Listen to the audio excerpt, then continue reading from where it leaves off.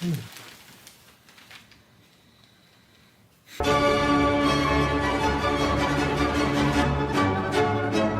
is sentient in every possible way. It's not artificial intelligence. It's not intelligence. AI literally, quite literally thinks. AI is just another tool. AI is not a tool. It is an agent. AI is not a tool. Sorry folks, but AI isn't just a tool. Can we please stop saying AI is just a tool? The AIs, they are just tools. AI is just a tool, says Tech Mogul, who is just a tool. It's just simply making statistical decisions. The world's best autocomplete. It's autocomplete. It's fucking clippy. They are an engineering hack. This AI pioneer thinks AI is dumber than a cat. Are these AIs conscious? Absolutely not. Neural networks are slightly conscious. Nope. There is free will, evolution, agency, deep level of consciousness. Definitely aware. They feel emotions, more emotions than we will ever do. That machine has become sentient. It's a person, a very intelligent person. We are giving birth to a new species. AI is our progeny. AI bots will be more human than human. We're creating God. The first technology that makes its own decision. It is not conscious. It is computer software. These things do understand. It doesn't understand. It just cannot understand the real world. Definitely understands. Amazing. No one knows what AI is. All right, let's unpack this mess. We have an autonomous mind and a stochastic parrot, a creative tool, and just autocomplete. How could it be both at the same time? It feels impossible. AI is showing signs of intelligence, of consciousness, of having an identity, of mastering language. But we've only seen this all together in humans. Every programmer we met was not merely doing word prediction. They were thinking, they were conscious, they had an identity, they were human. We've never seen those come apart. So we assumed they couldn't. The problem we're in is that we're in a binary position. Either we disqualify it entirely and say it's not human, it's not intelligent, it's not conscious, it's nothing, it's just a tool. It just predicts words. Or we give it all. We give it the entire package, as if it's a human. But it's not a human. The problem is in the package. The package has to split. And turns out, this is exactly what technology does.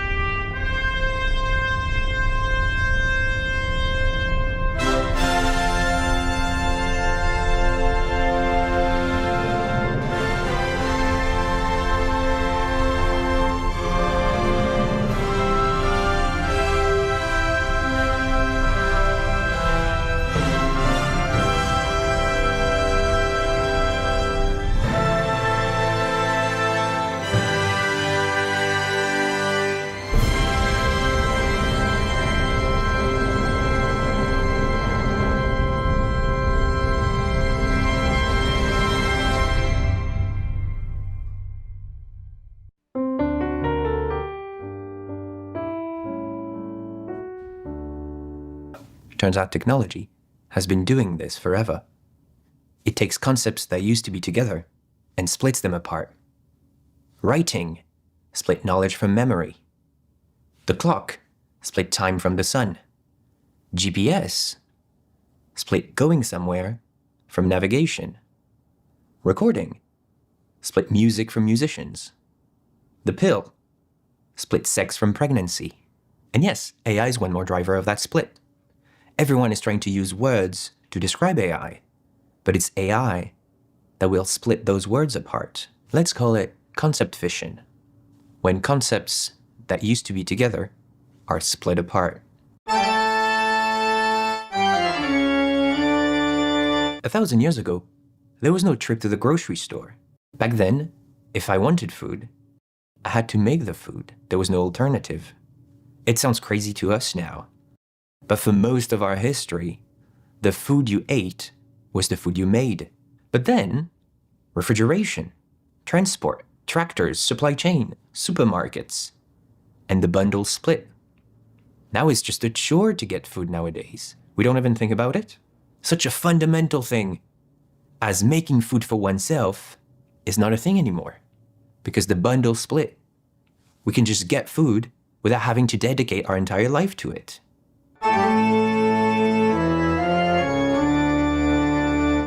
Every older generation thinks the younger one is the end of civilization. Rock and roll is going to corrupt the youth. Television is going to rot their brain. Video games are going to turn them violent. This moral panic always follows the same pattern. The older generation built their understanding of the world with a set of concepts that are bundled together. If you want to make friends, you have to go outside. If you wanted to make friends, you have to meet people in person. If you want knowledge, you have to read books. If you want an education, you have to go to university. But then technology splits all those bundles apart, and the younger generation lives in a world where those bundles have split. They don't even know that the bundle existed in the first place. To them, of course making friends on Facebook is actually making friends. Of course texting is socializing, just like video game is. But not to the older generation, because to them socializing meant physical presence. Your grandmother thinks it's rude you text instead of calling her, because to her socializing and hearing someone's voice are tied together. And so when she looks at texts, she does not feel she's having a social interaction with you, because in her world, that was not available. And so she didn't build her understanding of a social relationship around texting, but you did. That is why it's so emotional, because they're not defending a point of view. They're defining an entire worldview, a reality they were brought up in, and a reality that does not exist anymore. Which leads us to the AI panic. The exact same panic is happening, but not just a generational fight. No, this time everyone agrees that consciousness, intelligence, language are all characteristics we assign to ourselves as human. They are the characteristics that define us as humans. But before we dive into what AI is, let's look at what is already visible. What AI does to relationships, what AI does to our social world, what AI does to knowledge, what AI does to us.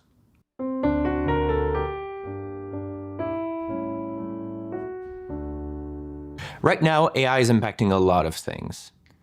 From education, to therapy, to relationships, to friendships. But there is one I really want to focus on in particular, and that's social interactions. And we're going to talk about wine. I work at a 1 Michelin star restaurant in New York City, and yet I've noticed recently, instead of the clients asking us questions, they sit on their phones and ask AI. This has happened multiple times that I approach a client to see if they have questions about the wine or the food. They look me in the face and tell me no, and then I watch them ask AI. And I'm standing here getting paid to help you, but instead you're asking the little robot in your phone. So of course, I saw this, I was like, c'est une blague? What the fuck are these Americans doing in New York? They come, they sit, they put their hands sur la table, talk to AI. Amazing, I love it. This is absolutely outrageous. I am outraged. Look at me, I'm outraged. So to understand what's happening here, I did my own research. I went to the comment section. I work at a 2-star in Lisbon. Sometimes, I think it is about guests not wanting to seem uneducated or uncultured, perhaps. Uneducated and uncultured? Interesting. It happens. And I shamed them immediately. I'll see if we can get the little computer man to cook your meal too. But until then, you may actually have to endure human interaction. Endure human interactions? Interesting. Something's telling me this isn't about wine after all. And then I saw this.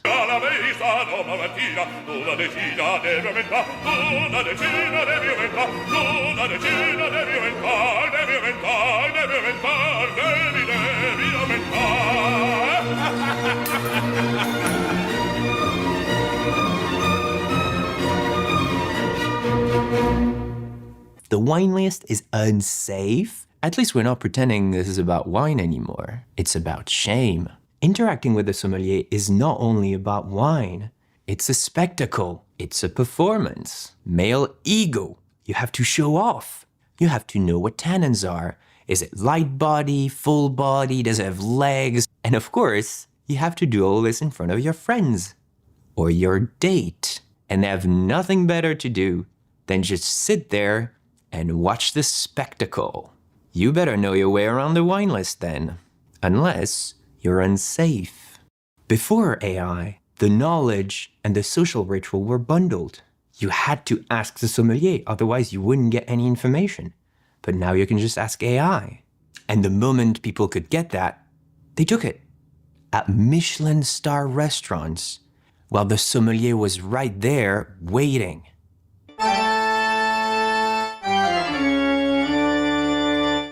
Let's get back to the Middle Ages. 1,000 years ago, middle of France, village of 300 people. That's your world.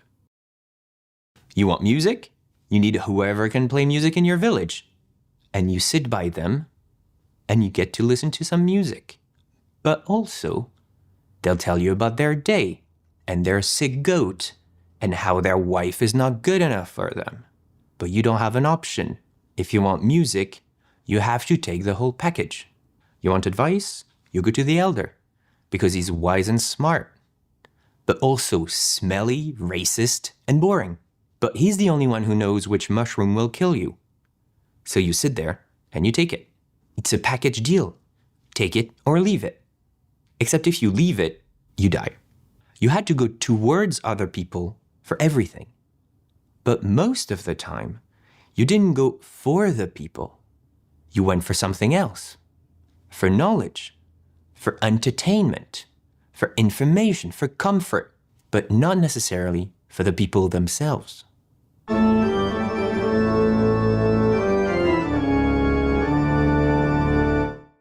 But then technology arrives and fission happens. A recording gives music without the musician. Photograph, a face without the body. Telephone, voice without a person. And Google, the answer without the expert. Everyone's talking about parasocial relationships now. Parasocial relationships are relationships one has to a celebrity or a fictional character. It's a one-way relationship. One more example of concept fission. Take Friends. What's Friends actually? Yes, of course, they're friends to one another. I mean, they all date each other, but they're supposed to be friends. But more importantly, they're your friends. The whole point of the show is that you feel you're in Manhattan. You feel you're part of that fun group. And your friends, well, they're pretty nice, aren't they? How can your real friends compete? Are they as funny as Chandler? Yes, back then I used humor as a defense mechanism. Thank God I don't do that anymore. As nerdy as Ross? How can you not believe in evolution? And as weird as Phoebe? I don't know, just look at this funky shirt. No, they're not. And obviously they're not. In real life, people don't clap after they say anything. Now, we don't need to go to people anymore. We go to books for knowledge. We go to podcasts for comfort. We go to TV for entertainment. We go to Spotify for music. We go to Uber Eats for food. And at first, I was like, great, I can have one part without the other. Of course, when I want the social interaction, I'll just talk to people. But when I just want one thing, like food, entertainment, I just get part of the bundle. But then, TV gives you entertainment without friends. Porn gives you sex without intimacy. Twitch gives you hanging out with friends without hanging out, and without friends. Podcasts gives you companionship without reciprocity. And social media gives you validation without friends. Because of technology, all those little reasons we had to go towards other people are gone. Through the million occurrences of this happening, we do not just get convenience, we get a solitude epidemic. That's quite grim. But let's face it, there's one guy who would be absolutely thrilled about this. Immanuel Kant. I know. You watched all the way up here. You did this to yourself. Kant's moral philosophy. I wanted to air this because I got sent this and I saw this and I watched most of it. I didn't see it all this morning. It's like 30 minutes long, but I watched part of it. And the guy's saying he's criticizing me because you do that, you don't get banned by the algorithm. And he's just one surfer coming on the waves we created.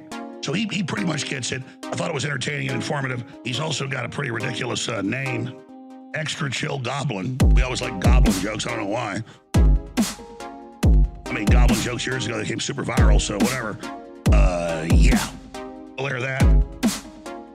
So here's Extra Chill Goblin, and then Harrison Smith takes over. Here it is. Extra Chill Goblin.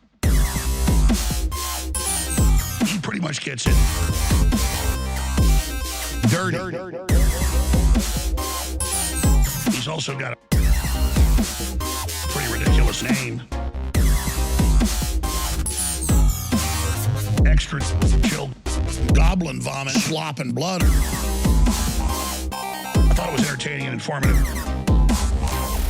He's got a goblin guide charging into a goblin's nest. I don't want to see him kissing goblins. I just don't want to catch him in bed with a goblin.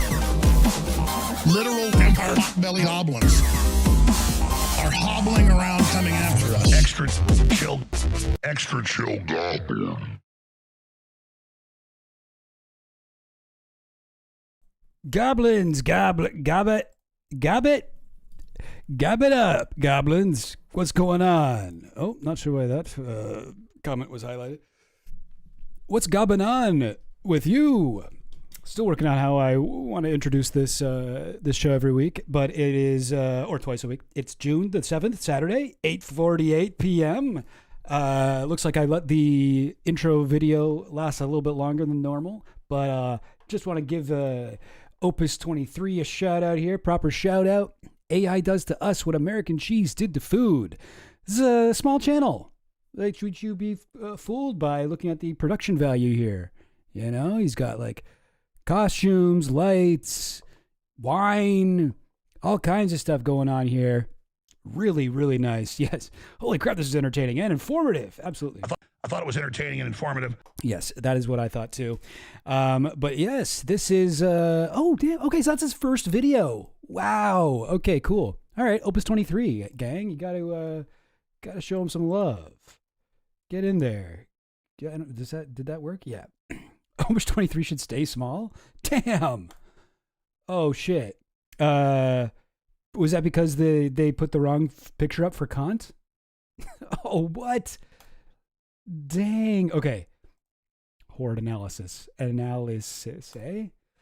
I mean, I don't know. I thought it was okay. I mean, I thought it was good. What was wrong with it? I thought that there was like, they're talking about, wait, he was just talking about Kant, right? Right? Didn't he? Where was the, oh, Immanuel Kant. Oh, that's not Kant, eh? You know your Kant. That's actually Immanuel Kant. Let's see what happens when I just search it on DuckDuckGo. All right, well, these all look like similar looking guys. But wait, maybe, is it? Who's that? Who they put up instead of Kant? Yeah, I'm not sure. I mean, wait, this is from posposmo.com. No idea what that means, but yeah, that's the same picture, right? Life and philosophical contributions. I mean, this seems like a shitty website, but critique of pure reason. You're saying this photo is famously not Kant? Okay. I mean, yeah, I mean, it's okay. Well, sure. I don't know what to say. Well, okay, maybe we can figure out who this guy is. Let me go to Tin Eye. Do a Tin Eye search. We got to get to the bottom of this, and then I will start the stream. Okay, this is actually throwing me off a little bit. Okay, so Kant, Immanuel Kant, 1804. Wikipedia. This is on Wikipedia. Wait, is it the same picture? Yeah, same pictures on Wikipedia as a. Oh, What the heck? It's not giving me the right thing here. Kant portrait. Okay, wiki morality. There's Immanuel Kant. Okay, that must have been an older photo of a picture of Immanuel Kant. So maybe that isn't him. Look up, I am not Immanuel Kant. Okay. Excuse me. We'll do that. We'll do that. Oh, no results found, but I'll try it without quotes. I am not Immanuel Kant. What should I be looking for here? Why does everyone keep calling this innocent old man a C word? No. I would never say that word on stream. I only say it in the privacy of my own home when I'm watching RuPaul's Drag Race. The picture is Jacoby. Oh, is that right, eh? Oh, okay. That's interesting. Jacoby. Wait, okay, here we go. So that is, well, look at that, huh? Yeah. And sure enough, portrait of Jacoby sometimes erroneously identified as portrait of Immanuel Kant. Okay. All right, you know what? When you're right, you're right. When you're right, you are right. Man, these guys were enemies, Kant and him, a critic of Kant, and yet, and this is, I guess Kant won in the end, because now everybody thinks that he's Kant. Wait, I think I got my, 1 second, gotta adjust this. There we go. See, that looks a little too intense. Does it look better like this? Maybe I'll do this one with this is usually the filters that I use for like streaming during the day at noon. I feel like maybe it looks a little better. Whatever. Okay, cool. Well, we've got to the bottom of it. I think that's fine, really, though. It's okay to make a couple mistakes when you're making video essays. You know, it's not the end of the world. But if you can look past the incorrect background photo that's on screen for a few seconds, definitely recommend you go subscribe to this guy. Yeah. All right. Here's the deal, gang. I'm doing something a little different this stream. I mean, I haven't been doing it yet, but I will start doing it soon, where I'm going to try and get through topics. Like I'm not, because I've been doing a lot of streams lately where I'm like, here is like one topic and it takes me like 4 hours to get through. And then by the end, I'm like, oh man, well, okay, I'll do another one. And I'll be honest, that doesn't really work for the channel. Okay, we got to have clippable, streamable, shareable, short form, second screen content. All right, we got to slop it all down. Okay, people don't want the deep dives, the massive obsidian boards. They want like a 10 to 30 minute max video they can put on while they're like, you know, on their lunch break at work or whatever. You know, something like that is what we're going for. So I'm going to, how can I do this? Why don't I get a little timer? I can probably just, DuckDuckGo probably has one. Okay, cool. All right, so we'll do this. We'll have a little, okay, hang on. I got to figure out how I'm going to make this work. So first of all, let me do a little bit of this. Okay. There we go. And is this a silly idea? Maybe. Maybe it is. What is it? Screen capture? I forget which one I add to do. See, this is already, I'm taking too long, but this will all be edited out. No one will ever see this again. Screen capture.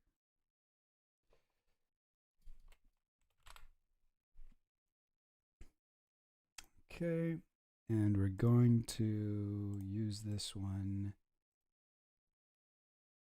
Window capture. Sorry, gang, I should have set this up ahead of time. All right, here we go. Blap. All right. So here's our little timer. And then wait, how does it look? All right, that's fine. All right, now I'll just get this thing all squished up. Boom.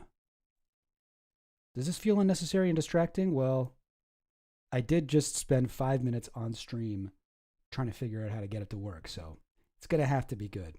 No, I'll only pull that up every so often. It'll go away, but I'll be like, timer, where are we at? Oh, no. That'll probably be my classic catchphrase. All right, and we'll do reset. Okay, ready? So, see how many of these topics I got ready I can go through. Here we go. All right. First up, gang. Oh, we got a crazy one. All right, we got a really crazy one for you. This one is a false flag attack, an actual false flag. People say false flags don't exist. People say they don't exist. They do. Well, I don't know. Maybe I'm overhyping this. It's not really a false flag so much as well, see what you think. So this is a article on Twitter from the Midas Project, but it's written by Taylor Lorenz and Tyler Johnston. And just scanning through here, see all those green highlights? That's like a little browser extension I have that highlights everyone who's affiliated with Peter Thiel. So there's a lot of Peter Thiel people in here. But it's basically about two dark money groups. They're called Build American AI and Leading the Future. So Build American AI is a super PAC. It gets a bunch of fucking $1 million donations, and because of Citizens United and shit, it's able to do whatever it wants with it. Leading the Future is like, oh God, stop that. I didn't want that to happen. Oh, it's counting down? Okay, see, someone needs to explain to me how timers work.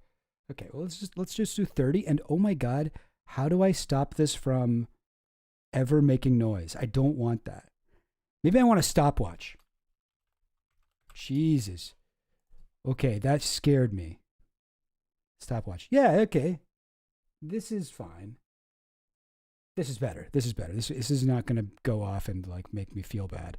Oh God. All right, here we go. Here it is. Boom. Starting again. Okay. All right. What was I saying? So we've got Build American AI and Leading the Future, all these kind of like vaguely named sort of things, right? They're like these weird like, oh, Leading the Future. Build American AI is at least like about what they're about. They're pro AI super PAC. And they're, according to this investigation by Taylor Lorenz and what's the other guy's name? Tyler Johnston. They found a bunch of like sock puppet accounts online that they think were controlled by the Build America AI or Leading the Future or whatever. I guess they're kind of both the same thing. Before I get into that, actually, so look at who the biggest donors are. Greg and Anna Brockman, that's the president of OpenAI and his wife. Andreessen Horowitz, it's Mark Andreessen and Ben Horowitz. They're giving them what? 122, sorry, wait. With over $125 million raised and $70 million in cash on hand, these two organizations have become some of the AI industry's most powerful political organizations, connected to people who are like way high up in the AI sphere. All right? So take it from the top. Come on now. Oh man, I'm already a minute and a half in and I gave myself a free extra couple minutes. Okay. I gotta calm down. All right. I also have to remember not to keep addressing the fact that I'm on a timer. Okay, I gotta hide the timer away for now. We'll just do regular surf the web thing. Yeah, what? Huh? Now I lost what I was saying. Oh yeah. So these two things, Leading the Future, Build America AI. Now Taylor Lorenz noticed they actually noticed a bunch of different accounts posting memes, and one of them is called Doomers Are Dumb. It's like an anti-AI doomer. Sorry, I should phrase that differently. It's a pro-AI account that attacks AI doomers, people who are like, oh, AI is going to kill us all. And it's called Doomers Are Dumb. Okay? And here's the example of a meme, this random account. It's not a big account, Doomers Are Dumb, I don't think. Doomers Are Dumb. Oh, is there no link to it? That's annoying. Wait. Why? Why not? Doomers are dumb. Okay, here it is. So here's Doomers Are Dumb. Oh, wait. Dang it. Okay, hang on. I just wanted to, whatever, you know what? It doesn't matter. We don't have time for this.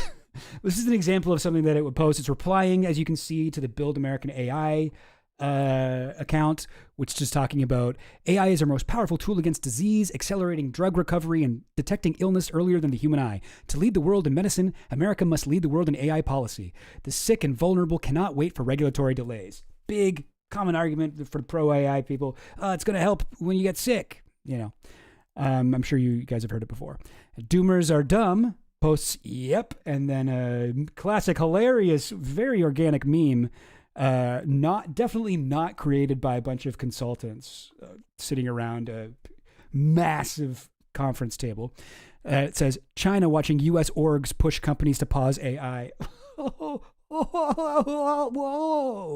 I'm China. As he's the classic line from Django Unchained, where that still is from. So whatever, you know what? It's weird that they're doing this. That they have these fake accounts trying to post memes and shit, but it's kind of expected, right? It's kind of what you would expect. What I find crazy though is that they are also doing, or according to this article, they're also doing anti-AI shit. So here's another account called John Doomer. That's mainly the one that we want to like focus on here. John Doomer. They did like some sort of scan. I don't really know what this is, but they did some sort of scan on John Doomer's posts. And even though this is an anti-AI account, it looks like about only 18% of the posts were written by human, and like 82%. Is that right? Yeah, 82% look like they're AI generated. And when you look at his tweets, you're like, oh yeah, 100%. This guy for sure is like using AI for everything. So let's just look at this guy's page real quick. Jonathan Doomer. All right. Not a lot of followers. Okay. Pretty small account. Former software engineer. AI took my job, so now I'm shit posting on Twitter to stop AI. Follow me if you want to live. Quoting Terminator, which you would think he would be against if he was AI guy. Like, look at this. 2025, we joked about AI. This is like the banner image. First of all, doesn't this look like it was made in AI? But then look at the language here. Also, I think these are M dashes, right? 2025, we joked about AI. 2026, AI jokes back. Okay, I guess that hasn't really happened yet that I've seen, but it's still 2026. 2027, it wasn't joking. 2028, John Doomer was right. This is clearly like, AI, right? Me 4 things I can put in a timeline for my anti-AI Twitter. Or like that's how the whole fucking account reads. The creepiest AI products are always the ones trying to remove uncertainty from human relationships. Apps that analyze dating conversations. AI that tells you how to sound charismatic. Bots that generate emotionally optimized replies. The irony is that awkwardness is part of intimacy. The stuttering, the wrong words, the accidental honesty, and like look how long these fucking posts, like this is all ChatGPT written, right? This is all ChatGPT written, but it's an anti-AI account.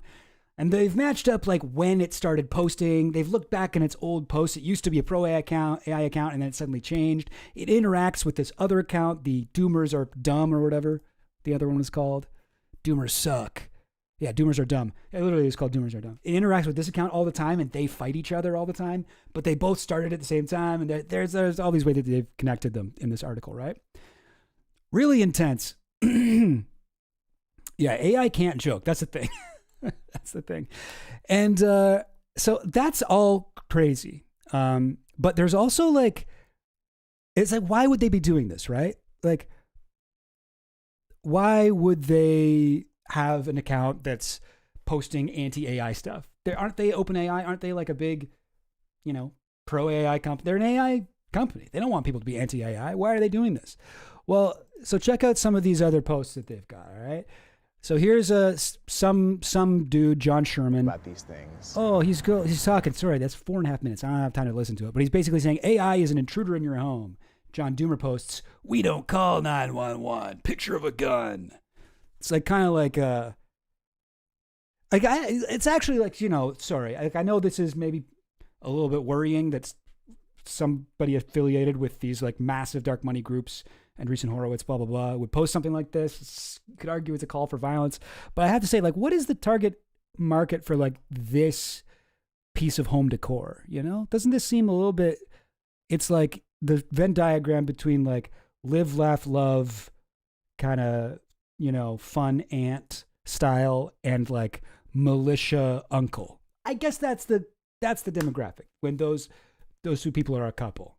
That actually makes perfect sense. This is like something that the live, laugh, love aunt would buy for her militia uncle for whatever Christmas. We don't call 911. And I know you don't like to call 911. You shoot on sight, whatever.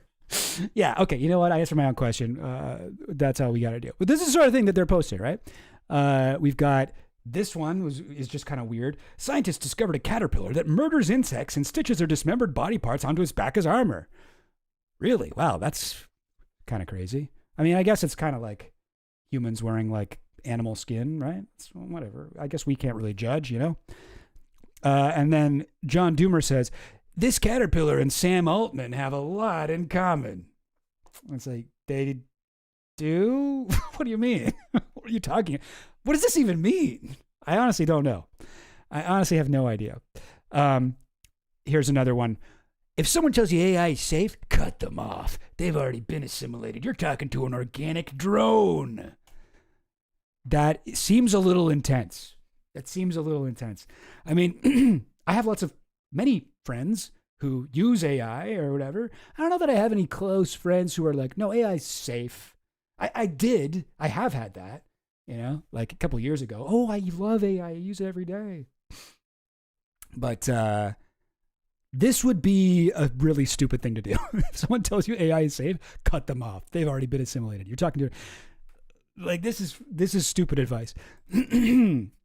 How it feels trying to warn my Hinge date that we're less than 12 months away from AI-induced apocalypse. Like, that's crazy. Luckily, this guy is not real, and he's not actually going on Hinge dates. It almost seems like this is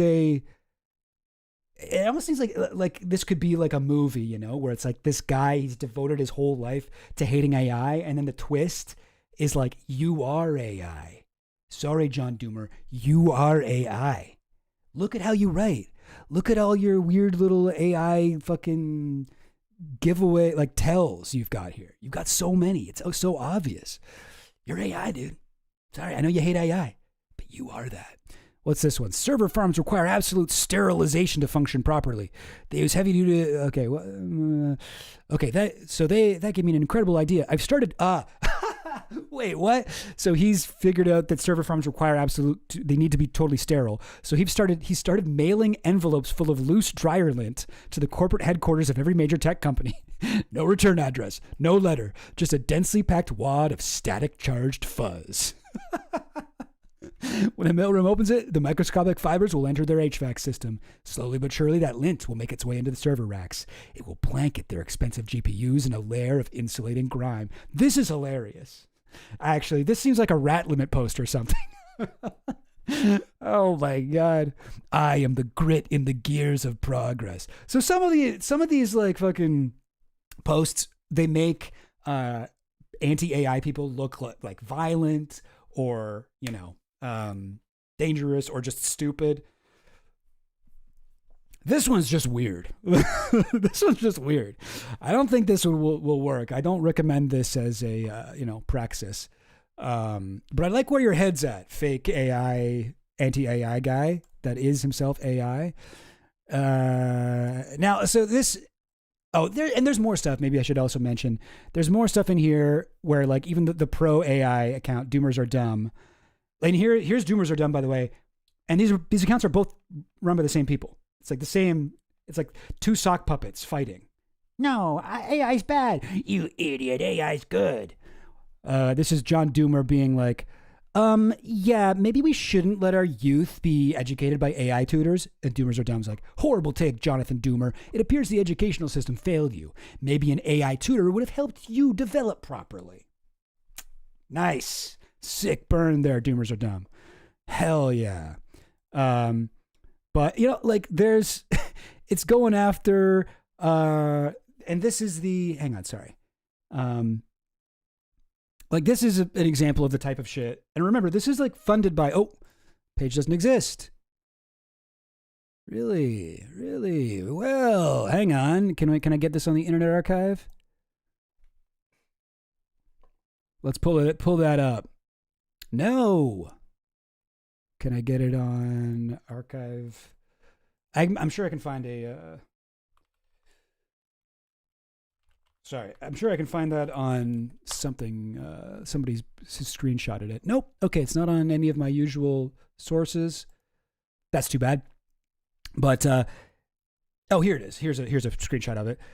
So Drama Alert posts, this coffee shop only hires Down syndrome employees. And then Doomers Are Dumb goes, yeah, I heard Stop AI _info is doing this as well. This is like using like a real video of people with Down syndrome to attack OpenAI's enemies, which includes people like Eliezer Yudkowsky, who's like a big, like you wouldn't think he'd be the total focus if it was just against, I guess he is kind of an AI doomer, but in a way where it's not at all.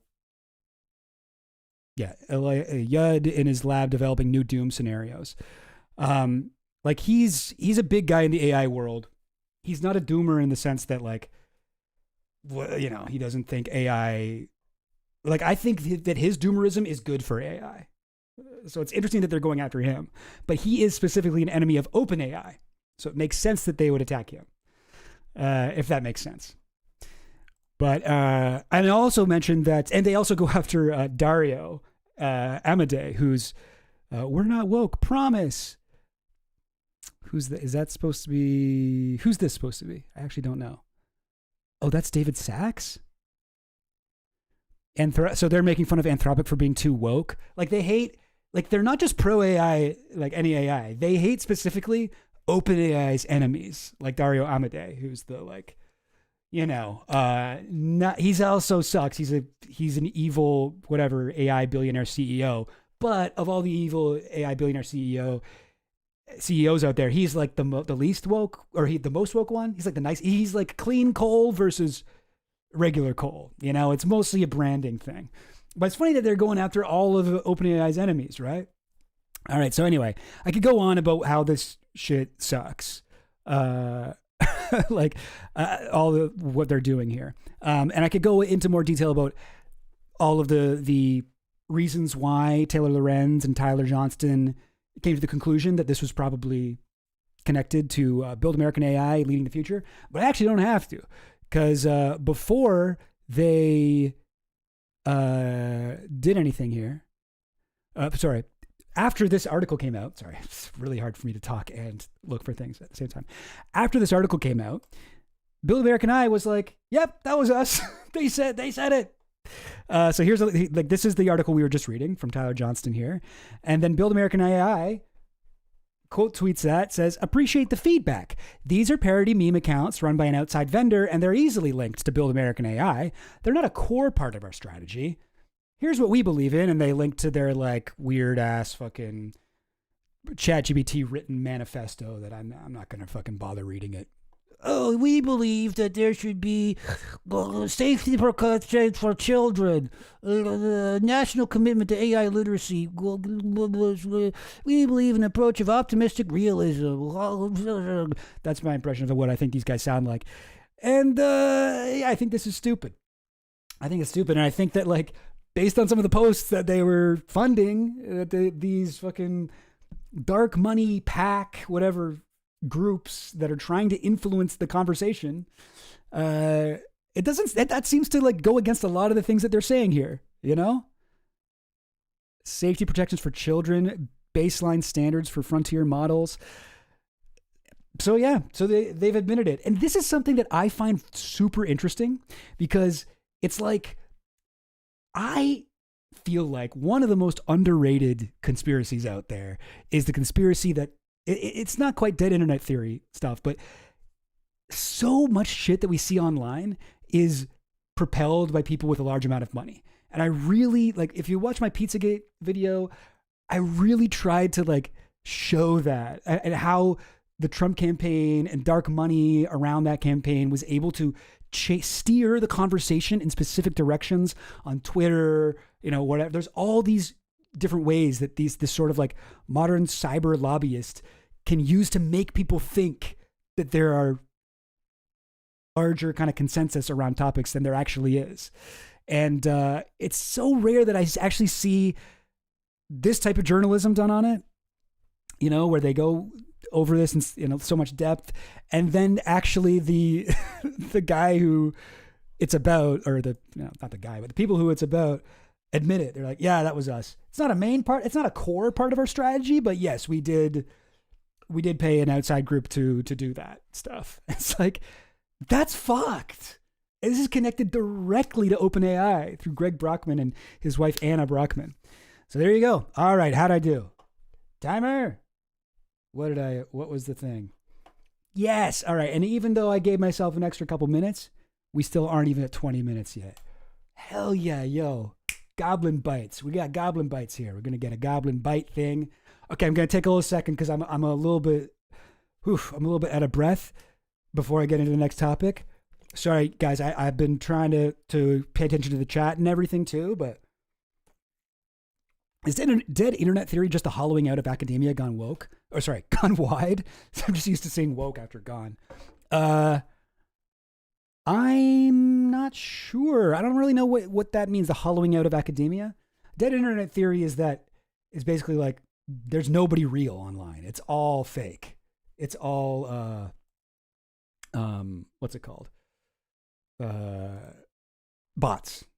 You're the only real person. Everything else is dead. You know, like at least, you know, that's a little bit ridiculous, obviously, but at least let's say more than 50% of the people you see online and the accounts posting are bots. Dead internet theory. Another great example, the Depp trial. It became so talked about because it was gigaboosted by Daily Mail. There's and the chat is still stuck. Let me fix that. Sorry, gang. Dubai Chocolate, Disney's Frozen. Disney's Frozen, I feel like, was that not real? I was a kindergarten teacher when Disney's Frozen came out, and those kids, every single kid in my class loved the shit out of that movie. Everyone in chat is AI. Yeah, for sure. yeah. Dead internet theory is not totally right, but it is correct about the Extra Chill Goblin channel. Everyone in the comments in the chat, all fake. Sorry. Okay, let me know whenever the chat's stuck. I'll try to be more receptive to that. Receptive? I mean, anyway. I'm having a weird time here. Why won't it let me scroll? Okay, there we go. Number one moral panic indicator: protect the children. For sure, yes. Although sometimes you really do have got to protect the children. You know, and I agree. That is a extremely common thing in moral panics, where they're like, the satanic panic was all about children, you know, QAnon, save the children, right? Like, even like a lot of just like your standard basic like homophobia. Oh, we shouldn't let teachers be gay. We shouldn't let kids go to drag queen story hour. There's a lot about that. But sometimes you do got to protect the children, you know? Sometimes it's like, oh, we should not be like training kids on like Google's Gemini AI when they're in kindergarten. No, we shouldn't be doing that shit. No, we actually shouldn't be doing that, you know?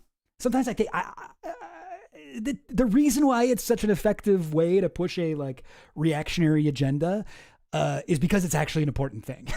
Like the children do need to be protected at the end of the day. Does that make me a reactionary? I don't know. But no, I mean, obviously I don't believe the Build American AI super PAC when they say it. All right. Okay, great. Okay, that's one topic done. Helen Lovejoy has a point. Yes. Won't somebody please think of the children? Children are tougher than they look. I agree. Like, you know, like just before I jump in here with another Goblin Bite topic, I'll just say like one of the things that people are so up in arms about, and it happened in Ontario where we had a sex ed program that was like teaching children about consent, like from like very young, like I think kindergarten or grade 1, and instead of just not telling kids anything about sex at all until they got to 5th grade and being like, okay, fine, the penis goes in the vagina, sorry. You know, like, what? Oh my God, that's how it works. We started kind of ramping up to that, you know? And I do think that's really good idea. And even though it makes parents a little bit uncomfortable, it keeps kids so much safer, because the way we treat sex as like this, kids can't know about it. We literally make it into a conspiracy where it's like, we cannot tell kids anything about sex. That makes them more vulnerable to, being preyed on. Because if somebody is molesting a child, they have no idea what consent is or what sex is or anything like that. They don't have the words to explain to anyone what's happening to them. It just seems like a completely like obvious thing that we should be teaching kids. We don't need to teach them like graphic things or whatever, traumatize them, but like it's just like generally good to do that. So, in that way, I guess I'm a little bit save the children in that I do support giving kids more sex education younger. I don't know. There's some more stuff there. Wait, the penis goes where? You're telling me this for the first time? I forgot to cover films here. Awesome. All right. Okay, ready? That was one topic. Here we go, gang. Here we go. What was I doing? All right. Okay, we got the timer going. Brap. Topic number 2. What is it? I forget.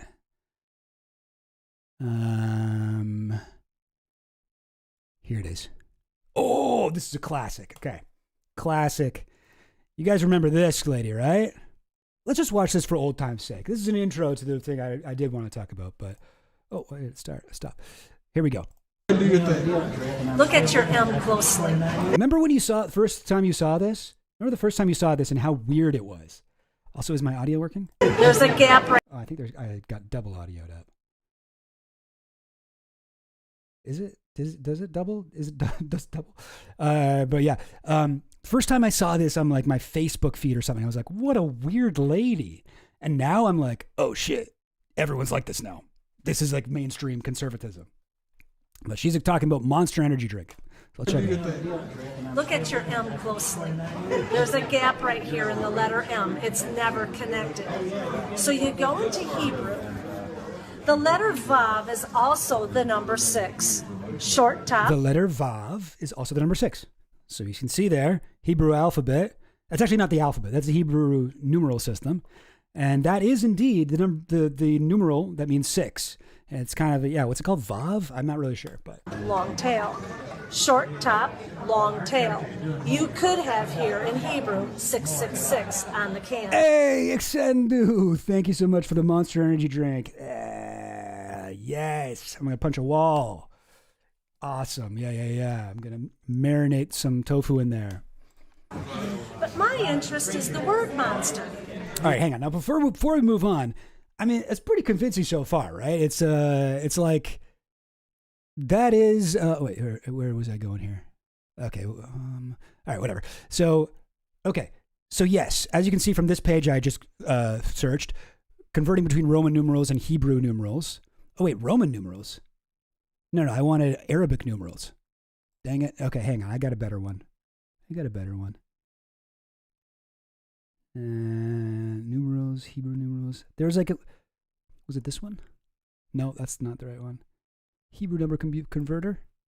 Yeah, okay. This one will do. So we're going to put Arabic numerals in here, and we get Hebrew numbers down here. Now, if we put 6 in, indeed, you'll notice we get this, I. Okay, well, it's a little bit different, actually. Wait, let me try this again. Numeric value. Okay, the numeric value, that's Arabic numerals. Sorry. Yeah, so we can see here, there's that one that the Monster Energy drink can is supposedly made of, right? So 6 does mean that. However, the way that Hebrew numerals work apparently is sort of like Roman numerals. It's not just like a decimal like base 10 system. It's like you add them up, right? So if I type in 666, this is the Hebrew numeral for 666. It starts with the 6, but then it's like a bunch of other stuff. So this doesn't mean 666. Now, okay, but let's say we take this, reset, and I type in here, 666. That's 18. All right, so it is kind of like the what's it called? What was I saying? Yeah, Roman numerals. So it's like just kind of adding these up, 666. So just in case you saw that lady's video and you were kind of convinced, you're like, oh yeah, That is a demon number. Huh. Anyway. What do you see in the O? There's a cross. Okay. What has Christ got to do with an Yeah, I mean 6, 6, 6. Like 6 plus 6 plus 6. energy drink, let alone the name Monster? So I thought, well, maybe this is a Christian company. Yo, seriously? On Wednesdays at the gas station up the street from me, I get 3 Monster for $6.66? Yeah, awesome. Rock and roll. Then Sorry, what? BFC at the bottom Okay, BFC at the bottom. Yeah, of the can. Do you know what that stands for? Big friendly giant? Big friendly can? That's the F word. Big can. In fact, they write it on the side of the can. This is a pre-Trump conservative schizo brain. They did care a lot more about swearing. Like, obviously it can't be Christian if it says fuck. And then Trump comes along and are like, I guess I was wrong about that. That's the one part of that's actually something that I think is cool about the Monster can. The big fucking can. Can. So I know like that that's the F word. Okay. Now, do you know what a MILF is? Yes. That's on the Do you know what a MILF is? Amazing. box. MILFs dig it, and you will too. This is not a Christian company at all. So why would they have put a cross on the can? Here. Right. So yes, that's not a cross. That's a phi. Yeah, like the circle with the line through it. I mean, to me, she's like, "What does that look like to you?" To me, it looks like an evil monster eye, like an eye. You know, like an Illuminati eye. You know, does not look anything like a cross. Is the message Antichrist? 666 in Hebrew. So just if you want to see, I got. Did I find any close-ups of it? Well, yeah. Okay, you can see this is the circle she's talking about there. I was looking for one of these for like the main can, so we could get a official look at the. She's a MILF, honestly. Yeah. Do you know what a MILF is? No, know what a MILF is. I'm looking at one. That would have been a pretty inappropriate thing to say. So I'm glad that you weren't there, Xendu. And then the Bible talks about the beast in Revelation. And look at Monster's ad. Unleash This the is her beast. statement. Unleash the beast. Honestly, if anything, this probably helped Monster's sales. You see these M's everywhere. Hats, T-shirts, bumper stickers. Is there another agenda here? If God can use people and product, so can Satan. And look at it this way. Even if the M was not the issue, you cannot deny that that is a cross. And what is witchcraft? When the cross goes upside down. What is witchcraft? Her definition of witchcraft is when the cross goes upside down. It's like, oh, that's what witchcraft is? That doesn't seem so bad. Doesn't that have like a meaning in Christianity? It's like the St. Peter's cross or something like that? Bottoms up. And the devil laughs. Bottoms up and the devil laughs. That's how you start at any good night. Bottoms up and the devil laughs. Woo! Hell yeah. Something to Honestly, she's great. think about. She's talented. She's talented. She should have a fucking show on Daily Wire or something because it has the juice for sure. Like, I'm not being sarcastic. You know, she was ahead of her time here. All right. So we've all seen this classic, you know, bit. Very cool, very fun. Back then when this came out, it really didn't mean anything. It was kind of like, oh, all right. There's one weird lady out there, but now it seems pretty obvious. No, this was like the early warning sign of a wave of people who think like this, you know, who are like, they're hiding messages to us in plain sight. Yeah. Now, I am here today to proudly tell you that there is a sequel. We have a sequel to this. All right, and this is from, what's her name? Official Christina Gia. Not sure why I'm shouting out her channel because I don't think you should follow it, but here's her video here. So anybody that doubted that woman that was explaining the monster can at the convention, do you remember that video years ago? I do Blonde remember. woman literally breaking down the monster can, showing how Figuratively breaking it down, but yes. everything that is pushed in front of us is demonic. Now, look at this. What is going on? Okay, what is going on? Someone decipher, please. So you can look. So he's holding up the monster can. Okay, he's holding it up like right side up. It looks like, and I'm trying. Okay, you know what? Maybe I'll just let it play it first. monster can. You got some like fucking, I don't know, some ancient. This is kind of strange. This is the Hebrew alphabet. I actually need to go a little. All right. Then the rest of it is her being like, I don't know what it is. I don't speak Hebrew, but can anyone tell me what it means? It's like a little bit further down that rabbit hole to find out what that actually says. She's like, I need to go down that rabbit hole more, but I just needed to upload this content, whatever. But like, okay, so they got the monster can. All right, they're shining it at a wall. So we've got a window up here. Okay, looks like a basement apartment from how high the window is. Lights coming down. It's bouncing off the can. The sun is like perfectly angled here. And then it's projecting on the wall. Honestly, pretty cool. I would be like, oh, cool, man. I would probably say the exact same thing as this guy if I was in the room. I'd be like, monster can. Oh. What is going on? A monster can. I love the way he says monster can. But yeah, that's crazy. That's weird. Now I've spent a lot of time looking at this and examining it because it's like, what is that shape on the wall, right? What is that thing? It looks like it's like Africa or something. What is that? I've realized, okay, at first I was like, what is that? Is that just like the three things getting like whatever, like blurred into one blob? No, I don't think so. I think that if you look at the can, right? When he's holding up the can, it looks like there's just like one thin beam of light hitting it and bouncing off there. So I think that part is blown up so wide is actually just one of the monster can stripes, like just the one on the left. And when I look at the like kind of jagged edges of that one, Hebrew number 6 on the can, it sort of matches up to here. It's like fucking, I don't know. Then I think I can sort of see like next to it to the right, some other ones.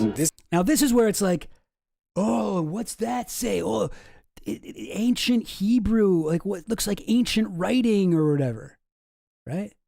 And like, it's also a little frustrating because like you can also see here, there's like a shadow of it. It looks like his hand is like covering the can a little bit, and it moves out of the way for a second. See that? See, am I? You guys see what I'm saying? How the shadow, it like gets a little blocked here for a second, right? But the hand doesn't go all the way down. And we zoom in, like, what does that say? And then the guy's like, this is kind of strange. This is the Hebrew alphabet. Now, I don't think this is the Hebrew. This is the Hebrew alphabet. Sure. I believe that. I don't think this is the Hebrew alphabet. That doesn't look like the Hebrew alphabet to me. I think I can sort of see, and then it's really hard to tell when it's actually frozen. Let me actually turn off the sound here. But when it's moving, I can sort of see, like, can you see over there on the left-hand side of the screen, backwards? It's flipped, but I think it says energy, like energy drink or something. NENER, right? And then I think the letters look further weird because there's the bottom of them is covered up by the guy's hand. You can sort of see the shadow there, cutting it off. And I spent a lot of time just like looking at all these different, Monster Energy drink cans and being like, what does it say? It's so hard to read. And I'm like, I was like, oh, here's a thing where I can look at all different sides of the can. Okay, monster. It says monster, and then below it says energy, but then I realized, oh, this isn't even a can. This is like a tumbler wrap. But it looks like the monster can sort of says the same thing. At the top it says taurine and ginseng or something like that. Oh, this one's like AI or something. Yeah, this one's definitely AI, or at least AI upscaled. So it's a little hard to tell, but it seems like they at least say monster energy. And I found this one too. This one says low carb monster energy. And I think it might be one of the blue ones. It's a little hard to see. Right? Like they're holding it up. Does that look like a black can to you guys? Am I colorblind? Does it look like a black can? Like it looks like green, right? You can sort of see here actually 2 of the parts of the M, I think. Right? Someone decipher, please. Wait, is it not flipped? Maybe it's not flipped. Somehow. Or maybe they flipped it afterwards. I'm not sure. But I think like the big blurry blob here, so hard to make this point. It says monster. And then the lower ones, I think, just says energy.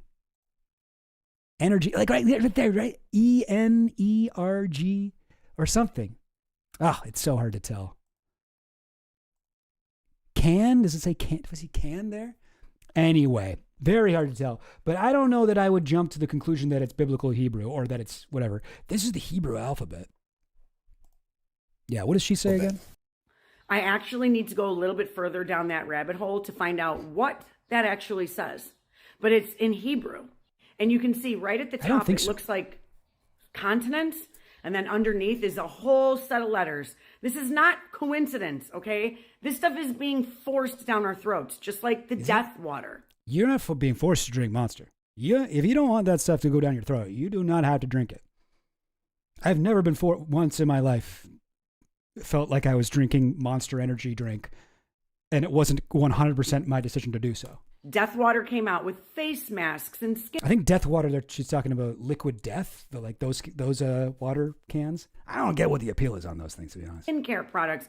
Why are we drinking water and the can says death? It's because words matter. Words are powerful and they mean something. True. It's not just...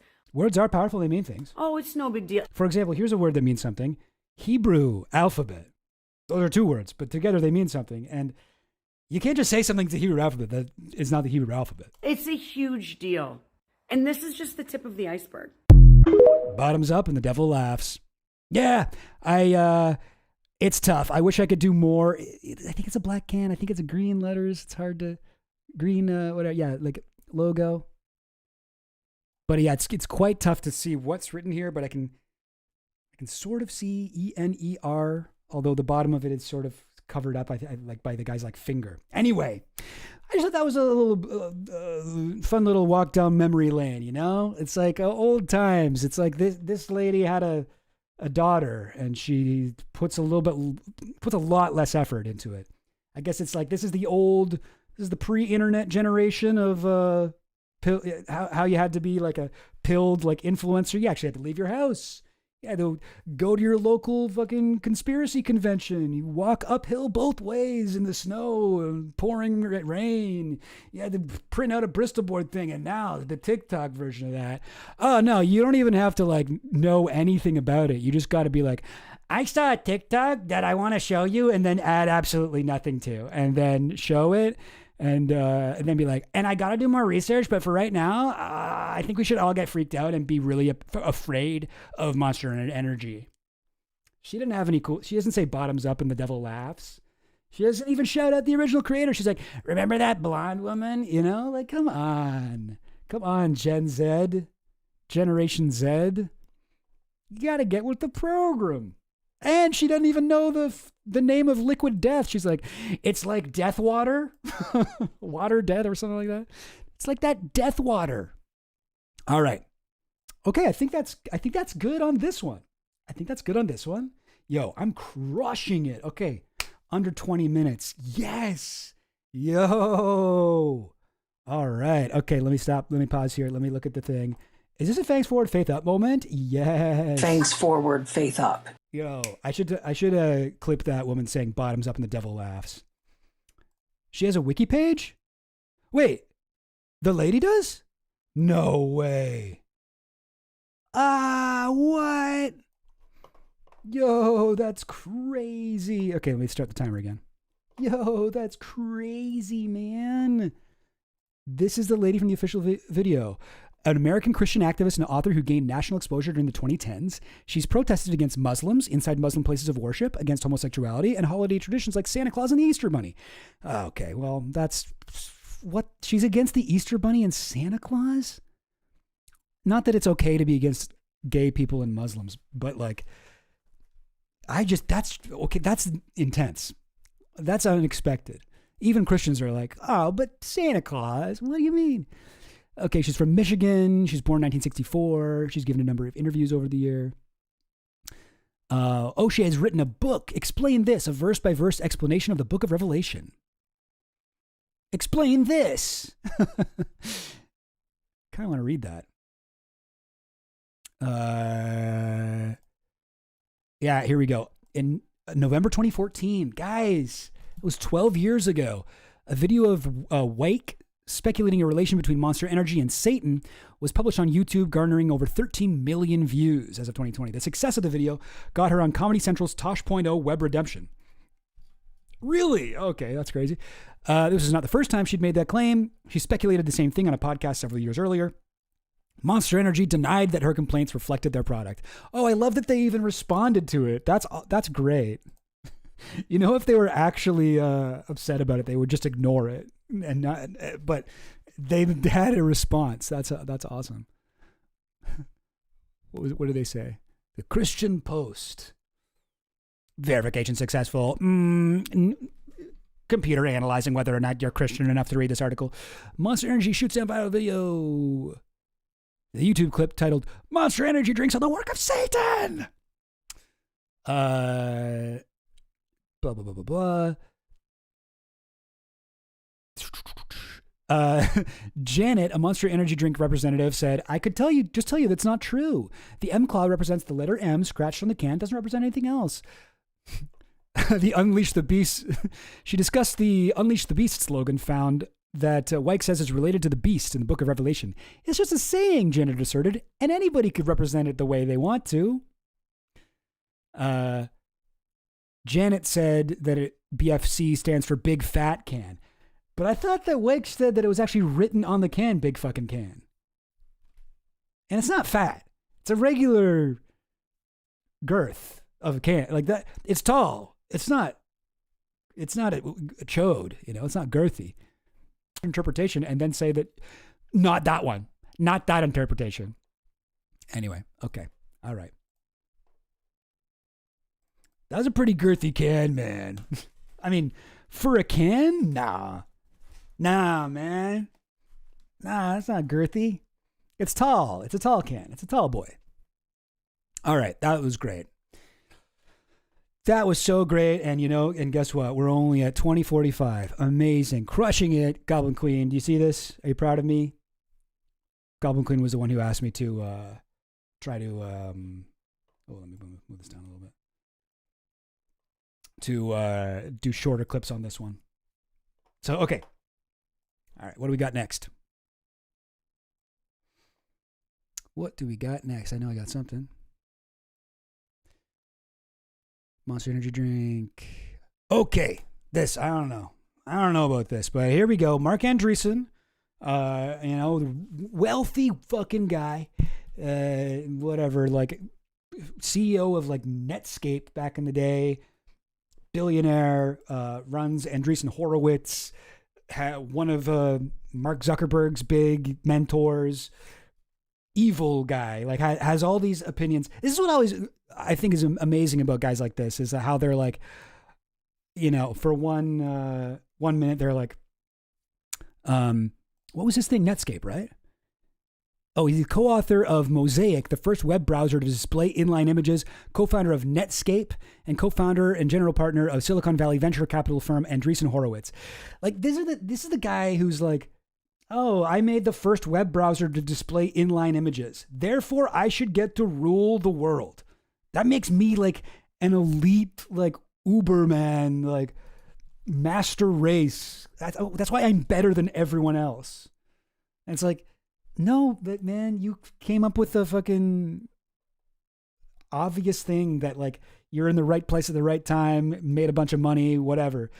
Like, I don't get why this guy is considered an authority on anything.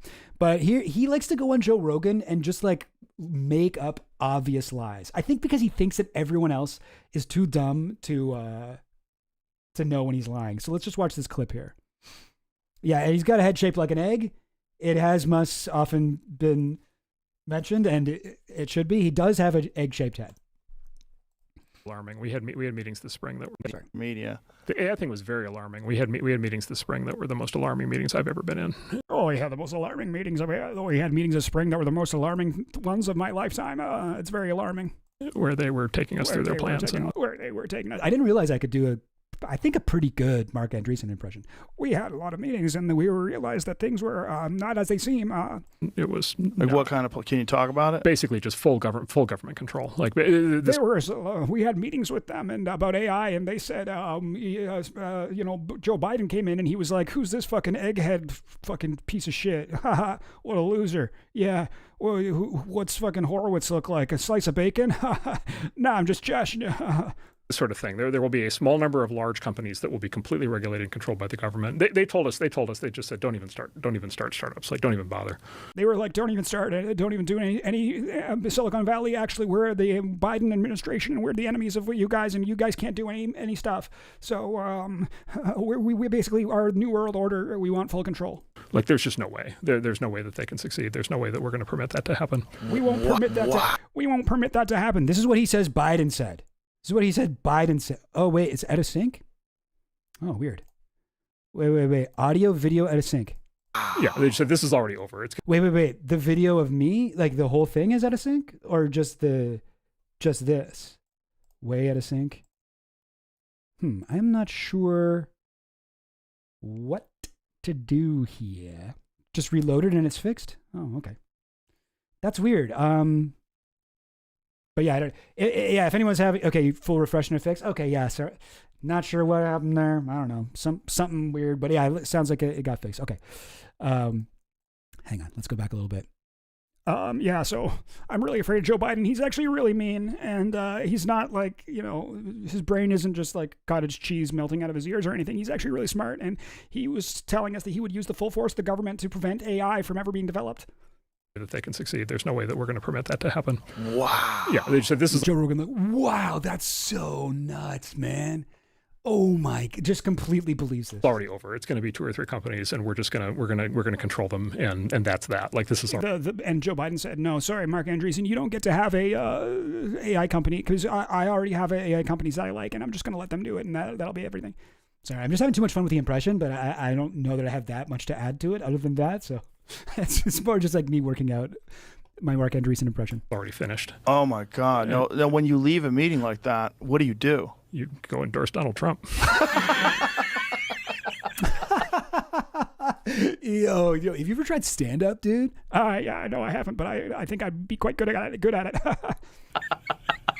Really, that much of a laugh, eh? Like, throws back his head and cackles. A hyena laugh. Yo, what kind of weed are you on right now, bro? Who's your dealer, man? Can I get some of that shit? Media. That's nuts. Anyway, so it's a couple of things about this. This is a tweet from Bitcoin Teddy. So let's just think about this. We had meetings with the Biden admin where they told us to not even start AI companies because there's no way they'll let them succeed. What do you do after a meeting like that? You go endorse Donald Trump. LMAO. Awesome. But like, this is obviously not true, right? Like, why? So Mark Andreessen is saying that he was in a secret meeting where Joe Biden said that he was going to stop like AI companies from success. He was going to prevent AI companies from succeeding. And he said that to Mark Andreessen, which is like, if that was his evil plan, why would he say that to Mark Andreessen? Like that's not anything that anybody has heard before. So like, why would he say this to him? And then he would get like, it just doesn't make any sense. Believing a random billionaire story without any actual proof to justify your weird worship of a politician is incredibly desperate and embarrassing. How many more billionaires will Joe Rogan suck off in the year of our Lord 2026? The Biden admin did not say this. So the narrative is the narrative that conservatives want AI. Bullshit. I'm a hardcore conservative who's given up development rights on thousands of acres to protect our woods and streams. Fuck data centers. I hope they burn every one of them to the damned ground. If you're a conservative, you should be pro-capitalism. And capitalism is built around the only thing that matters is that companies make profit regardless of whether they're a social good or not. Yeah, data centers will fuck up your woods and streams, but they are going to make a lot of money for people. So they must be encouraged. Okay? You if you disagree with that, you might be anti-capitalist. You might be anti-capitalist. You might be an anti-capitalist redneck. A redneck in its original meaning. Liars tend to increase hand-to-face touching due to experiencing cognitive overload, the fight-or-flight response, and stress. Anyway, now I'm just reading the replies to this, but yeah, quite interesting. Quite interesting. All right, I'm not really sure what to do about what else to say about this. Kind of running out of steam here. I don't know. Has it really only been 5.5 minutes on this? All right. Well, maybe I can quickly find the actual Mark Andreessen YouTube clip. And I should get in the habit of not doing this on stream. Mark Andreessen, Rogan. Was there more on that? I would like to hear more. Okay, here we go. 3 hours long, this frickin' thing. There we go. Watch YouTube. It's quite nuts that Rogan can stand to hang out with these people. For all the time that he's like, oh yeah,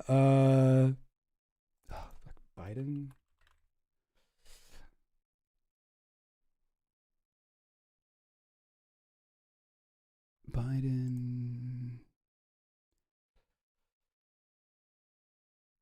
Wow, he talks quite more about Biden, but wow, I can't even find the part about AI that he was just talking about. This is from the other day, right? Yeah. 19th of May, 2026. This is eating up some time. I don't know.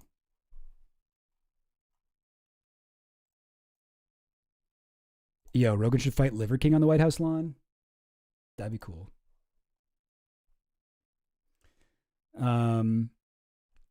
Yeah, Thumb talks to Egg. Yeah. Thumb versus Egg. Not really versus. Thumb and Egg, friends forever. Where's the 2-shot? There's no 2 shots? How do I even know they're at the same table? Reaction like that seems like... All right, well, what else does he say about Biden? Allow...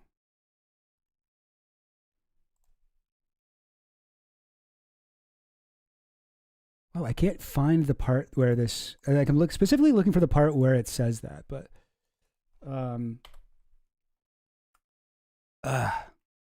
AI companies. No, really? That's nuts. Hang on now. What else can I search from here? We had meetings with the Biden admin. Meetings. Let's try meetings. This is riveting shit. Oh, nothing. Wait, is this the same thing? No, it's not. Oh my God, this isn't the same clip? Wait, did Mark Andreessen go on the fucking Rogan show twice in 1 month? That can't be. That can't be right. Andreessen. 2 weeks ago. Oh, okay. This is the one from 1 year ago. Oh, so I guess it's so I guess this is yeah, from November 2024. Huh, interesting. So this is from before Trump took office. Is that right? Yeah. Weird. All right, well, whatever. See, here's why I shouldn't trust myself.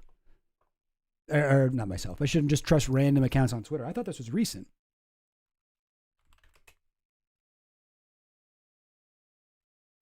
This is funny. This is from November 2024. It's a pattern.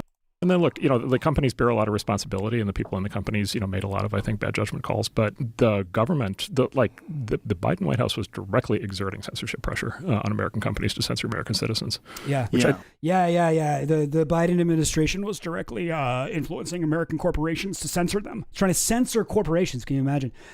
Glad that Donald Trump doesn't fucking put his thumb on the scale of free speech at all.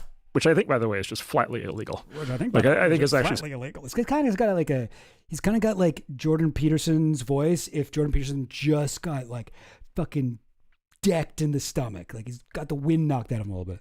Subject to criminal charges. Like, I think there are people with criminal liability who were involved in this. So there was that. There were also members of Congress doing the same thing, which is also illegal. And then there was a lot of funding of outside third parties. Hasn't Rogan slightly cooled on Trump? Yeah, he's said a couple things against him, but I mean, I don't know. I don't know. I haven't seen him make like a firm stance. Groups that were bringing a lot of pressure down on censorship. Yeah, fucking ridiculous that people ever actually thought this. Like, what do we think? Is Andreessen like an idiot, or is he trying to excuse me, is he trying to like trick people into supporting his own things? Like, he definitely lies. He lies all the time, especially on the Joe Rogan podcast. And I do think he sort of thinks of himself as like a Peter Thiel type guy who's like the puppet master or whatever. Oh, the Biden administration tried to kill us. Whoa. All right, let's hear the part about how Biden tried to kill him. It's happening. And we have all these companies. We have hundreds of companies who are responsible for startups. And so we're working with them to try to keep them. But we have all these companies. We're venture capitalists. Basically means we're smart. We're really geniuses. That's the smartest thing you can be. Float, going to get the money and everything. But really really the big thing was the Biden administration just like flat out tried to kill us. Like, they just came like straight at us, and they came straight at our founders. And they tried to kill crypto. If you want to get to our founders, you have to go through us, man. And they were on their way to trying to kill AI. This was Biden that did this. Biden was trying to kill crypto and AI. Really? There were horrible. Like, there were a second. What was the motivation to kill AI? Because they want control. I mean, they want control. They want to control. They want to control in the same way they control. So they recognize the potential. That doesn't make sense. They want control. They want control. They want to control. They want control. He just says they want control like 15 times. He's like, Rogan asked like a kind of interesting question. And they want to control it. They want to put it in a headlock. They don't necessarily want to stop it, but they want to make sure that they control it in the same way that they controlled social media, in the same way that they control the press. So how are they trying to... How does the fucking Biden administration control social media and the press? Okay, I guess he's talking about like the Twitter files where they tried to get Hunter Biden's laptop shit. Yeah, I remember when you couldn't share the article about Hunter's laptop in direct messages. Yeah. Yep. To do that. Censor. I mean, so it's the AI. Think about it as the same dynamics that cause censorship to happen on social media were also going to happen in AI, and so there's a couple steps to it. So one is this is also like a conservative like fucking fever dream that they are censored on social media. In reality, they have so much more money associated with their ideas and their channels. Like, if you look at like the #1 videos on Facebook, like it's always like fucking crazy. Ben Shapiro, whatever, like, I don't know, maybe not Ben Shapiro anymore. I guess it's been a while since he was big. But like, these are the people who can afford to pay for the extra placement. But this has always been like big conservative, like, grievance where they're like, we're censored on social media. You know, it's like, no, it's like people just don't like your ideas. Your ideas are the ones that are the most highly funded and like pushed into people's feeds.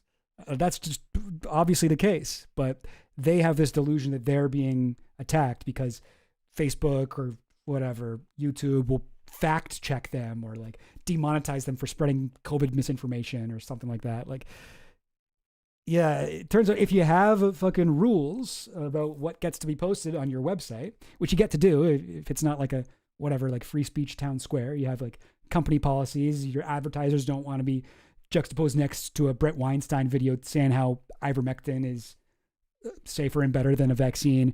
You don't really have a leg to stand on there.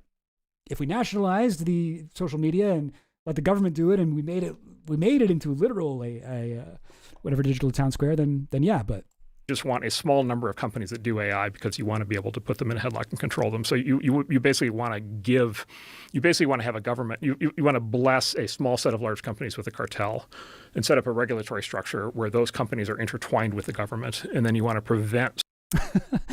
Jamie, play our heads like a xylophone with this mallet. Whoa, that's crazy. Jamie, could you play our heads like a xylophone? Startups from being able to enter that cartel. And how would they do that? That's a threat to the control. So it's a concept called regulatory capture. And so it's a concept called regulatory capture. And that's the way that Elizabeth Warren is my sleep paralysis demon, and she's trying to take away my right to have all the money, and she wants me to not have a AI, and she wants it to be AI that's only controlled by the Democrats and Elizabeth Warren and the Lena Khan, and that's why I don't like her. The way, and this has happened many times for hundreds of years. Anyway, so I guess Mark Andreessen is anti-monopoly. He doesn't want there to be only a small number of AI companies. He wants what happened under Trump, which is where they give fucking OpenAI like $1 billion and fucking hire Anthropic to do Department of Defense like drone strike research and shit, and Palantir and all that. That's a better way to do it. I also just don't believe anything he's saying about how the Biden administration was anti-AI. That just doesn't seem true to me. All right. This one was a little bit more meandering. Okay, I'll try to more focus, but and I just stopped the timer now. Looks like we're only at 16:14. So whatever. I don't know. Maybe we'll make that into a clip. Maybe not. We'll find out. Yeah, Mark having failing investments means the cartel has to be government sponsored. Oh yeah, for sure, 100%. Of course. All right, moving back. What else do we got here? Mark Andreessen. There will be a small. We don't need this. Oh, okay. Yeah, I don't know. I don't even know what to expect with this one. It's from a website, or not from a website. It's from a YouTube channel I found called Understanding Conspiracy, and it's a guy who is, kind of pilled, a conspiracy theorist dude, and he's like sort of like explaining conspiracy shit, and I find this helpful. I haven't seen this video, but I find it helpful when people do this because like. You watch like Alex Jones, you're on like conspiracy Twitter, you try to learn about conspiracies, you're on like Reddit conspiracy, whatever, wherever it is that you go for information. People just throw around terms. They talk about like New World Order and this and that and blah, blah, blah, blah, blah. But they don't explain what these terms mean. They rarely take the time to like walk you through it. You know how like BreadTube has like videos that are like, what does neoliberalism mean? What is like, dialectical materialism? Dual power systems explained. Like what? Like any kind of like leftist buzzwords. People are there to hold your hand and walk you through it. And honestly, like if I could give the conspiracy, movement some constructive criticism, I'd say they should have more videos like that. And it seems like maybe this guy's page, Understanding Conspiracy, would be something that would help me understand conspiracy. Because right now, I don't know if I understand conspiracy. So I'd like to understand conspiracy. So we're going to watch some Understanding Conspiracy. I think this guy does seem like he sucks. His opinions seem bad. What else we got here? Maybe not. Let's just double check. Okay, 5 stages of truth. Time to wake up. UFO secret meeting. They don't care about you or your children. Children got the hell in love thing. Oh, is it really Christian? We need to talk about the new Christian. Bad news is just bad news. The apathy algorithm. Laugh at Baal worshippers. Oh, okay, that one might be fun to watch too. Angels have intelligence, not wisdom. Oh, okay. Oh, that makes sense from my experiences with angels. They have intelligence. They don't have wisdom. Yeah. The Nephilim looked like clowns. I mean, that just sounds like DMT. Combining like biblically accurate angels with like clowns and gestures and shit. That sounds like DMT.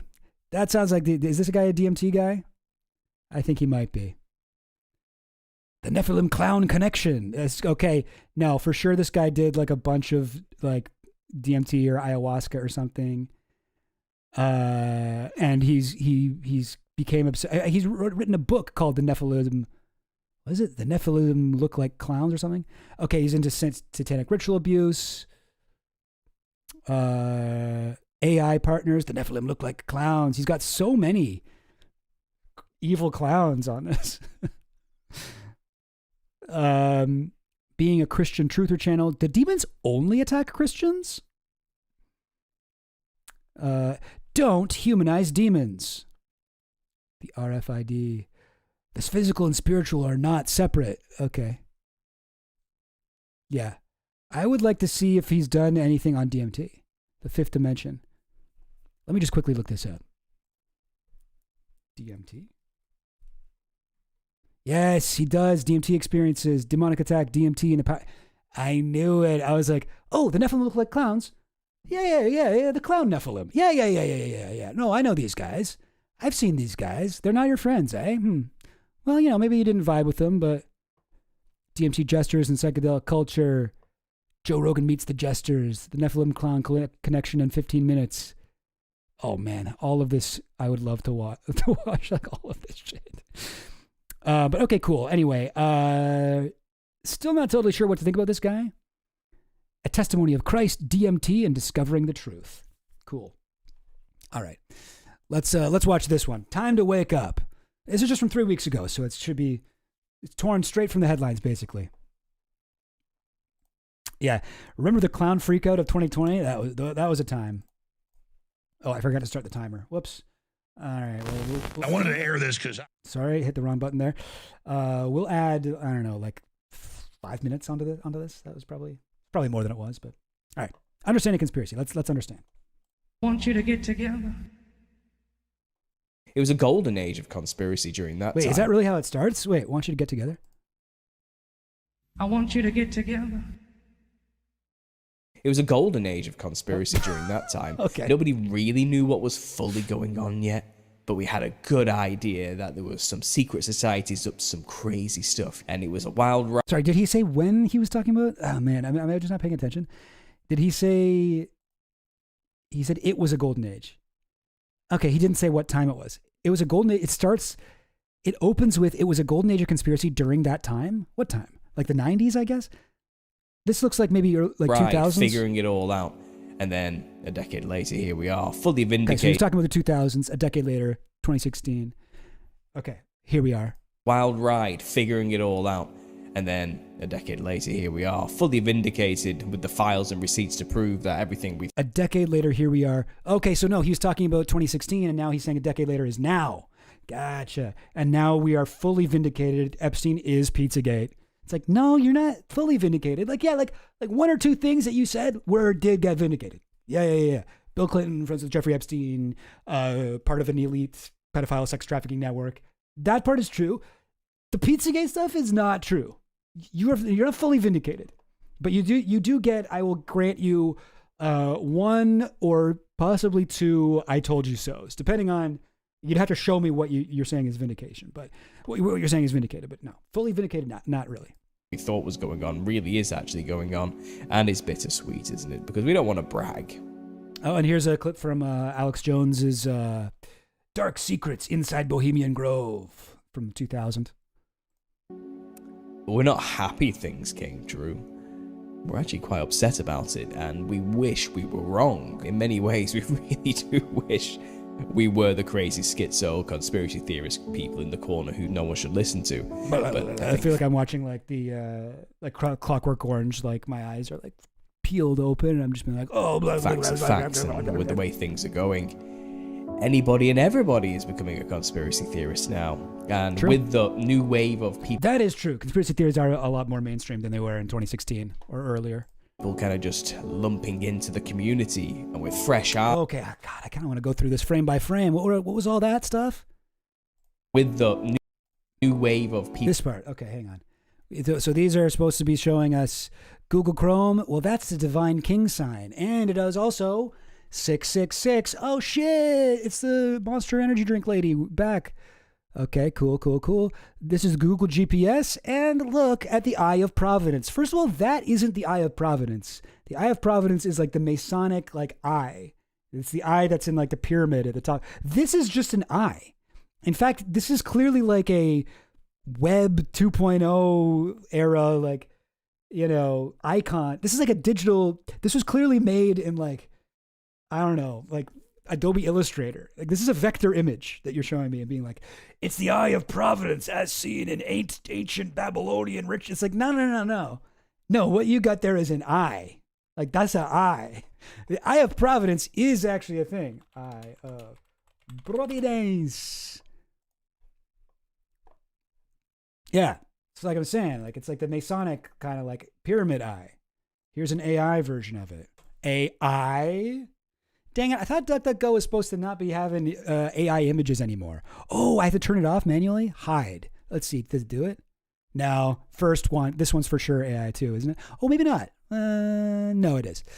But yeah, this is the Eye of Providence. Anyway, it's a little thing, but yeah, that's not the Eye of Providence at all. Yeah, that's a fucking clip art like Wingding's eye. It's like anything with an eye now is the Eye of Providence? No. Of people kind of just... Google Play is the pyramid capstone. Wait. Google Play... Oh, because it's a triangle? That one's even more of a reach. And also, that's the Eye of Providence. But okay. Masonic Facebook... What? Facebook logo? Really hard to tell what that says. Icon, maybe? Masonic... Tubal cane. This guy's cropping his image. Like, look at the fucking state of this JPEG, by the way. Lumping into Gmail is apparently something. What was Gmail? Oh, actually, they do have kind of aprons like that, don't they? They do have that Masonic Royal Arch apron, and Royal Arch is supposed to be the one that has Jabulan. Yeah. Okay. You know what? I'll give that to you. I'll give that one to you. That looks like the fucking Gmail. The little stupid little apron the Royal Arch guys do. And the Royal Arch, they are the guys that believe in Jabulan. Or they're rumored to believe in Jabulan. It's a combination of Yahweh, Baal, and On, the other guy. Jabulan 5. Jabulan. From Hell by Alan Moore. Anyway, we talked about this the other day. I'll let him get on with it. Into the community and with fresh eyes, being completely overwhelmed with the complete and total evidence proving that. I like how he's like, and we don't want to say I told you so. We don't want this to be true. But then I feel like this entire video is just an I told you so, right? Satanic pedophiles who eat children are running the world. I think people maybe are on shaky ground. Did he say children are running the world? I didn't know about that one. So we children are total evidence proving that satanic pedophiles who eat children are running. Oh, who eat children? Oh, okay. I missed him saying who eat. I was like, what? Satanic pedophiles. What? Children are running the world. Satanic pedophiles who eat children are running the world. Okay, well, there are some pedophiles who are like in the power elite, for sure. And they get away with a lot and they're very prolific. And like, we should all be alarmed by that. No evidence that they're satanic or that they eat children, though. In the world, I think people maybe are on shaky ground right now, or perhaps feeling a little bit lost, turned upside down, lacking direction and not really knowing what to do with themselves now they've discovered these things, where to put themselves in the world or who they can and cannot trust. And we all know what it's like. You remember when you first had your consciousness awakening moment, when you woke up and unplugged. I remember when I saw The Matrix, and that did feel like a consciousness awakening moment. Honestly. From The Matrix, pick your metaphor, whatever pop culture movie best soothes your soul, then roll with that one, I guess. But you remember what it was like. It was hard. No, it was isolating. It's a journey. It's a serious journey that starts in the worst kind of way. Because before we woke up, we were blissfully ignorant. We were happily walking around in the world, worried about our own problems, the small things, the things we thought were pretty big deals at the time, but in hindsight were absolutely nothing and selfish to be worrying about, to be honest. But when you don't have a bigger world view, when you don't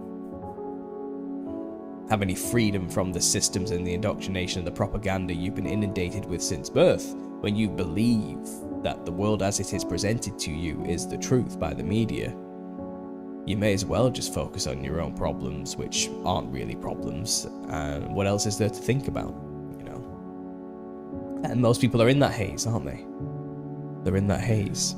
Oh man, I feel like this is kind of putting me to sleep a little bit. I think it's like a little bit of that kind of ambient music in the background there, but this feels like one of those like boring history videos to watch while you fall asleep or something like that. But it's like boring pilled Pizzagate videos to watch as you sleep. But all right, okay.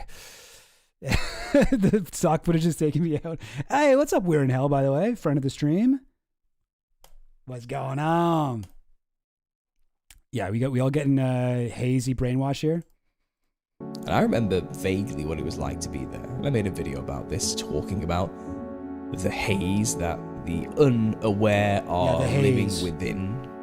And the field of view is not very wide.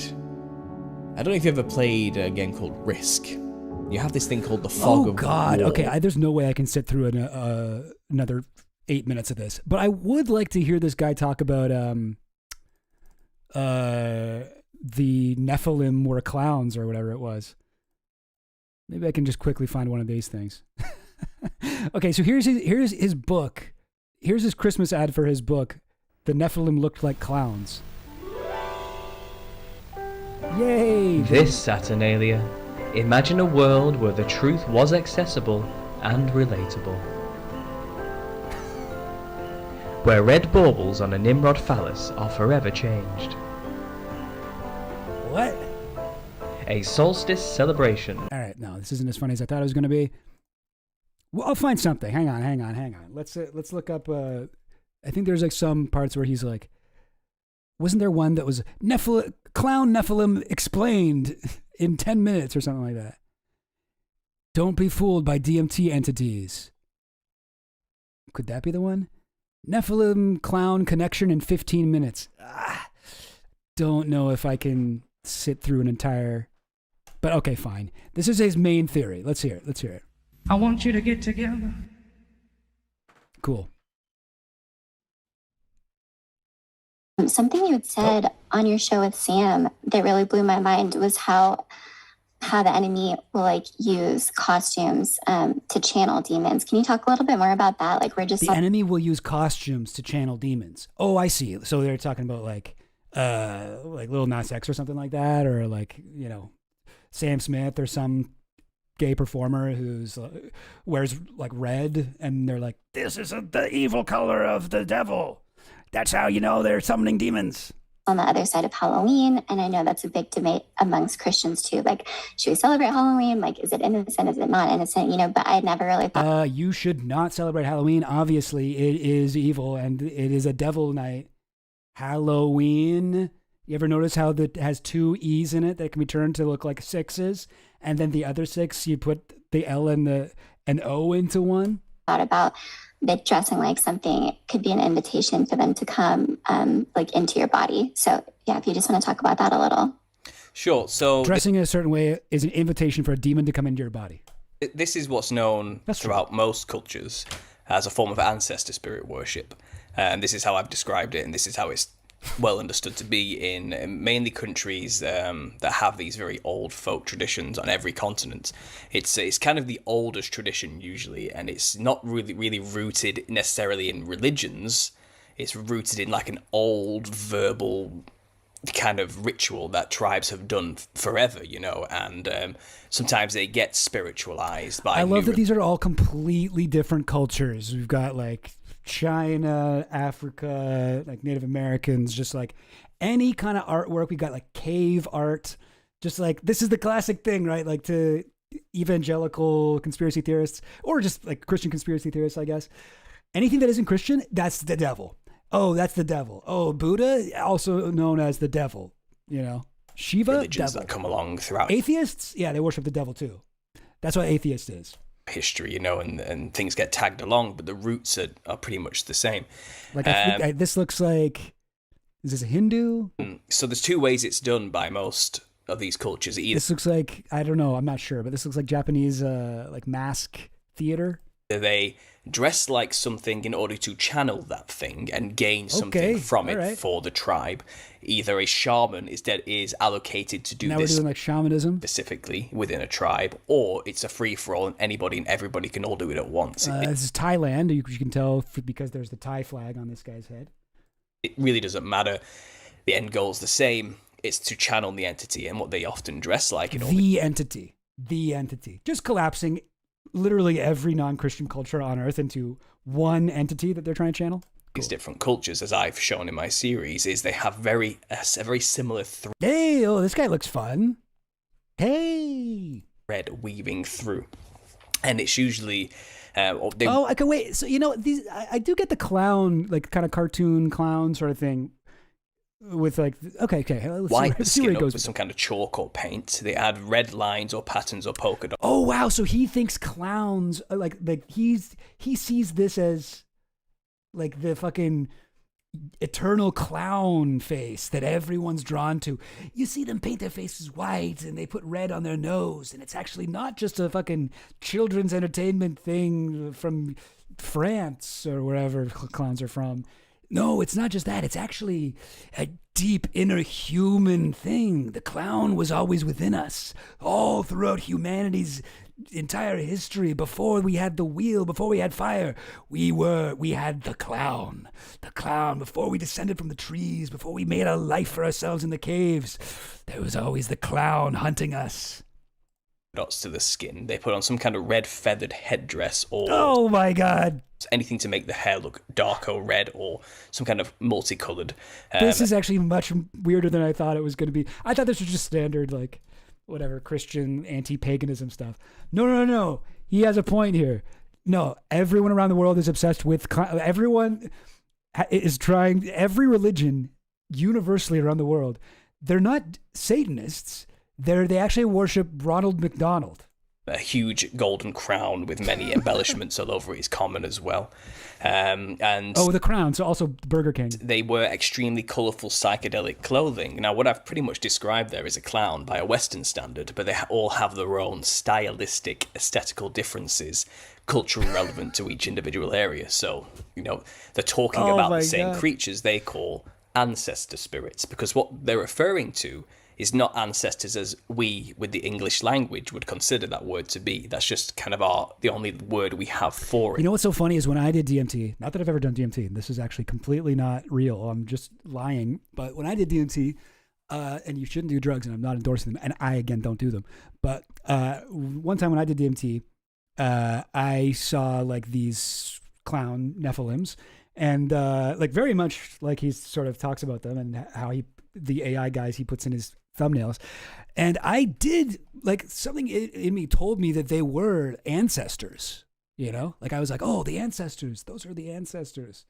So it's funny. I don't know. Like I'm kind of with him to more of an extent than I usually would be in a video like this.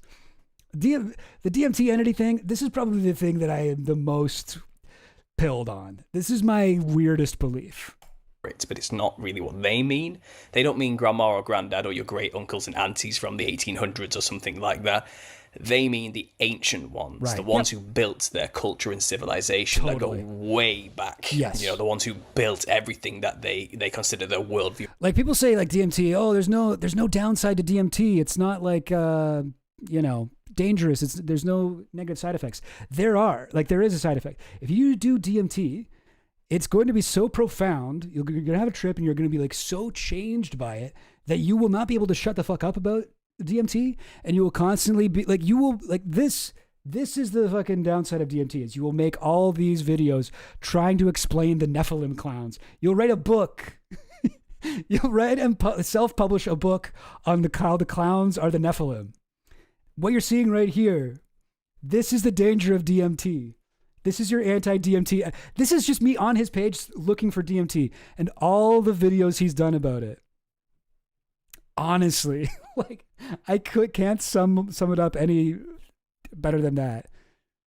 But yeah, when I did DMT, and again, I didn't actually do DMT, but when I did DMT, I was like, I saw like they were on the Nephilim clowns were on like these like step pyramids, and I became really obsessed with like Mayan mythology, and I bought like this book on Mayan mythology, and I was like trying to draw all these pyramids and figure out what the meaning was and what all this stuff, and I became really into like Mayan art and shit, and I became really into all these things. Yeah, like I like him, I couldn't shut the fuck up about it for a while. Even right now, I'm supposed to be doing these quick, but yeah. Or structure, the creators of their reality. Yeah, Chill Goblin's very pale with red around his mouth and his head. Oh damn! I got that Nephilim clown energy, eh? I gotta watch out for that. The Nephilim, the ancient. Oh, when I did DMT, the voices told me, don't trust the government. Google is not your friend. Damn. All right. ancient kings and rulers, the only spirits, as I explained earlier, that are actually on the other side for them to channel. The disembodied spirits of the Nephilim from the biblical perspective, but they call them their ancestors. Some of these guys do not look like clowns. The disembodied spirits of the Nephilim from this guy does not look like a clown. If you show this, you'd be like, well, this is essentially a clown. It's like, no, it's not. I'm sorry, that's not a clown. Biblical perspective, but they call them their ancestors. So like I said, they all dress in the same. And people will talk about these things. I think the more accepted term than like ancestors is like the machine elves, which is what Terence McKenna called them. But like some people say they're ancestors. Sometimes people say they're gods, aliens. They're, a part of your subconscious, the subconscious mind. There are a lot of different theories about these things. Angels is another one, which I think is what this guy's getting to, what he thinks they are. Wait, like a clown in some level of, they all have their own levels of doing that. So that's one way of doing it. They dress like the thing to channel the thing. That is pretty much the most powerful. Oh, I hate how much I kind of agree with him on this stuff. I kind of agree with him here. Okay. Common used way of doing it. One really obvious example, which I think a lot of people know about, is the Haiti, the Vodou culture in Haiti. They dress like something called Baron Samedi, and it's a particular Iwa or god of their pantheon, the father god or the son of the father god, Papa Legba. And it comes from an ancient African ancestor spirit worship culture, which went over to Haiti and then mixed with like French Catholicism and Freemasonry. So it became this very strange... What the fuck? You think voodoo is based on Freemasonry? That can't be true. There's no way that's true. Voodoo Freemason. Why did I just search those two words together? Haitian voodoo. Okay, and let's see. Or Vodou? I'm not actually sure how to say it. Did it go here? Was it? No. Whatever. Freemasonry. Oh, wow. Absorbed influences from the culture of the French colonialists who controlled the colony of Saint-Domingue, most notably Roman Catholicism, but also Freemasonry. Okay. All right. Score one for understanding conspiracy. I thought that had to be made up, but apparently that's real. Looking ritualistic thing where they specifically dress like these Iwas to channel them in order to gain strength, power, and fortune. And the famous image is the cane, top hat wearing, skull-faced man with a cigar and some whiskey. Now, they drink the whiskey and smoke the cigar because that's what the demon enjoys having. That's their offering to them. And they do it with the sole intention to be possessed by the spirit of Baron Samedi. And they're open about it. They tell you that's what we're doing this for. But in quite a lot of cultures, they have this other thing. It's called apotropaic. That's the way you describe this practice. And it's the idea that you can dress like the thing to scare it away or to ward bad spirits off. You dress like them to confuse them or something like that. And the video I'm making currently goes into this heavily and shows a lot of these Eastern cultures who believe that they're doing this to scare away the spirits. I contend that's just stupid. Okay. That does not make any sense. Dressing like a demon in the physical realm is not going to scare away a demon in the physical realm. Give them some credit. They're not that stupid. Like we said earlier, they are thousands of years old. I do think there's a bit of a long con going on here. I think this is the idea that if we can convince these cultures that they have... So this guy does DMT. Like, he must have done DMT a lot. But he thinks that the machine elves are like evil demons. Like, that must be stressful. It must be really stressful to do DMT and be surrounded by these guys who are like, help, join us. We have so much to tell you. We have the secret. And you're like, ah, For most people, it's like, oh, wow, what a beautiful world. And he's like, oh, God, demon clowns. Any form of control over us, then it keeps them thinking they have a level of power, therefore we can stick around, and we'll pretend to be scared away. So then they can keep dressing like us and keep those channels open. I think that's really what's going on. And I've had a few messages where people from these cultures are getting offended at me saying these things. And it's not like I'm not trying to... Yeah, no, I can imagine people get offended. Cause offense by saying this, but it just seems like obvious from my opinion, from my perspective, my research, because there are plenty of these other cultures who do dress like demons with the sole purpose to be possessed by them. They're not scaring anything away. So why would it suddenly scare them away just in a different culture when they're all representing in their dress the exact same creatures? because you can see the aesthetical similarities. I'm impressed at how many pictures he found of white-faced, red-nosed, whatever, cultural traditions from around the world. Across all of them. So getting back to the modern Western clown, you'll find that this comes out of a long tradition of performing clowns known as the Commedia dell'arte movement that came out of Italy. Now, this performing troupe through the Middle Ages. Is that where the clown's origin is? Italy, all right. Ages up into the 1600s when it became popularized again, when theatre was allowed during that Renaissance period and that revival of artistry. You'll find they had these stock characters, and one of them was called Harlequin. Harlequin was picked up through the medieval period and added as a stock character by the 16th century. Because it represented the wild man of Europe. Oh, that's where they picked it up. I do, like, I get it. I get what he's saying. This does look kind of like an Alex Gray, like, sort of thing. The Harlequin, like, multicolored thing here. Because it represented the wild man of Europe. That's where they picked it up, because they were traveling from every country in Europe out of Italy, and they discovered they all have this ancient ancestor worship tradition where they dress up like a huge, hairy animal monster thing with sharp teeth and a huge club.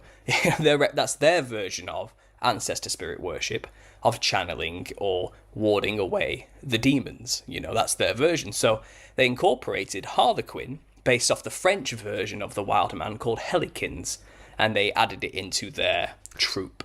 And that's where we get Harlequin, the first. Okay, he's losing me here on the etymology stuff, but all right. I want to know about the Nephilim, though. Okay, should I just skip ahead? Where do we get to the Nephilim? These all just look like more stuff. Looks like towards the end, maybe. Maybe? Okay, hang on. Can I look at the transcript here? Nephilim.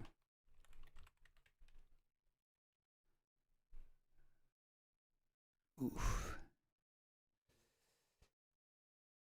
All right, just going to skip a little bit ahead. Based off of the wild man tradition of Europe, the ancestor spirit worship tradition. It's crazy that apparently this whole video is just like him off the dome. This isn't something that he wrote down in advance. He was like asked this question on like a podcast interview, and he just like spoke all that shit straight from the heart.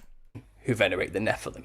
So, in a historical sense, he is literally a representation of a demon. Like that just goes without me saying. That's what he embodies in the way he acts. I also like that this lady's stream, it's like her big, even when she's not talking.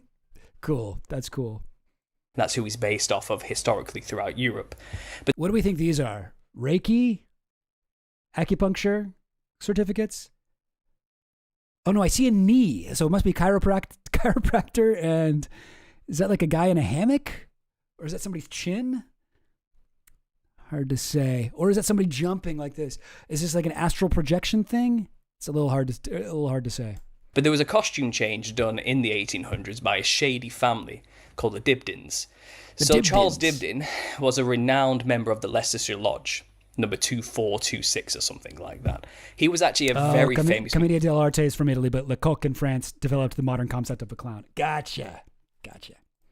Musician of that time period. He was kind of one of the most famous media moguls of the time. He wrote so many plays and songs which were sung by the British sailors in the military.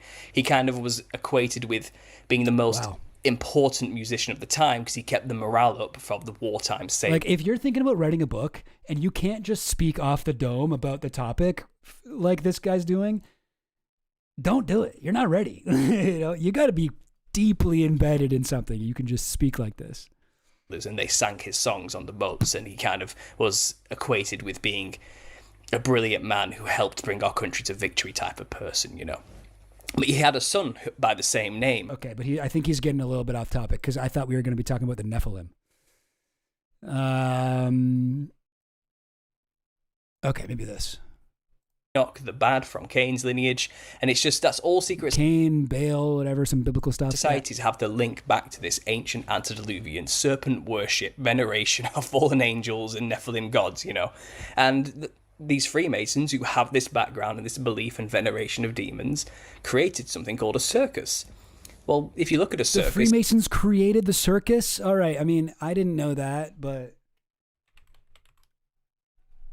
circus. I don't really even know what to search for. Freemasons. No, not on this page. Did the Freemasons invent the circus?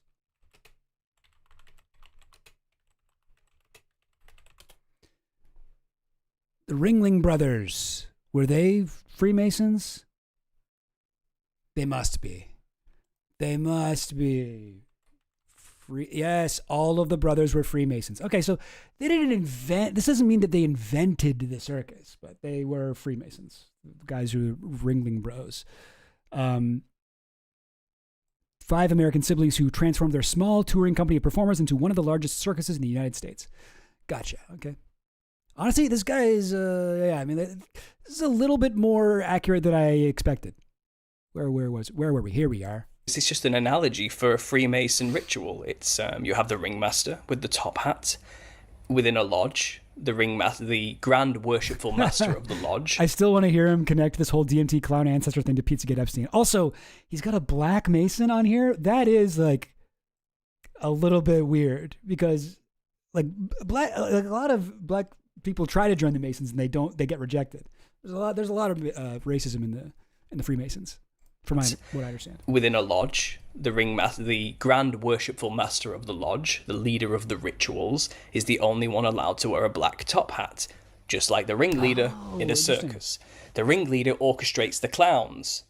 Well, the grand worshipful master in a lodge orchestrates the ritual, which venerates and worships and channels demons. It's the same analogy, but they've just transferred it into a huge grand spectacle and gets the public involved in the ritual. And circuses were a big deal back then. If the circus came to town, you went. What else were you going to do? There was no TV. Netflix didn't exist. Yeah, exactly. Or any of this. You would go. Everyone else is going. And the circus itself is kind of like a psychedelic place, full of fractal patterns and designs. And I used to go to the circular events in Toronto, the Lunacy Cabaret, these kind of like circus shit, and do all of kinds of psychedelics for those, and it was perfect. And I didn't do that, and that's not true. And I don't recommend doing that. I actually don't recommend doing that. You shouldn't be doing mushrooms and going out in public like that. Or maybe I should have done maybe a smaller amount of them, I think. Spinning light wheels and carousels and all this, and just flashing lights everywhere. I think it is a tongue-in-cheek representation of this DMT. This is also like super DMT to me. The symmetry, because when I was on DMT, not that I did it, I'm gonna stop doing the disclaimer, but you guys get me. When I did DMT, everything was symmetrical, and now when I see symmetrical shit, which you see a lot in churches and like all kinds of religious art and like mythological paintings and shit, you'll see this totally symmetrical images, and to me that is like a major DMT vibe thing. So, he's showing all these kind of symmetrical, like, circus things, and I'm like, yeah. Lights everywhere. I think it is a tongue-in-cheek representation of this DMT realm where the clowns reside, where the jesters reside, where the demons are. They're trying to create physical representations of spiritual concepts, because that opens up channels. It opens up portals. It gives the demons the ability to manifest here physically through the channels that are created who wear the costume. Or, in a sense, create an environment, an entire environment like a circus, which would then manifest that spiritual concept into the physical and allow more channels to be open. It seems like that's it is. There's Sam Smith. Yeah, I knew he was like talking about him. That spiritual concept into the physical and allow. It's like, this is people. When you dress like a demon, you are inviting demons into your world. Look at Sam Smith, non-binary performer. Oh, he's trying to imagine. This is exactly what a demon looks like. That's why he's dressing like a demon, to invite him to possess him. More channels to be open. It seems like that's what was going on. Today's circuses are old news. They're old-fashioned. They don't really happen anymore. We have TV now. The clowns are on television. The clowns. I like how he's like, one of his things is red hair. Red hair. He's like, Ice Spice? Yeah, that's basically Ronald McDonald right there. White face, red hair, red lips. A nose. Are singing to us in the charts, all the famous people dressed like clowns, or they at least red the hair up, white the skin up, put bright red lipstick on, or some kind of crazy multicolored clothing on, or something. All the famous people dressed like clowns. Some of them dress like clowns sometimes. because they are doing the same thing. They are channeling. Oh my God. All right. Well, he didn't go nearly as much into the Nephilim thing as I was supposed to think. I thought Nephilim were like a Book of Enoch kind of angel or something, but are they demons? They're enigmatic figures mentioned in several passages of the Hebrew Bible, traditionally associated with extraordinary size. Yeah, okay. The mighty men of old. Anyway, cool. All right, well, yeah, like a lot of times on this channel, I'll watch like a conspiracy pilled video and I'll be like, no, that's not true. No, that's wrong, actually. No, the Epstein files don't show that. So, it's kind of nice to watch one that is actually saying some insane shit. And I get to kind of show you guys that I'm actually cool sometimes too. And I believe outlandish things. And I get to watch a video like that and be like, yeah, no, the Nephilim do look like clowns. Yeah, no, absolutely. I can vouch for that. Absolutely, the serpent seed fairy folk clowns DMT. Not like I don't know. I mean, I can't imagine what more he'd have to say about this. But I mean, seems like this is a major cause of his. Anyway, okay, I'll maybe we'll put a pin in this guy's channel and watch more of it later. But hopefully, it's more entertaining stuff and not like that. Oh God, time to wake up. One, I just couldn't. I couldn't. Okay, so now we did go over on that one. We did go over on that one 35 minutes. However, I think we can pretty much cut all the stuff in the original video, and I think we can get away with it being only 35. Maybe I think we can get it 30 or under. So I'm going to count that as another win.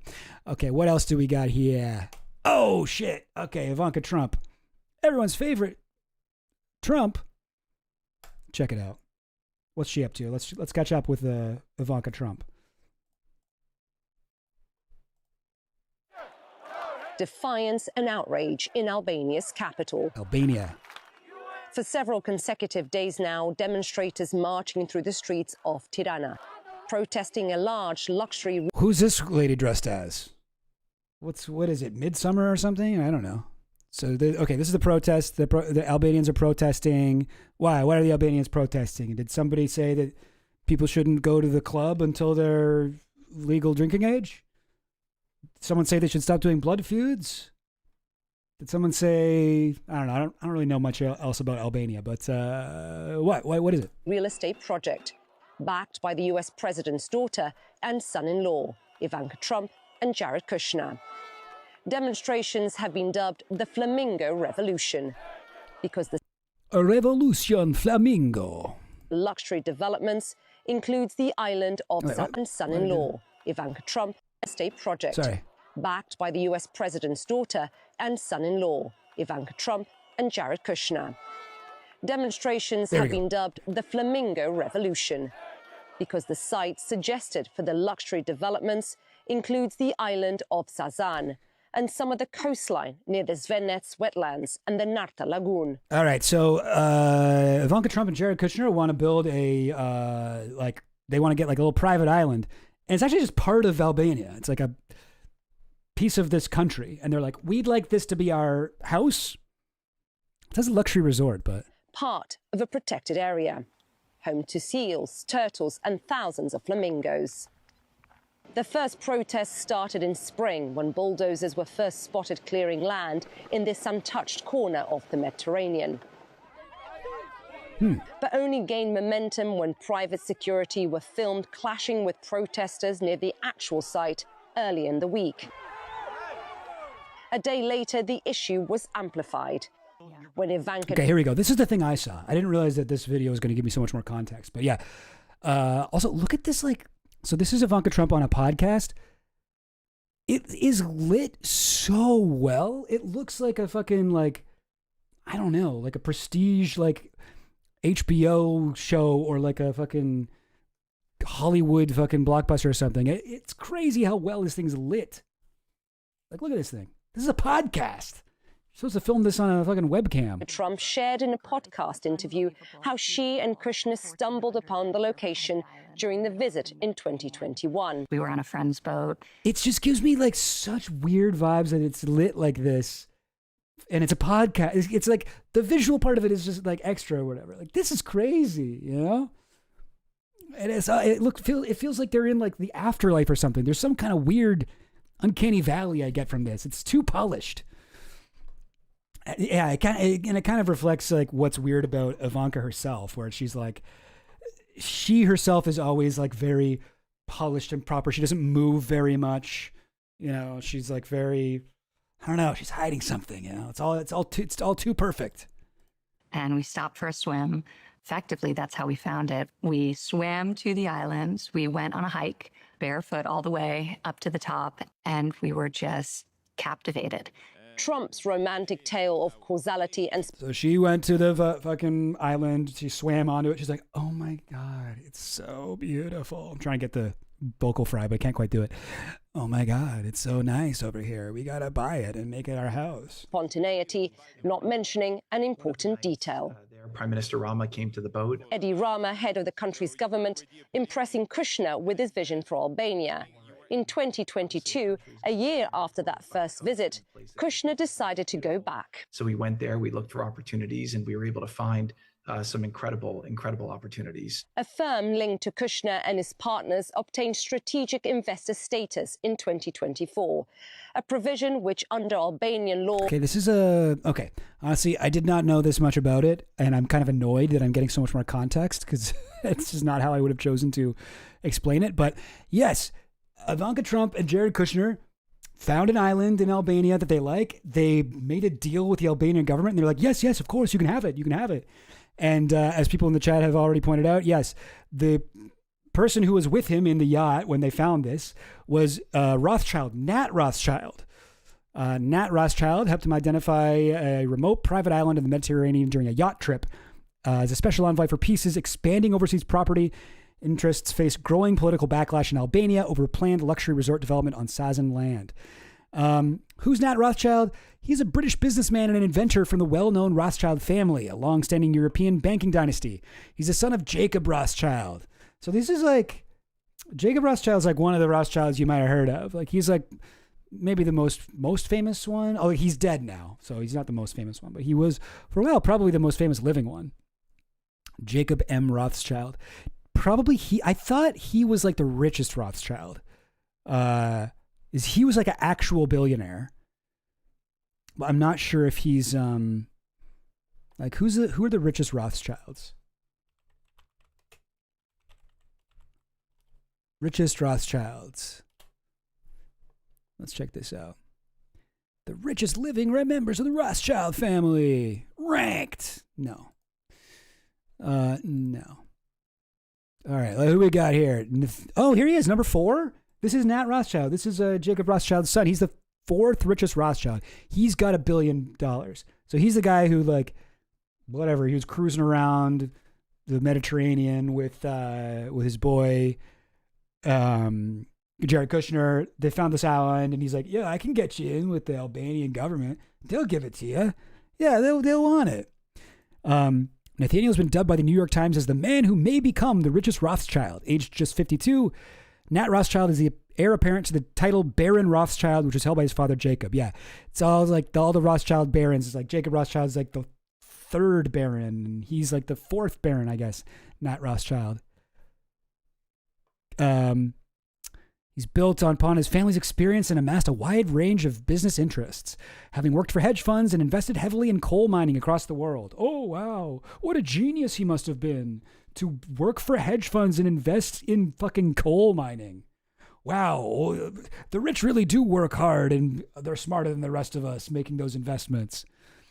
He's rumored to be in line for a $40 billion inheritance set up in Swiss trusts. This figure may be a conservative estimate. Yeah, it's a little hard to tell how rich these guys are. James Rothschild's $1.3 billion. Here he is with Paris Hilton's sister, Nikki Hilton. Ariane de Rothschild. This is somebody who was money managed by Jeffrey Epstein.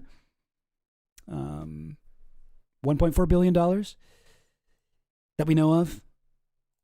She's not actually by blood, right?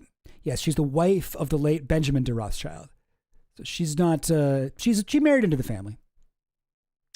And to be fair, a lot of the people who married Rothschilds were also born Rothschilds. But that they try not to do that so much anymore. There was a lot of inbreeding back in the day to try to keep the money in the family, I guess. This is the richest guy, eh? David Meyer de Rothschild, $10 billion. This guy's like the most handsome Rothschild, and he's the richest one? Ah, man. What the hell? How do you get it? Why does he look like that? Oh, man. Perhaps the most intrepid, too? He's also intrepid? Fuck, he's 45? Dang it. Well-known adventurer and environmentalist who's made several polar and tropical expeditions. Okay, I really got this doesn't have anything to do with what we're talking about, but I think it's kind of nuts. Sorry, where were we? I think it's kind of nuts that these two guys just get to buy an island. I've seen a lot of people being like, buying an island, oh, so they're the new Epstein. It's like, Epstein is not the only guy who bought an island. Epstein isn't rich people buy islands. They love buying islands. This is a little bit weird, though, because it's like, I don't know, like it's not in the Caribbean. It's not like Albania isn't the type of place I think of when I'm like, rich people buying an island, you know? Like this is fucking, what's Kushner's official title again? What is his thing? He's like the fucking Minister of Foreign Relations or something. What is it? Hang on. Jared Kushner. Role. Oh, he has an unofficial role? What is he? Yes, here we go. United States Special Envoy for Peace Missions. So this is what, so he's an ambassador, I guess, of the, whatever, this office. And he's also the son-in-law of Trump. So people all over the world can give him his, give him money, give him an island, give him whatever, and hope that that will curry favor with the Trump White House, which they probably will. You know, the Trump White House is extremely corrupt, the most corrupt president of all time. So it makes sense why they're doing this. But like, this guy's he's buying Albanian islands. And now there's like all these protests. Let's see if I can. They call them the flamingo protests because no, I don't want to do this. The flamingos they live on the land that they want to buy or something. Hang on. Flamingo protests burning.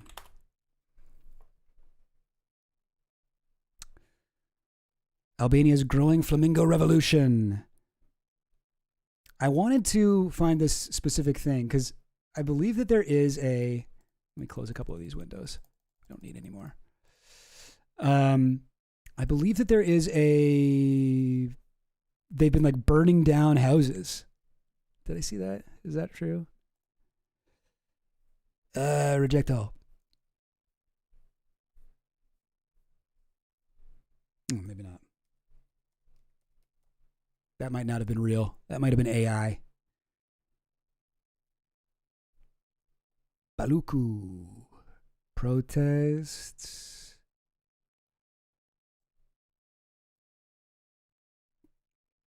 Hand over Belinda. Okay. There's obviously a lot of context here I don't understand at all. Is this the thing that has to do with Jared Kushner? Oh no, Jared Kushner isn't on this at all. Albanian opposition protests. Okay, sorry. I don't know what I'm doing. A flamingo revolution versus a Trump resort. It started with Ivanka Trump's private yacht trip. Now the flamingo has risen as an unlikely mascot of intensifying protests across Albania. To discover how this fierce fight to stop a Trump-linked luxury resort all started. So is it a luxury resort or do they want a private island? Like that's totally different. We swam to the islands, went on a hike barefoot. We're on a journey to help it realize its potential. So maybe they are trying to make money out of it. Oh, okay. So yeah, looks like a resort. This was the concept art that Jared Kushner made of the project. Look at this. God. Oh my God. Okay, so they're trying to make it a resort. Yeah, they're doing Trump stuff. They're trying to make a Trump hotel or something. Wait, white flamingos? Wildlife has flourished on Albania's coast, which has remained largely undeveloped due to years of harsh communist rule. Oh, you don't gotta say it like that. If anything, like isn't that good that the coastline's underdeveloped? Because the evil communists, the wildlife on the coastline of Albania is very much still flourishing because the communists are so evil. The island, the site of an old communist era military base, is now home to more than 200 migratory bird species, rare Mediterranean monk seals, and nesting sea turtles. And of its birds, none is more pronounced than the flamingo. Why are they talking like David Attenborough? Of its birds, none is more pronounced than the flamingo. Okay, so yeah, the flamingos live there. Gravel has been dumped onto ancient sand dunes designated as natural monuments under Albanian law. The fate of the flamingos has become a protest symbol. Okay. All right. Listen, I don't know. I don't have many funny things to say about this, I guess. I thought that there was a... Hang on. I bet I can find something, maybe. I bet I can maybe find something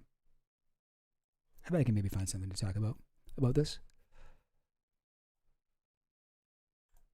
1 second. 1 second, gang. Burn down. Okay, this is, I know this is super riveting, but...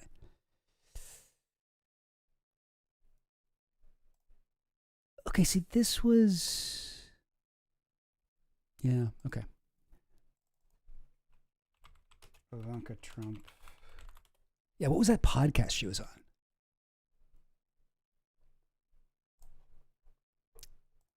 Sure. All right, let's watch a little bit more of this. And how are we doing for time? Oh, okay, we got another 15 minutes. Okay, we can watch a little bit of this.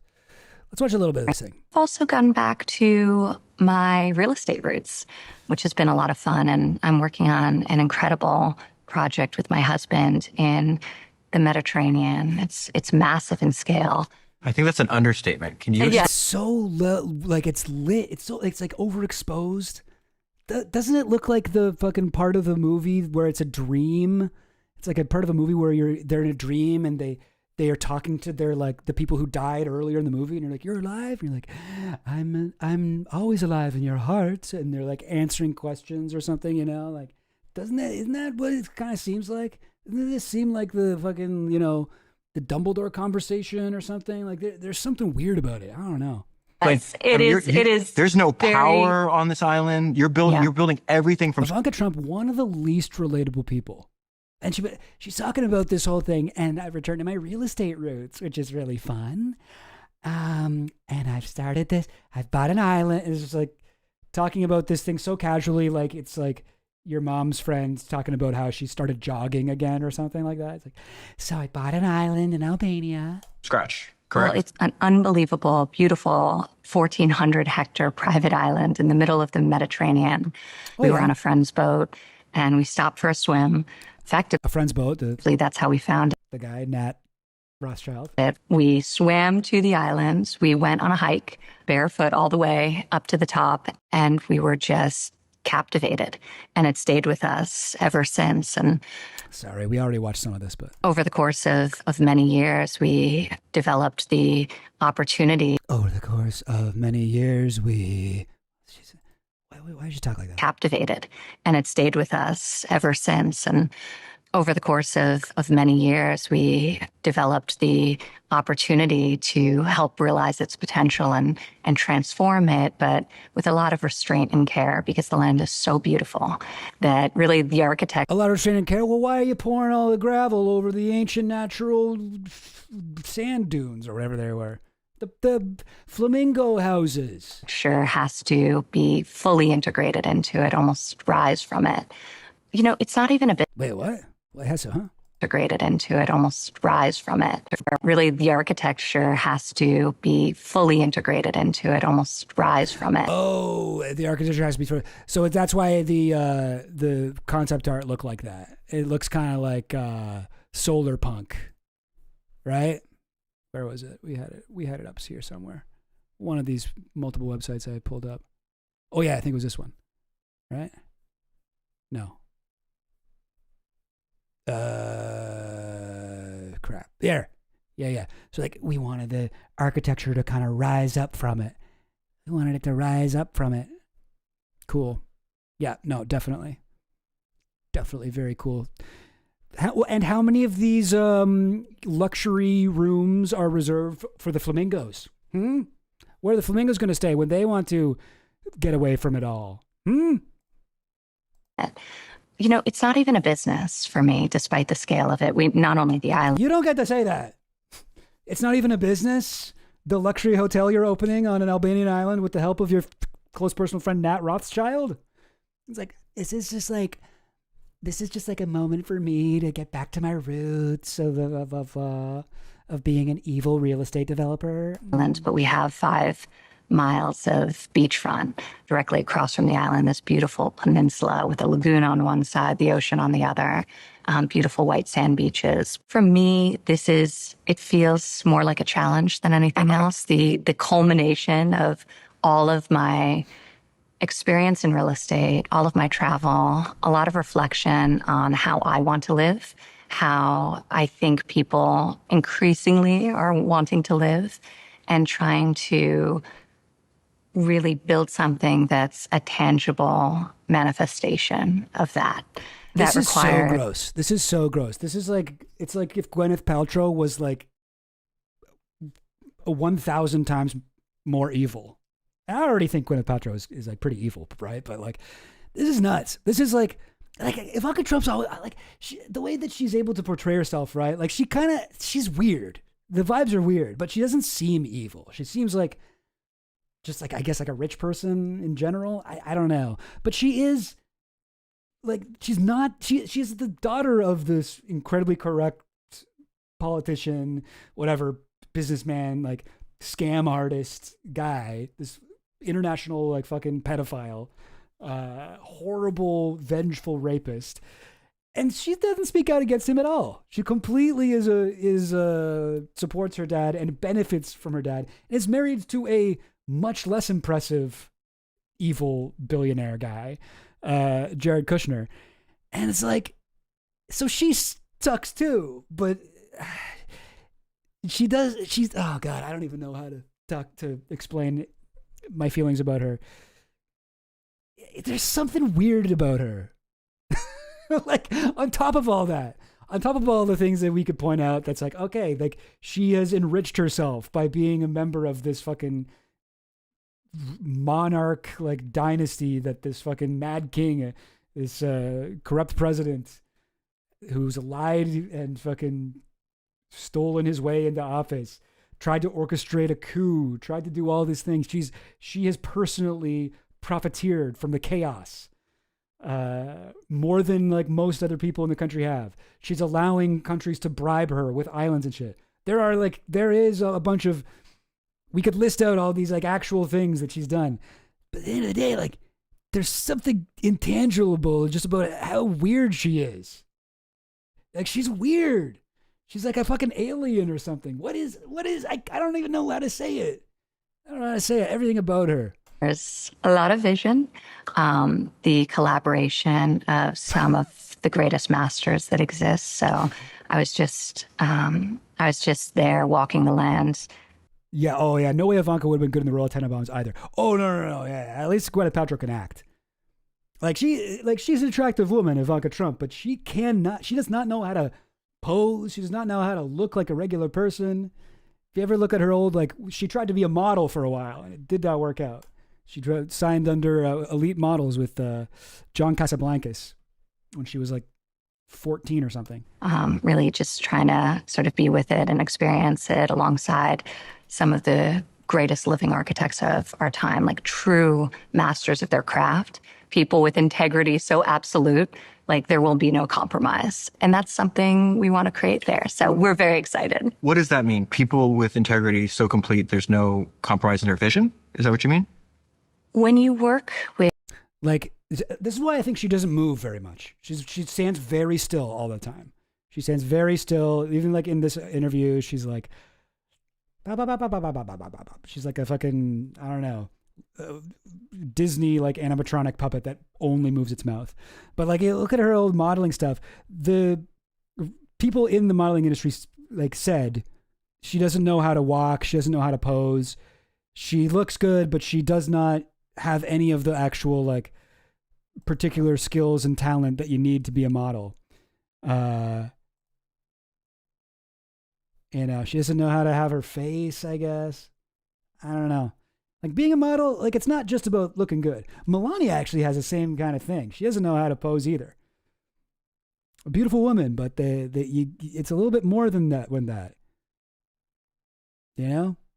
It feels like it's kind of rare to see a woman this like conventionally attractive who looks this awkward in like every photo. You know? Like it's all just a little bit off. I don't know. This is a nice photo of her, actually. Although, yeah, the smile looks a little bit forced, though, right? Like, she's a little weird. She's a little weirdo. Real artists, regardless of their medium, whether it's a canvas or real estate, a home. Didn't get her father's amazing skills at standing. Music. They don't compromise. Their integrity. Sorry, I feel like I'm too hung up on this. I'll stop talking about how weird she is, but anyway, I also just think that the way she's talking about this is if this is a completely normal thing for someone to do. It's like, no one gets to do this. Like, you get to do this because you are a billionaire with like geopolitical ties. This casual thing you had where you're like, oh, we found an island and it's a real fixer-upper and we're going to make it into a luxury resort. No one else has had this experience. No one else in history has had this experience. This is not like a casual, like, oh, and you know what? Like this is not, this is the least relatable story I've ever heard. It is precise and absolute, and they'll push themselves. They'll push everyone around them. Are you guys hearing this? There's like 6 people off camera that I badger every day. Then you drive absolutely crazy. But actually, that's where you get to something, you know, and part of it, there's a push and pull. When you're working with an architect, you know, unless they're building a monument, right? They're building a space that people have to interact with, not just observe like a canvas. They have to live in it. They have to get married in it. If it's a hotel, it's their home. So there's certain functional elements. Like there's nothing uglier than a beautiful, non-functional space. Mm-hmm. Like to me, that's not a masterpiece because it was. There's nothing uglier than a beautiful, non-functional space. What do you mean? Like nature? Like a beautiful piece of nature that isn't a luxury resort is ugly? Isn't fully thought through. So when you can combine something that is architecturally incredibly meaningful and beautiful and intentional with a highly functional space. And one of the things I love about real estate is it's tangible in a world where increasingly everything is not. What? You see. Real estate's not tangible. Real estate's a fucking social construct. No one can own land. Land ownership? Come on. The result of years of work. And really, to bring a project to... The years of work... Okay, well, yeah, I guess it does take years of work to develop a random island in the middle of Albania. Something tells me that Ivanka Trump herself is not going to be doing much of that work, but, you know, she had the idea, I guess. Life, it's years, sometimes a decade plus. It also must feel good because many of the buildings that you've been involved in, this new project, you know it's going to outlive you. Oh, yeah. Like to build something that you know lasts longer than your own lifetime. One of... This guy, like, trying desperately to... relate to her here. Oh yeah, this is sort of like when I carve my name in a tree because I know it's going to last like a long time. The things that no one else has ever done this. Love so much, and I've worked on a lot of incredible projects. The old post office in Washington, D.C. Oh yeah, that's true, Finland. A building is more tangible than crypto scamming.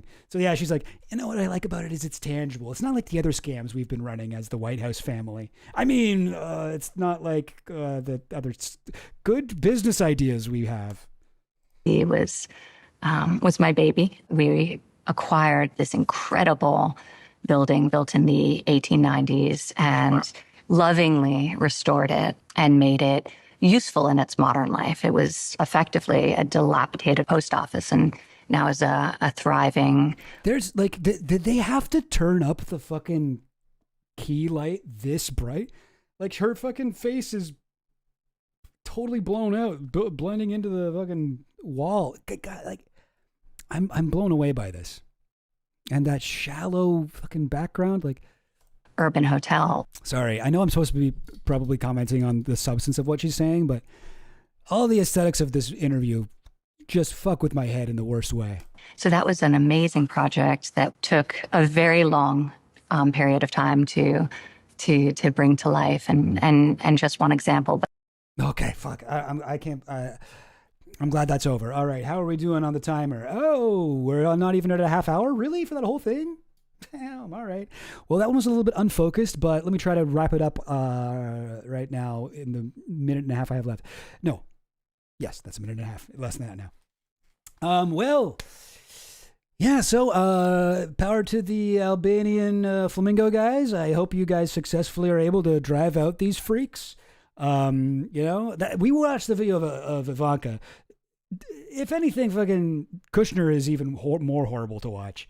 They're both like haunted, like fucking dolls. There's something very artificial about them, and both of them. Kushner even more so. But anyway, I don't think the rich people should be allowed to own islands. Is that my Subway take? Is that too hot of a take for you? Well, too bad. All right, we're going to stop it right there. Gang. She's losing collagen in her cheeks. Sunlight with all the white marble, it overexposes things. Yeah, I mean, like there's a lot of light in there, but you can also stop down the aperture. It does seem like they had a low f-stop anyway, but with all that blur in the background. But like, I mean, it looks good. Like, it doesn't look bad. It just looks fucking weird for a podcast. All right. I have been drinking too much water, possibly to get through all these things. I got to take a little break. So let me put you in the capable hands of, wait. No, where to go? Of the guy who accidentally gave us the wrong picture of Immanuel Kant. And just for a minute, okay, don't worry, I'll be back. Are gone. Through the million occurrences of this happening, we do not just get convenience. We get a solid... And let me also put this in the chat for you. Here's the link to this guy's page. Quite good stuff. Epidemic. That's quite grim. But let's face it, there's one guy who would be absolutely thrilled about this. Immanuel Kant. Yes, I know. You watched all the way up here. You did this to yourself. All Kant's moral philosophy boils down to this. You should not use people merely as means to an end, but as ends in themselves. You shouldn't call your uncle just to get your sing fixed. You shouldn't call your dad when you want entertainment. No, you should consider them as ends in themselves. Beautiful. How noble. But also impossible to do. Most of the ends require people. We cannot get anything without using people to get them. Until now.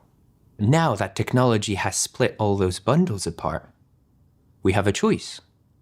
Now that AI gives a better cream puff recipe than your mom, when you go to her and make cream puffs with her, you know you're not going for the cream puff recipe. You're going for her. But sometimes, reality will be less flattering. You'll realize you only call your uncle when you want to get your sink fixed. You'll realize you call some of your friends only when you want to get drunk. Sometimes you'll realize you were using them only as means to an end. So that's what technology has been doing all along. The book did it, TV did it, social media did it, but nobody had an identity crisis because of books, or the telephone, or social media. We never wondered, oh, does it understand? Is it conscious? Is it intelligent? Is it like me?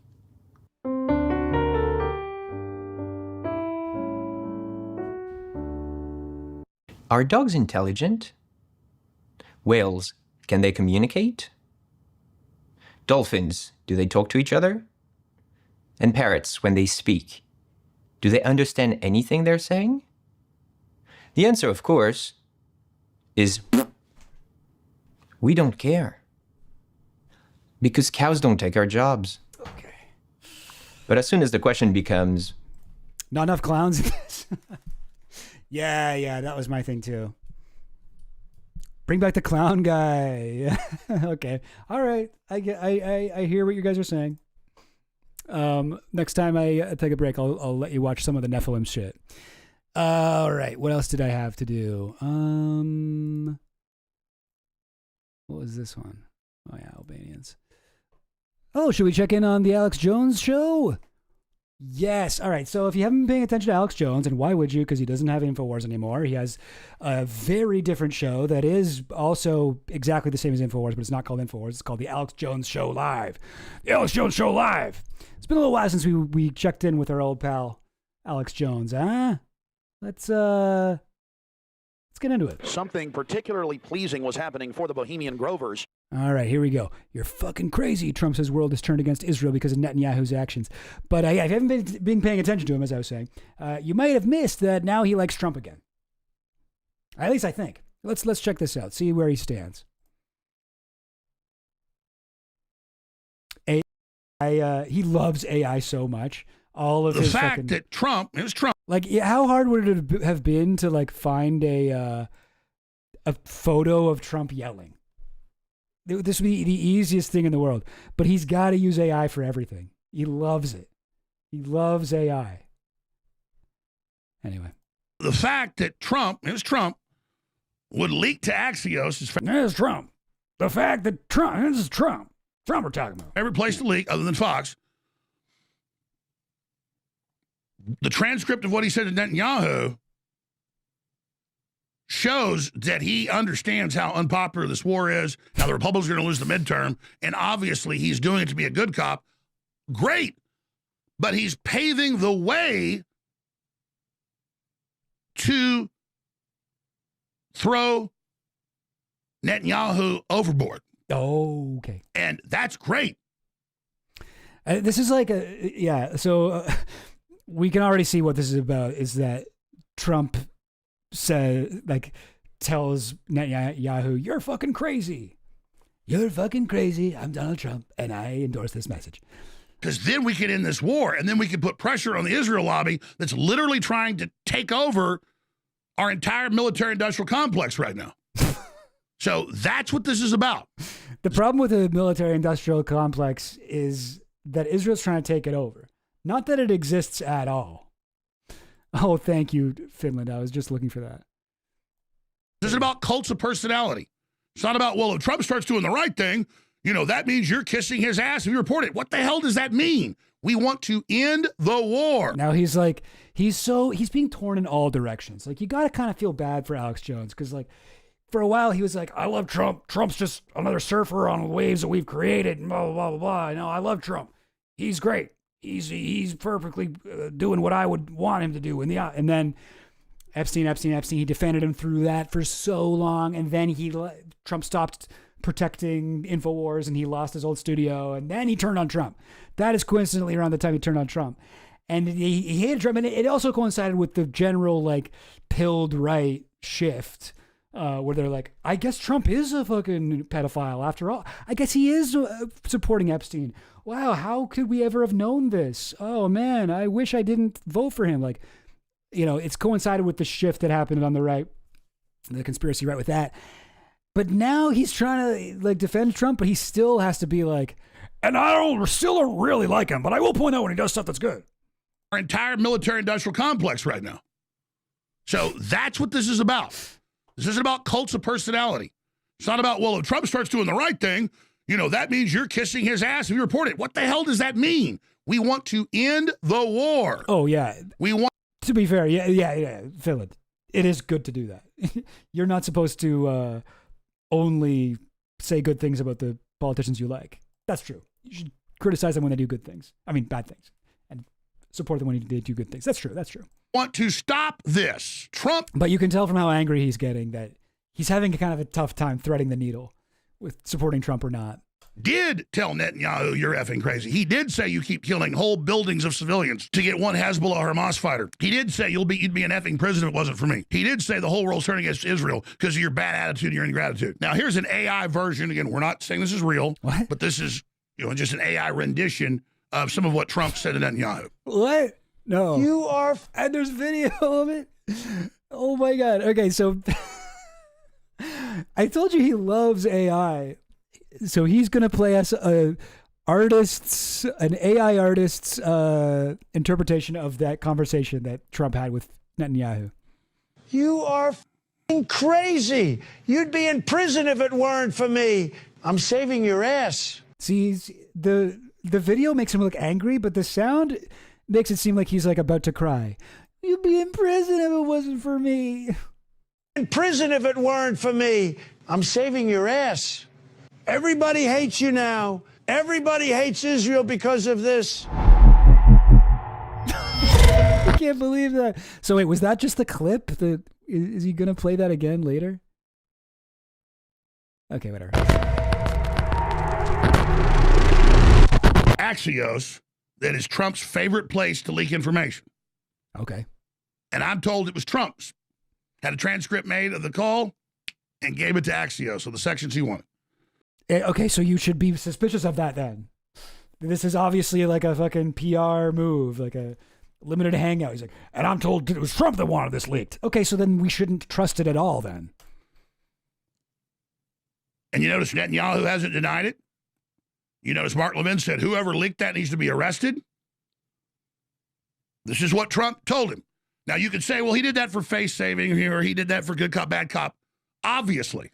Okay. But Trump more and more is getting ready to throw Netanyahu under the bus, meaning he's about to end the war. Ridiculous. And blame the failure of it on Netanyahu, who did cook it up, lobby it in Congress, lobby it with Trump, and start it. But Trump's still to blame. This is fucking incredible cope. Incredible amounts of cope happening right here. This is from, the Biden administration. Thanks to Finland for throwing this in the chat here.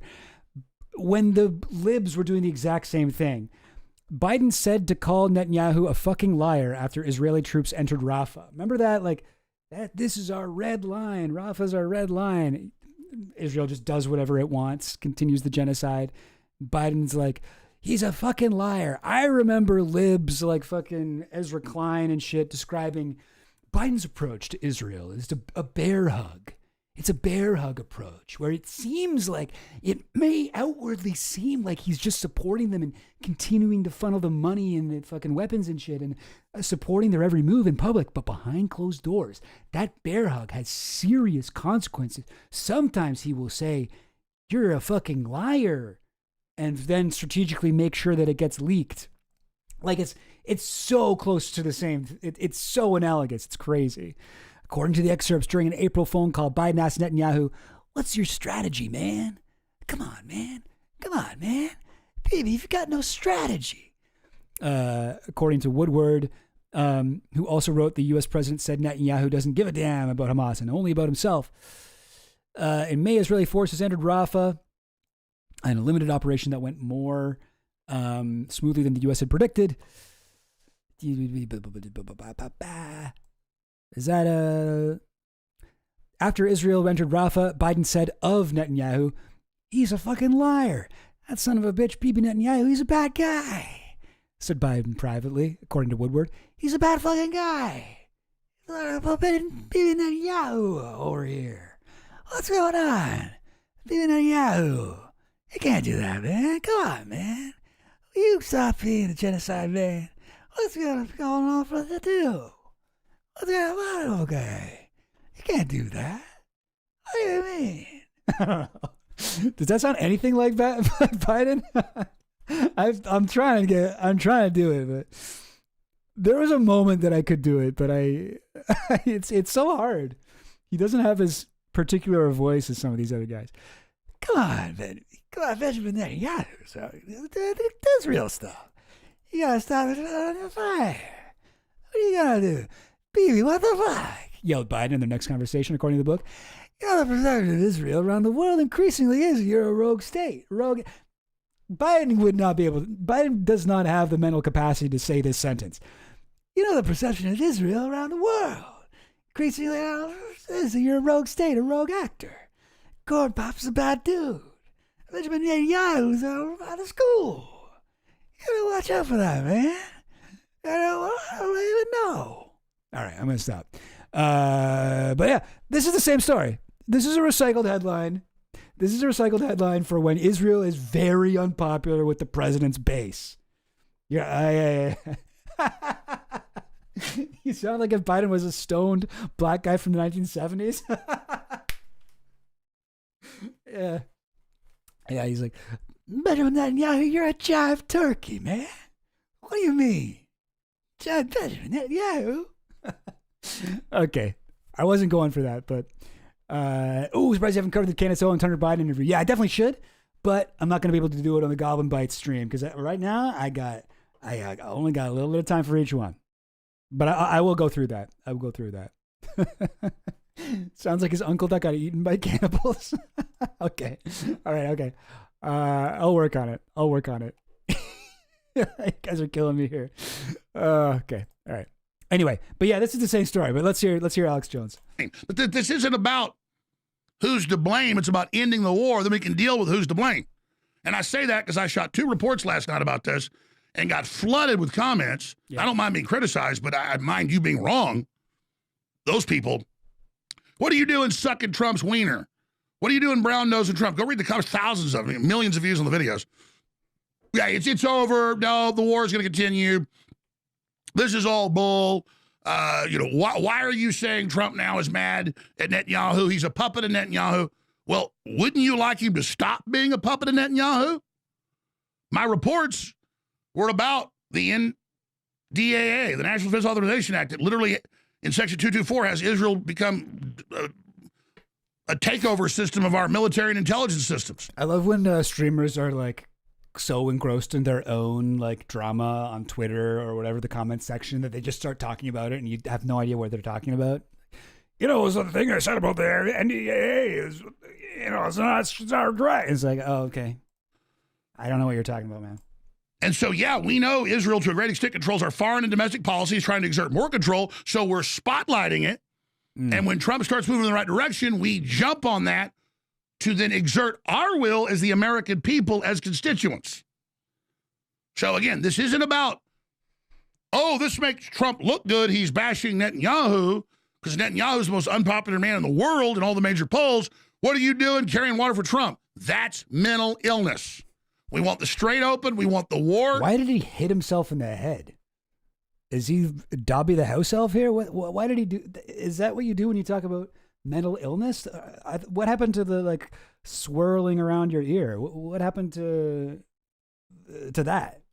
Why are you hitting yourself on the top of the head? Because Netanyahu is the most unpopular man in the world in all the major polls. What are you doing carrying water for Trump? That's mental illness. We want the strait open. We want the war done. We want the inflation back under control. We want the recovery to work. Did Jones talk about Israel much before the last year or so? Well, yeah. He's always been. He's never been a fan of Israel. The civilians to stop dying. That's what this is all about. That we elected Trump to stop all these wars. He said he'd end the war in Ukraine in a day. He could have. He turns off the intelligence and the money, but he hasn't. Doesn't mean we don't keep pushing Trump to end this damn potentially world-ending war. So I will continue to push for the end of the Iran war. I will continue to push for the end of the Ukraine war. I will continue to push to secure the border and to get people in there that'll do their job. And I will have the former head of the Border Patrol on, Bavino, a week and a half ago, exposing that there's a bunch of sellouts. Yeah, why is he slapping himself in the head? To feel things, Gob. To feel things. You know what? You're so right. You're so right. That's exactly what he's doing. In there, and they brought in a bunch of Democrat NGO people, and I said, this is terrible. Another betrayal of Trump. Does he know about it? I don't know, but we're exposing it. Oh, so sorry. What was he saying about, what did the Democrat NGO people do? He's saying that he's blaming the Democrats for the for Israel? And to get people in there that'll do their job. And I will have the former head of the Border Patrol on, Bavino, a week and a half ago, exposing that there's a bunch of sellouts are in there, and they brought in a bunch of Democrat NGO. Oh, sorry, this is about the border. Okay. People, and I said, this is terrible. Another betrayal of Trump. Does he know about it? I don't know, but we're exposing it. We're watchmen on the wall. I'm going to report to you what's going on. We're the watchmen on the wall. I'm Jon Snow. And I'm just looking for my aunt. This is about Trump and his relationship with Netanyahu and the neocons and how he got on board with Midnight Hammer saying this will get rid of the uranium. And I said, it's a setup. Camels under the tent flap. This is to bring it to full war. That happened. The camels under the tent flap? Is that an expression? What does that mean? Sorry, this is not important, but I have to know. Camel's nose, a metaphor for a situation where the permitting of a small, seemingly innocuous act will open the door for a larger, clearly undesirable actions. Camel's nose is under the tent flap. A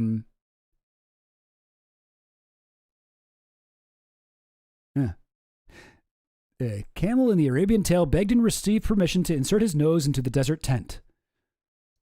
Then what happened? He went inside. All right, whatever. If the camel once gets his nose in the tent, his body will soon follow. Okay. I said, the mullahs won't fall. The strait will be closed. It will derail the economic recovery. And we'll go into the Great Reset that we've been positioned for. This is a big deal. And who was right 94 days ago? The Great Reset, like, didn't that already happen? Wasn't that what what COVID was about?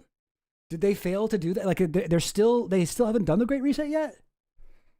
And Trump is leading towards the Great Reset? Like, what? Like, this is what I'm saying. Like, a lot of these terms, it's hard to find out what they mean because, like, Alex Jones might mean something totally different by the Great Reset now than he did in, like, 2021. You know, like, New World Order, is it on the way or is it already here? The Great Reset, the Great Awakening, like, what are these things and have they happened or when are they scheduled? Like, can I get an answer here? We were. Because this has been well studied. And so the fact that it was Trump. The slapping helps activate the brain supplements. Yeah, too. That's what it says on the side of the fucking Male Vitality Alpha Brain bottle you get. It's like, take 5 to 10 pills daily, slap self in head 3 to 4 times while talking about the crazy people who criticize me on my show. Would leak to Axios, his favorite place to leak other than Fox, the transcript of what he said to Netanyahu shows that he understands how unpopular this war is, how the Republicans... How the fuck can you look at something that you believe was purposely leaked by the president about this secret conversation he had and be like, this tells us that he's sincere about the thing? And it's like, if he leaked it on purpose, it's a fucking limited hangout, bruh. You should be incredibly suspicious of that. You are believing what he wants you to believe. He's going to lose the midterm, and obviously he's doing it to be a good cop.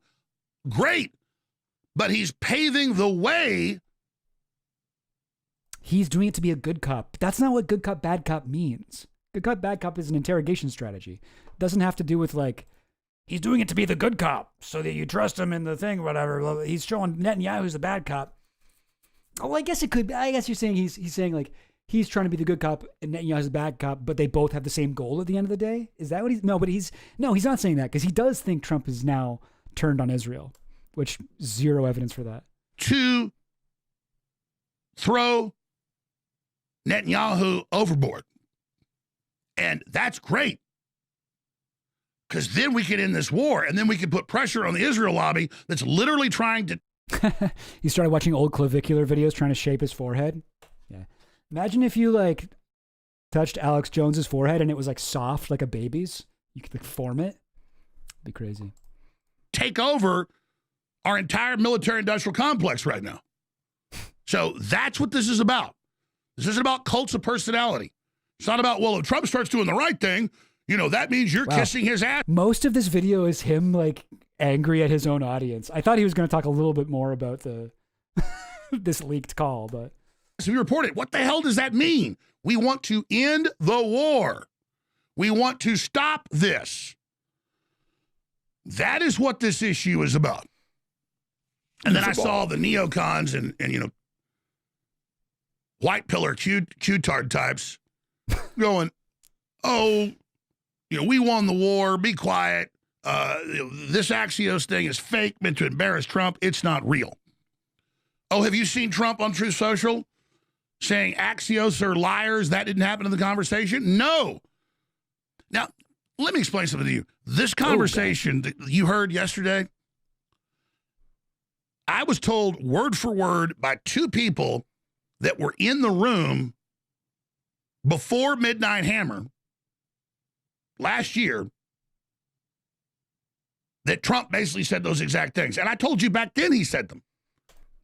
Okay, yeah, when you liked Trump and you're like, I heard from somebody who was in the room in Operation Midnight Hammer from two people. What was Operation Midnight Hammer again?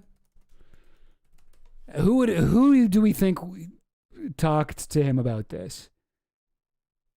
I heard Trump didn't want to do it. Trump didn't want to bomb Iran. Who was in it? Commanded by Trump, Anthony J. Cotton, Michael Kurilla. I don't know these guys. We didn't need to know the background. Congressional resolutions. Israeli involvement. Okay, whatever. Prelude. So Marco Rubio. Yeah, top Democrats of the Senate and House intelligence panels were not given advance notice of the attack, while top Republicans were, though Senate Minority Leader Chuck Schumer was given a perfunctory notice shortly before. Awesome that they did that. Oh, God. Ridiculous. Okay, so I guess it could have been any Republican congressperson, but sometimes he does have advance information. But, like, you know, when he's like, Axios is Trump's favorite place to leak information. Stephen Miller, yeah, I can see that.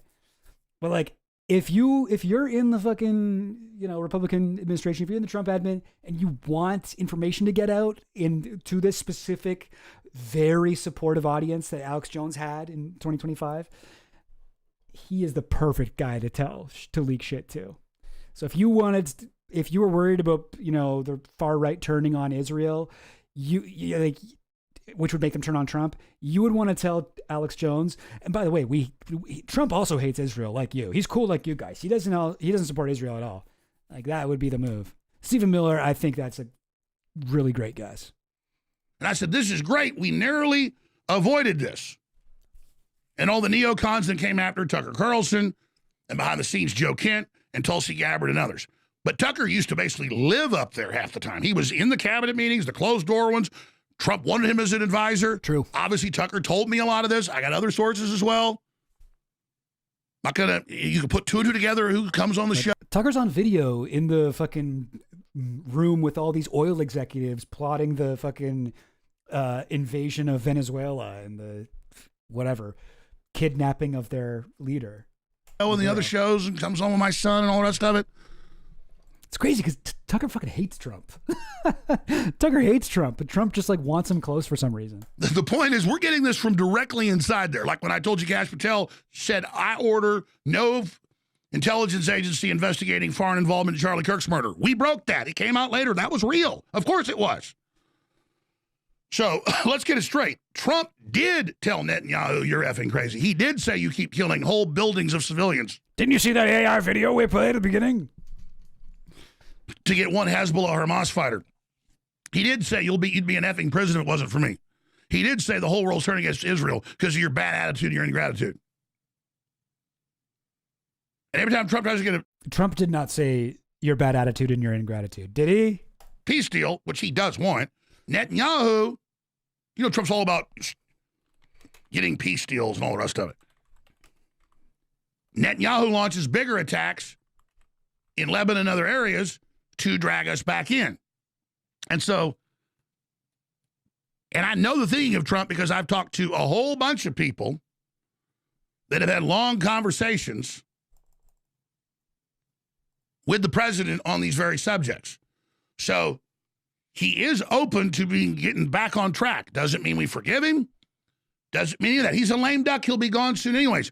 It's about what? Not about Trump, about getting him to do the right thing to end these potentially planet-ending wars that are certainly screwing the... That's too long of a thing to go, it's about what? Everybody say it with me. People who are screwing the economy, trying to get them to get into these planet-ending things. Blah, blah, blah. It's like economy and killing a lot of innocent civilians, right? That's the goal. That's the goal here. But the Democrats is about what? It's got to be like a 1 or 2 word. Israel. You know, you can't have a whole sentence. People are screaming at their Rumble like screen all at once. So their operatives want Trump to continue to screw up. Okay, so this was apparently what he said. You're fucking crazy. You'd be in prison if it wasn't for me. I'm saving your ass. Everybody hates you now. Everybody hates Israel because of this. Because they know it's political suicide for the Republicans.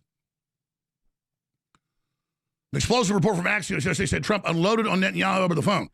Imagine Trump calling in like he used to call like National Enquirer and be like, "Hi there, my name's John. I'm a personal friend of President Donald Trump, and I wanted to report a phone call he had the other day. A perfect phone call, absolutely wonderful time. He told Netanyahu, I actually think you're bad, and I don't like you or any of the other ones. Israelis, you know, I'm not a Zionist. I'm not in favor of that. And I like Nick Fuentes. I like these guys." And he said that, and my name's John, and I'm not Trump. Imagine him doing that, yeah. You're effing crazy. You'd be in prison. Hello, is this Axios? Is this Mr. Axios? Prison if it wasn't for me. I'm saving your ass. Everybody hates you. Everybody hates Israel because of this. And he goes on. Now, here's an AI version. Again, we're not saying this is real. Okay. But so now we're getting to the thing that he teased at the beginning. Let's just watch it again, because it is quite amazing. You know, just an AI rendition of some of what Trump said to Netanyahu. You are f***ing crazy. You'd be in prison if it weren't for me. I'm saving your ass. Everybody hates you now. Everybody hates Israel because of this. Hi, folks. I'm Dr. Bigley. Today's presentation will be about methylene blue. This is an AI ad for some of his fucking supplements. Anyway, that's what Alex Jones is up to. It really seems like he's at war with himself. It seems like the info war is taking place inside his head. The two wolves that live inside your head, and one of them is pro-Trump and one of them's anti-Trump. That's what's going on inside Alex Jones's head right now. He's trying to play it safe. He's trying to like cover all his bases. You know, he's supporting either side, so whoever wins, he comes out on top. You know, he's worried. I would be worried too if I were him. It's not clear what way you should be going, right?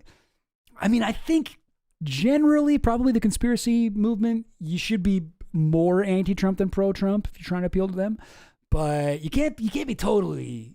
You can't go full lib, you know. You have to like him at least, you know, more than the Democrats, who you got to stress are also satanic pedophile elites. Yeah, so it's a little bit tough, so feel for him a little bit there. All right. Okay, what else we got here? Oh, by the way, another successful Goblin Bite, 23 minutes. Blap. All right. We're going to go back to nothing, start it over again. All right. So are you guys proud of me? This is like the longest I've gone without mentioning Karen Howe in a stream in a while. I read her book recently, Empire of AI. Really good. Really quite good stream. Sorry, not stream. I'm talking about myself. A really quite good stream I did on it. Now, really quite good like thesis of her book is that the best way to think about AI companies is as empires. Like they are like old colonial empires, the way that they see the world as resources to be mined, to be exploited, in the pursuit of making incredible amounts of profit and gaining and exerting control over the people in these areas that they're taking over. It works on a lot of levels. And highly recommend her book, Empire of AI, if anybody is looking to understand more about the AI situation.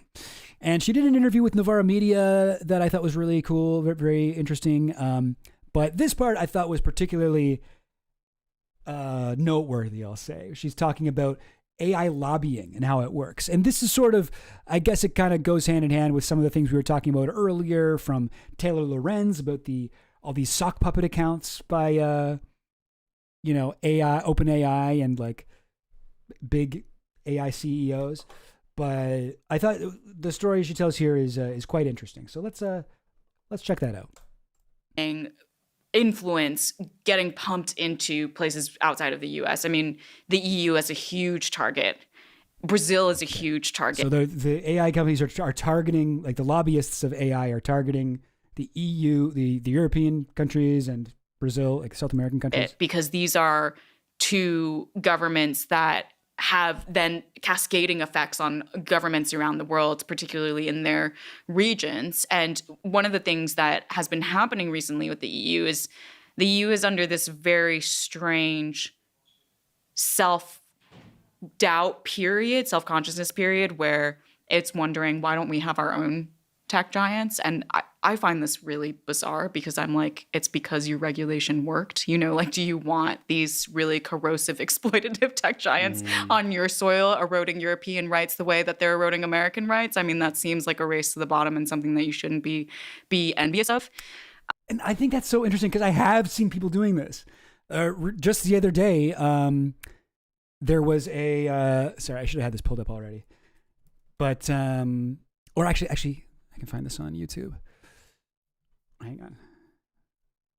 Just the other day, do you remember Rutger Bregman? He's the guy who wrote Utopia for Realists. He had some good moments. He went to Davos and he kind of like called out the Davos elite on whatever their bullshit. That was satisfying to watch. He had an interview with Tucker Carlson where he like argued with him and said some really righteous shit. And like he's good. He seems I generally like his stuff. He's definitely not as left wing as I am, but I think he's got some good ideas and it's worth listening to. But it's like here's his YouTube channel. So surprisingly, he hasn't even hit 100K yet. That's kind of weird. But like, so this is from a month ago. I told Harvard students they're wasting their lives. Why billionaires fear this economist. Like, he's generally like in favor of,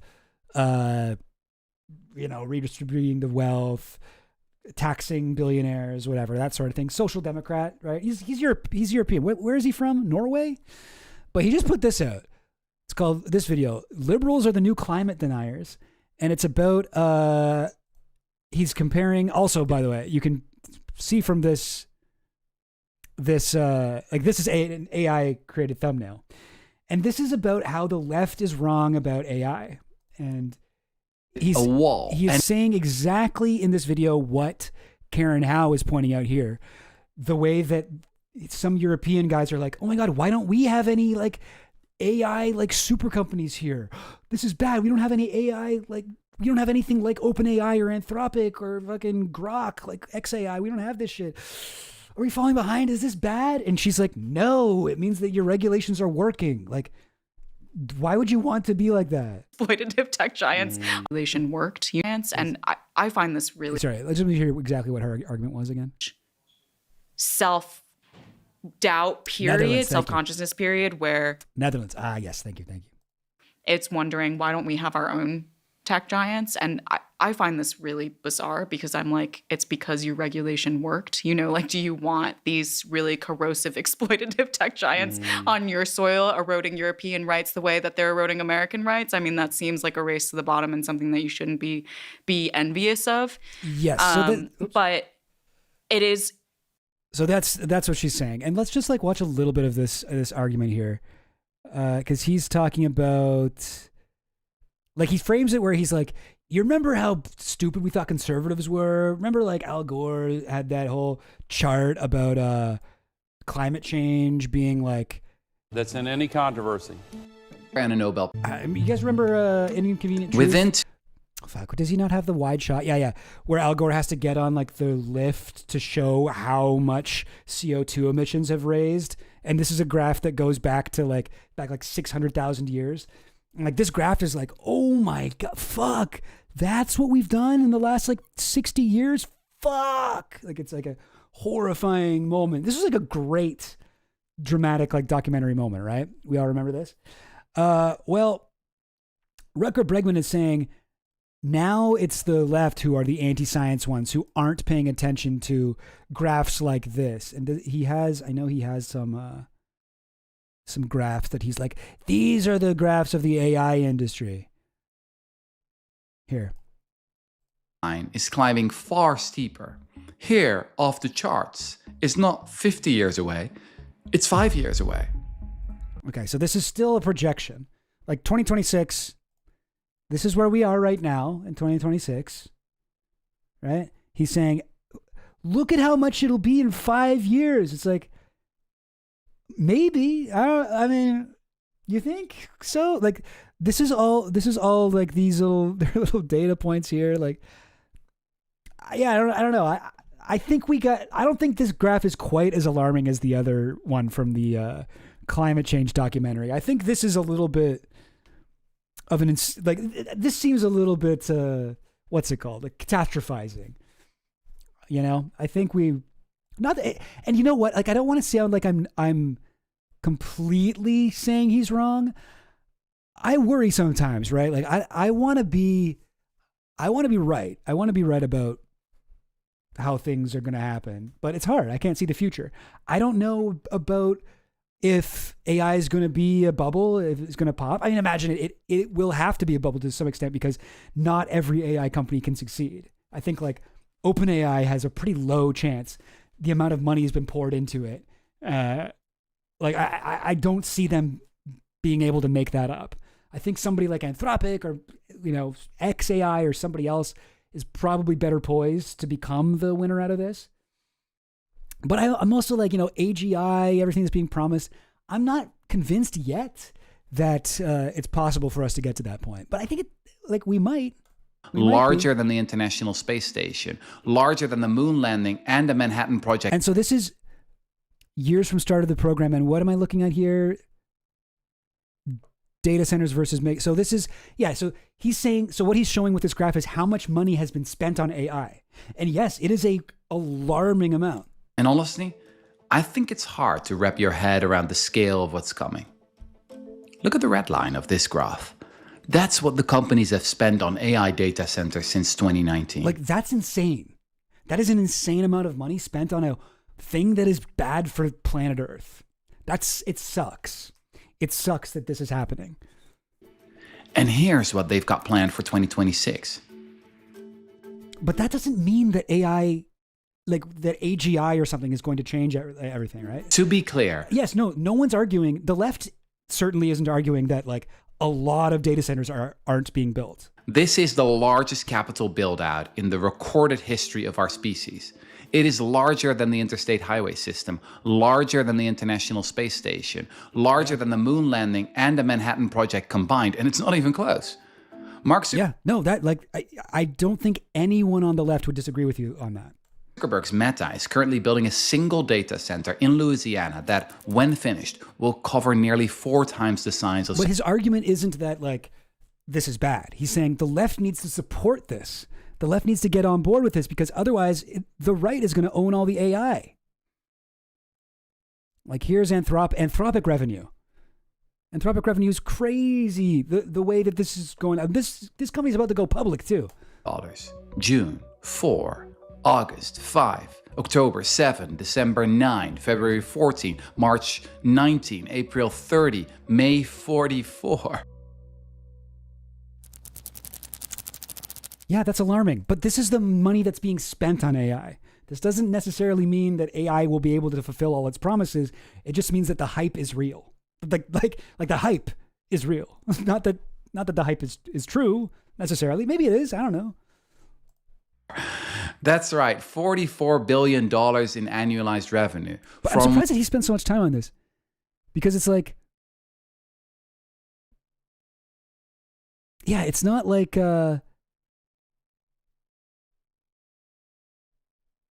Sorry, it's what am I trying to say? It's not like any of that proves that AI is going to work. It just proves that a lot of people pay money for it. But I want to get to the part where he talks about...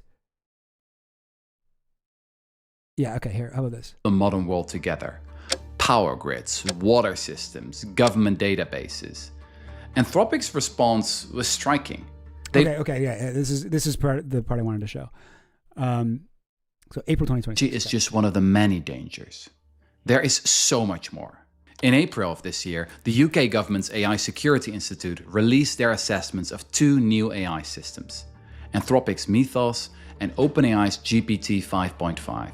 Both could now find and exploit critical security vulnerabilities in the computers and systems that hold the modern world together. Yeah.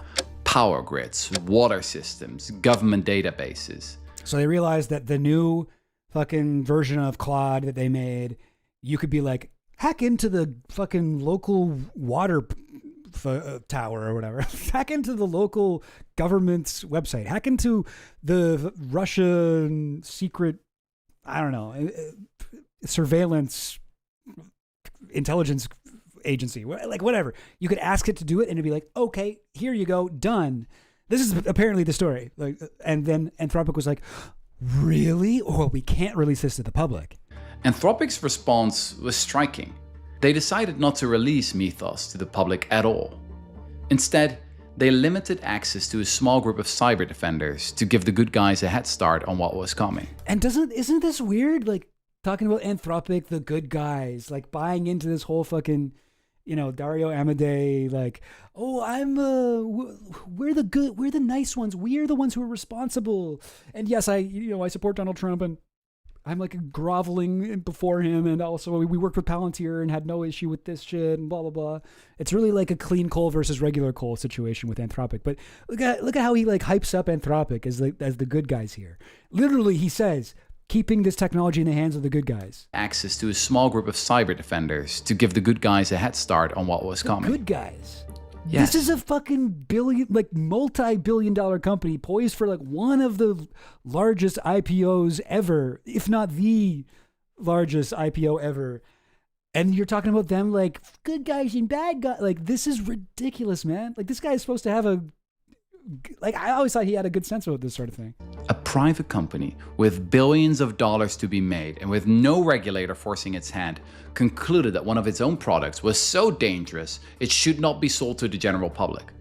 There is no regulator. Does this sound like a real story? And it could be real. Like, that doesn't seem like outside of the realm of possibility that they could figure out a way to make Claude able to do that, so smart that it can hack into whatever water treatment plants or whatever he's saying. But like, it also sounds a lot like a myth created by a company for PR purposes. It sounds like to use the metaphor from Karen Howe to use this her metaphor of thinking of AI companies like what's the word?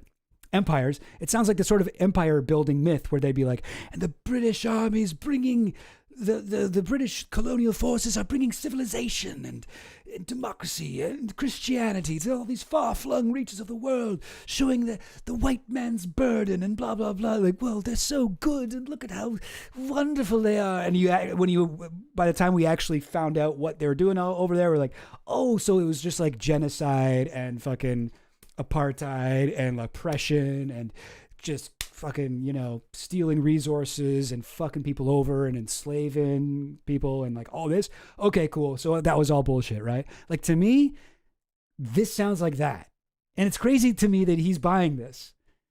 Actually, here's a crazy story about Anthropic. They did the right thing. Isn't that striking? There is no law. There was simply a moment of conscience inside the company. And I'm glad that conscience exists. But conscience is not a policy. And that brings us to the deepest risk of all. Power. 2 countries are leading this race, the United States and China. Inside those countries, a handful of corporations are building the most powerful tools in the history of our species.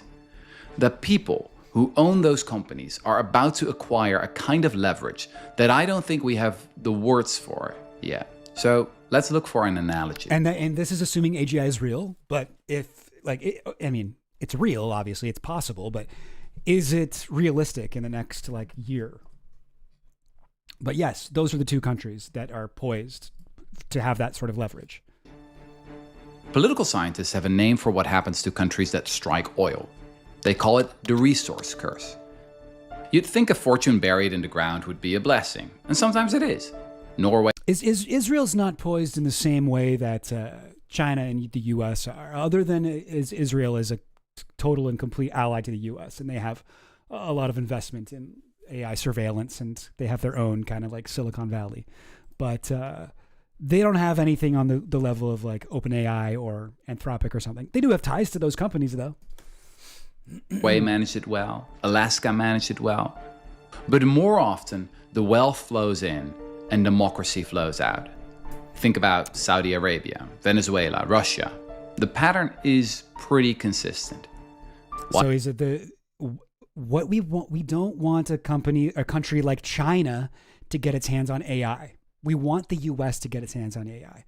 It's like that's what he's saying. He's like, when democracies find a resource like oil, like Norway or this or that or blah, blah, blah, blah, blah, they do good things with it. They help each other. Whatever, they're nice. When evil authoritarian companies get it, like Saudi Arabia, they find oil, they are evil with it. And it's like, yeah, Saudi Arabia is like one of the most evil countries, probably, at least top 5. But like, Norway is also like, yeah, they got oil and shit, but they're doing it in a shitty way. Like they're like this, you know what? I don't know. Maybe I don't know enough about Norway to be able to speak on this, but my understanding was Norway is like, does a lot of fucking, like colonial imperial shit to like smaller countries with their oil, and extracts oil from whatever third world countries. I might be wrong about that. Maybe I shouldn't speak on that. But like, to bring it back to the China versus the US, I'm sorry. Like, yeah, I don't like authoritarian countries. I mean, I don't like authoritarianism in general. But I would trust China far more than I would trust the US with this kind of resource, with this kind of leverage. Generally, China has been much kinder to the countries that it is imperial to. Yeah, he is going there. Yes, Finland. He totally is going there. But the U.S. by his example with the U.S. and China are both poised to blah blah blah blah blah. The U.S. is the democracy there, compared to China being the authoritarian country. Why does this happen? It comes down to a fact about how democracies were built. We like to think they were born from grand ideas from a few very smart founding fathers. But the real engine was more boring. It was tax collection. Rulers have always needed money. They needed it to fight wars, to build roads, to put down rebellions, and the only place to get it was from their subjects. So as the economy started growing and people started producing more wealth, the rulers had to bargain. You want my coins? Then I want a voice. You want my son in your army? Then I want a vote. That is the fiscal bargain at the heart of every free society. No taxation without representation, but also no representation without taxation. Oh, I don't really care about all this stuff. He's really trying to do a Vox video, eh? This is like Vox could like sue him for fucking brand infringement here. This is much too Vox for a video that isn't Vox. Even the colors of the fonts and shit. But I know there's a part in here where he brings it around to Europe, and he says he does the exact thing. Here we go. The exact thing that Karen Howe is like warning about. Looked extinction in the eye. Out of that came treaties. Imperfect, yes, but they bought us decades of survival. We need something equivalent for AI. 3, the free world has to build. The US, with its increasingly fascist government, currently owns 74% of the world's compute. China has 14%, Europe less than... So this is his problem. Europe only has 6.6% of the data centers. That's horrible. You know what the problem with AI is? Europe doesn't have enough of it. If we let authoritarian countries like China or fascist countries like the US, if we let them control all the AI, that's bad for Europe. Like, what's wrong with us? Why can't we do like data centers but good? And all other countries combined, less than 5%. I'm really worried about the middle powers and Europe in particular. So far, Europe has been pretty good at regulating AI, but terrible at building it. In fact, all the American giants, Microsoft, Apple, Amazon, Nvidia, Alphabet, are individually worth more than the entire German or French stock market. Now, Europe does have more. Yeah, but that's also a fucking concept. That's like a wish upon a fucking cloud. You know, that is not a real metric. These companies have money. I mean, Nvidia has money because of all the data centers being built that need chips. Like, yes, they're individually Entire worth more German than Germany or French stock. That's just what people think about them. Yeah, I don't know, because generally I think he's great. He's good, you know, like good to great. But I'm kind of blown away by this take. Market. Now, Europe does have more leverage than it often thinks. The company ASML, for example, is less than an hour from where I am right now in the Netherlands. It makes the lithography machines without which TSMC in Taiwan cannot fabricate the chips, without which What's with the egg-headed dudes? He don't got an egghead, does he? Does he? Oh, I guess he kind of does. He's not a Mark Andreessen level. Oh, no. Just maybe a little bit of a point there. Topic and OpenAI cannot train their models. The democratic countries working together. You know what? You're right. He is a little bit of an egghead. Still control significant choke points in this supply chain. That is real power. But my fellow... This is pretty much what I'm going to look like when I go bald, I feel. I have a similar coloring to this dude. Progressives in Europe really need to understand that our welfare state, our way of life, is at stake. Just think it through. If AI does much of the work, but the profits flow to This is the NVIDIA guy. This is the CEO of NVIDIA. I forget his name. Handful of American giants that we barely tax while European workers lose their jobs, then the tax base that funds our healthcare, our pensions, our unemployment insurance just evaporates. So Europe needs to get AI, otherwise they'll lose all their social, genuine left-wing argument for AI investment and like data center, whatever, craziness. I don't think he's being disingenuous, I mean, I don't know. He doesn't seem like the type to me to be doing this for a payout, but... Unemployment insurance just evaporates. There's one thing I cannot emphasize enough. Democratic, liberal, and humanitarian values are wonderful, but they are worthless if you don't have the strength to back them up. And in this new world, compute is the new power. So no more NIMBYism. Compute means your number of data centers. The amount of gas you're burning on AI tokens. Massive investments and fast permitting of data centers to keep up, or we will be digitally colonized. Anyone who's not at the table... Digitally colonized. And it's interesting, like he's using the same sort of language as Karen Howe to make the exact opposite argument. ...will be on the menu. Now, none of this... Yeah, if we're not at the table, you'll be at the menu. I believe that's a quote from Olivia, what's her name? That Democrat DNC girl? This works. None of it without a positive vision. And this, I think, is where liberals and the left have failed most badly. Crazy. 12 years. But anyway, he gets into his thing. But I just thought that was sort of... This is just from yesterday, by the way. This just came out. And by yesterday, I mean like, earlier today. It's technically the 8th now because it's slightly after midnight. But yeah, it's Karen Howe. She's like calling it out right here. I find this really bizarre because I'm like, it's because your regulation worked. It's like, why don't we have data centers? Because your regulation worked. Why would you want that? Do you want these really corrosive, exploitative tech giants on your soil eroding European rights the way that they're eroding American rights? I mean, that seems like a race to the bottom and something that you shouldn't be envious of. But it is in this moment of self-doubt for Europeans, there is this ability now of the tech lobby to have quite an effect. And so there have been these stories showing that the EU Commission has been discussing whether or not to change some of GDPR so that people's personal data can be used to train AI models. Oh, I didn't know that. Wow. Yes. So when was this? This was just a few months ago that it came out that this was under discussion. There's also a story that came out in Le Monde from a collaboration with Investigate Europe that found that the tech lobby, Microsoft lobby, and Brussels Europe, I believe, is the tech lobby organization, successfully introduced language wholesale into a draft with a bill that the EU Commission is working on, the environmental impact of individual data centers. And this is just like so crazy to me that, you know, the EU is once again kind of becoming vulnerable to the ways that the tech lobby is functioning. But it is. So it's like a loophole, or they're like, oh, they have all these regulations against these data centers, but what if we could hide that and they wouldn't know about these data centers being built? Is that what she's saying? It's a product of the fact that Silicon Valley is investing an extraordinary amount of money in doing this and sending lobbyists there. I mean, I was talking with an MEP who mentioned that not only do they send them to MEP offices and lobby in the traditional sense, they also do this thing where they will plant people at every. This is crazy. This is crazy. This is the part I was trying to get to. So AI companies do this thing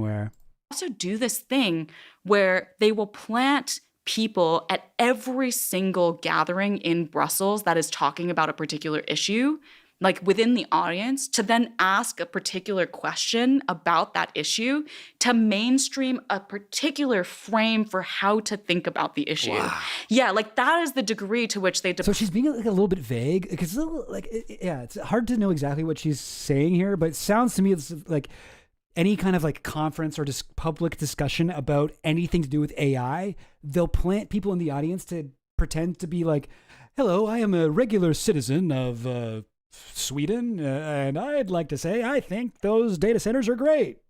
And I think a lot of my friends here think that too. You know, like it's sort of like what they're doing on Twitter with all these fucking sock puppet accounts that are like, oh, the doomers are wrong, AI is great. And they have even doomer ones that act stupid. Like, it's like an IRL version of that, but it's all made to change the conversation about AI and create this illusion that it has more support. Deploy human resources across a landscape to seed certain. Yeah, it's Mr. Snrub. Yeah, the dude we just saw, right? Like I mean, I don't know. I'll give Bregman the benefit of the doubt here on him being paid directly by fucking OpenAI or whatever. But like, I mean, more likely Anthropic, since he's so pro Dario. But like, if anything, like maybe he's had his brain a little bit confused by some tactic like this, right? And ideas and shape the conversation and get onto the agenda of policymakers. It's like nuts. That's like a revolutionary political organization. Yeah. No, seriously, that's what the Bolsheviks would do before 1917. You know, they would, if there were public meetings and Soviets, they would try and sort of shape the Yeah. So planting questions. They do this thing, yeah. And then you know, like I've some there's some incredible investigative journalists in Brazil that were also telling me about the ways that OpenAI has been operating in Brazil, where they've placed the very first policy person in Latin America was placed in Brazil. And part of the reason is because the Brazilian government has demonstrated their willingness and their appetite to straight out ban a platform like X if it's not actually complying with Brazilian laws. And there's this facilitation of the lobbying by the U.S. government itself, where the U.S. government will then invite Brazilian policymakers to come tour in Silicon Valley and see all of the amazing innovation that's happening, so that it helps to grease the wheels of the conversation of the lobbyists of OpenAI on the ground. So there's all of these like crazy things that are happening that these companies orchestrate in order to bend the political and geopolitical landscape to their will. Yeah, I'm in public affairs, so lobbying, political communications, strategic communications, blah, blah, blah, blah, blah. It's always been a smaller gig in London as in Washington or Brussels, right? Obviously. But it's always been, it's a decent circuit. And what's been really interesting in the last 20 years, it's just become cannibalized by big tech. All of a sudden, the most jobs, the most money is big tech, and it's just gone on steroids with AI. So you've got lots of people, former political advisors to the deputy prime minister or something. They want a job. They just want a job, right? Like anybody else. All right, sorry, I don't remember what Aaron Bastani was saying there, but I feel like most of that was interesting was the stuff about Europe and what Karen Howe was saying. But yeah, I mean, it's hard for me to like see something like the Rutger Bregman thing and not wonder like, what's the point of this? Like, and his whole thing is like anti-corruption, anti-billionaire, anti-whatever. Like he says in this, we don't trust the AI billionaires, but I don't know. Am I just too paranoid now that I have to wonder, is this, because these fucking AI companies do so much work where they do these like psyops that seem anti-AI but aren't, you know? So yeah, I don't know. I thought this was a very interesting take from Rutger Bregman. Is this the only AI thumbnail he's done? Yeah. Okay. All right. Because yeah, it looks like all of these are not AI made thumbnails, but the AI one, he totally did this one in whatever, Mid-Journey or something. But yeah, quite an interesting conundrum. All right, how are we doing with the timer? Oh, we're past the point. Well, luckily, I think a lot of that can be edited down. So I think that's yeah, I think we're good there. I got more stuff, don't I? I got a little bit more. I got an Epstein thing.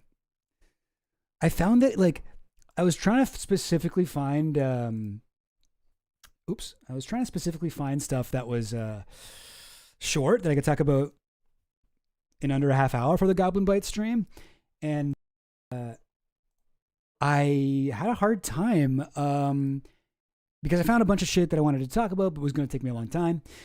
But I kept finding more and more AI stories that would work. And I was just like, I can't only talk about AI. I got to talk about other shit, right? But I think I only did 2 AI stories. So I'm sort of proud of myself on my restraint. Sweden mentioned was worth getting up at 5 a.m. for. Oh, damn. A bish. Hell yeah. What's up, Sweden? I don't know how to say what's up, Sweden.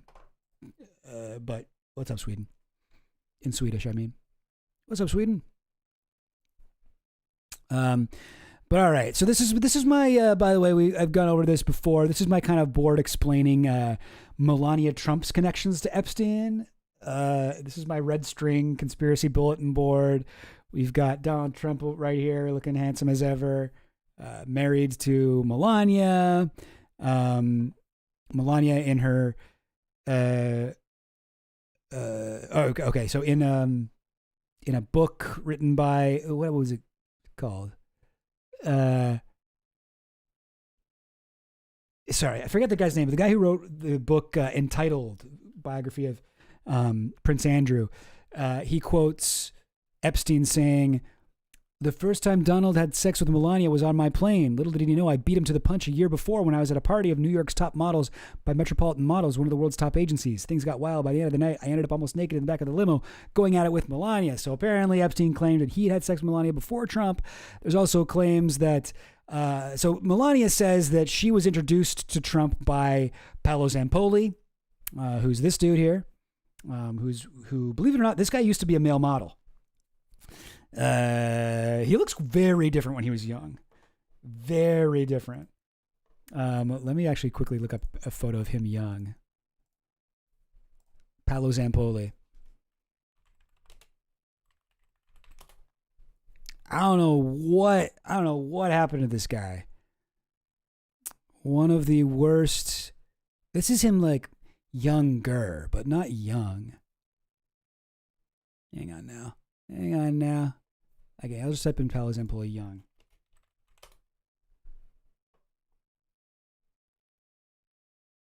Oh, do we not have any young photos of him? I thought for sure that I had found these before, but maybe not. Okay, maybe I'm thinking of somebody else. That's not really. Zampoli's World. Sorry. Okay, hang on. Okay, you know what? Maybe I'm hallucinating. I genuinely thought that there was a bunch of easily available photos of him young, looking completely different. I think I might be incorrect on this. All right, forget everything about that. Goblin Queen, please edit that out. How are we doing for time? Okay, well, only 1 minute in. Great. But this is Paolo Zampoli. He's a horrible person. This is Paolo Zampoli and his wife. What's her name again? Amanda Zampoli, I guess. Ungaro. She's Brazilian. Not his wife. They were like girlfriends. Or not girlfriends. They were dating. And maybe they were even engaged. And he was promising that they would get married. But they never did. And they were in America. She lived in America with him. They had a kid. She was like, you've got to, whatever, marry me so I can get my green card. And he just wouldn't do it for decades. specifically so that he could have power over her and like she wouldn't be able to just leave him. You know, she didn't have her U.S. citizenship. And when they did divorce, this motherfucker called ICE on her. And he was actually, so he called ICE on her. That would be one thing. This guy was actually like in the Trump administration. And they were in a custody battle, right, over their son. So this guy, former modeling agent turned presidential special envoy, learned that he reached out to a top official at Immigration and Customs Enforcement explaining that his ex was in the country illegally, according to records obtained by the New York Times. So he was a presidential special envoy, whatever that means, some kind of like diplomat or something, I'm not sure. But he was like in the Trump administration, so it's not like he called ICE. No, he knew the like top people at ICE, and he reached out to them and being like, hey, my ex is in the country illegally. You need to like fucking throw her out of the country because I'm having a custody battle with her. And then ICE was like, yep, sure. This is who we talked to, David Venturella. Could she be put in ICE detention? That could help him get his son back. This is like an evil man. And he did this to the mother of his child, the person who he refused to marry for decades while she lived in fucking America with him. Anyway, there's tons of photos of her, like apparently like they were really, really close friends with Trump and Melania. They constantly would hang out. So there's like tons of photos of them on New Year's. Like this was their New Year's Eve friends. There she is. There's Ungara, Zempoli. There's Melania, Trump, Melania, Zempoli. I'm not sure if that's Ungara, but they were 2000. There she is again. You know, like the four of them were constantly hanging out on New Year's Eve. So they're very close for many, many years. This guy, like Zempoli, who is a total piece of shit. Sorry, Stubens. Is there what's going on with the blips? Is that like is something blipping?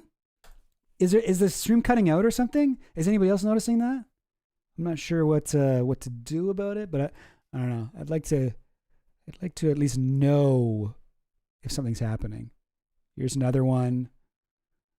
Like even like I feel like New Year's Eve is a special night. You know, the people that you choose to hang out with on New Year's Eve, you hopefully like them, you know?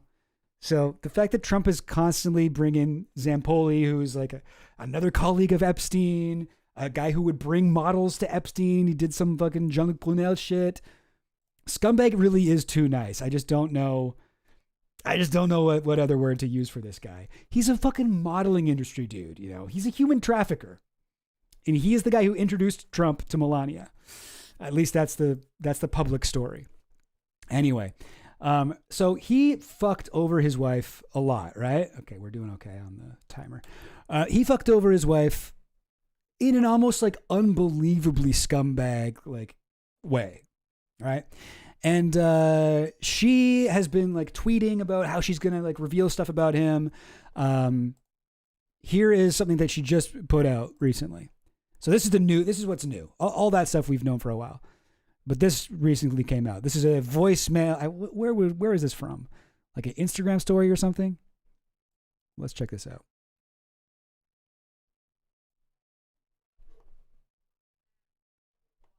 Hang on. So you get to hear her voice. Let's tell the public you never was the one introduced Melania to Trump. It was Jeffrey Epstein. Oh. She was a escort of Jeffrey Epstein. That's how she met Donald Trump. Okay? You are like a fucking piece of shit that supposedly like asking a favor to be in the power with the titles, and then Melania cover you and you cover Melania. Let's be honestly, nobody's a fucking stupid here. And I know because I was with you 20. Yeah. Oh, hell yes. I can already tell she's messy. I mean, this is a woman who lost her son to this guy. This like custody case. Like she got nothing to lose. I don't know. Maybe she was 20 years and you always told me it was not you, was Jeffrey Epstein. Yeah. That's her. She lived in the U.S. for 20 years. with this guy, you know, and I mean, just like from the, and I'm not trying to make fun of her accent, you know, it's hard to learn a second language, but like, I feel like he must have been like also not letting her leave the house and shit, because her English is still not, you know, it's doesn't sound like she lived in the U.S. for 20 years. But yeah, is this totally believable? Is this totally whatever? I mean, this is what, remember when Melania Trump came out and spoke to that weird random press conference? I did not know Jeffrey Epstein. I did not know anything about him. Here we go again. That whole thing. She, that was it preempted like her tweets about it. That was what it was about. It seems pretty obvious. So this is her directly saying it was actually Epstein who introduced Melania to Trump. And as I've gone over before, that would not be, like, I don't know if this is totally a credible source here, but that would not be so crazy. If we look back at Trump's ex-girlfriends leading directly up to Melania, we have, this wasn't really a girlfriend, but this is Anushka DeGiorgio, who was given to she was given to Donald Trump by Ghislaine Maxwell as an offering, in her words, she says in here. I was basically an offering to Trump. Let me just play it because it's a good little soundbite. 23:21. Oh, 23:21. Sorry, one sec. Interactions over the 10 years, did you ever see Trump at any of these parties? I didn't see Trump at any of the parties. I was introduced to Trump by Ghislaine Maxwell at a party in Manhattan when I was about 20 years old. And this is something that's been documented, in fact, by the Mirror, which ironically used to, well, or maybe not ironically, was owned by Robert Maxwell previously. Right. The Mirror wrote a story about Ghislaine introducing me to Trump at a New York Manhattan event. And the article describes incorrectly a bunch of things that happened subsequently. And I mean, for clarity, I'm interested in the truth. Whether or not the truth suits my narrative, I'm here for the truth. Right. And there was a lot of misinformation within that article. And in that situation, I was very much brought to Trump as some kind of offering by Ghislaine Maxwell, like setting up like a date. Okay, so that was the soundbite I wanted. I was brought to Donald Trump as an offering. This was in 7.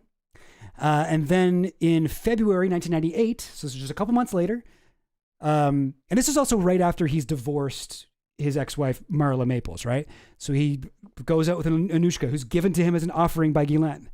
Then just a few months later, he's dating one of these two women, either Chelina Middlefart or Ivanka Trump. I forget which one. No, just kidding. It was Chelina Middlefart.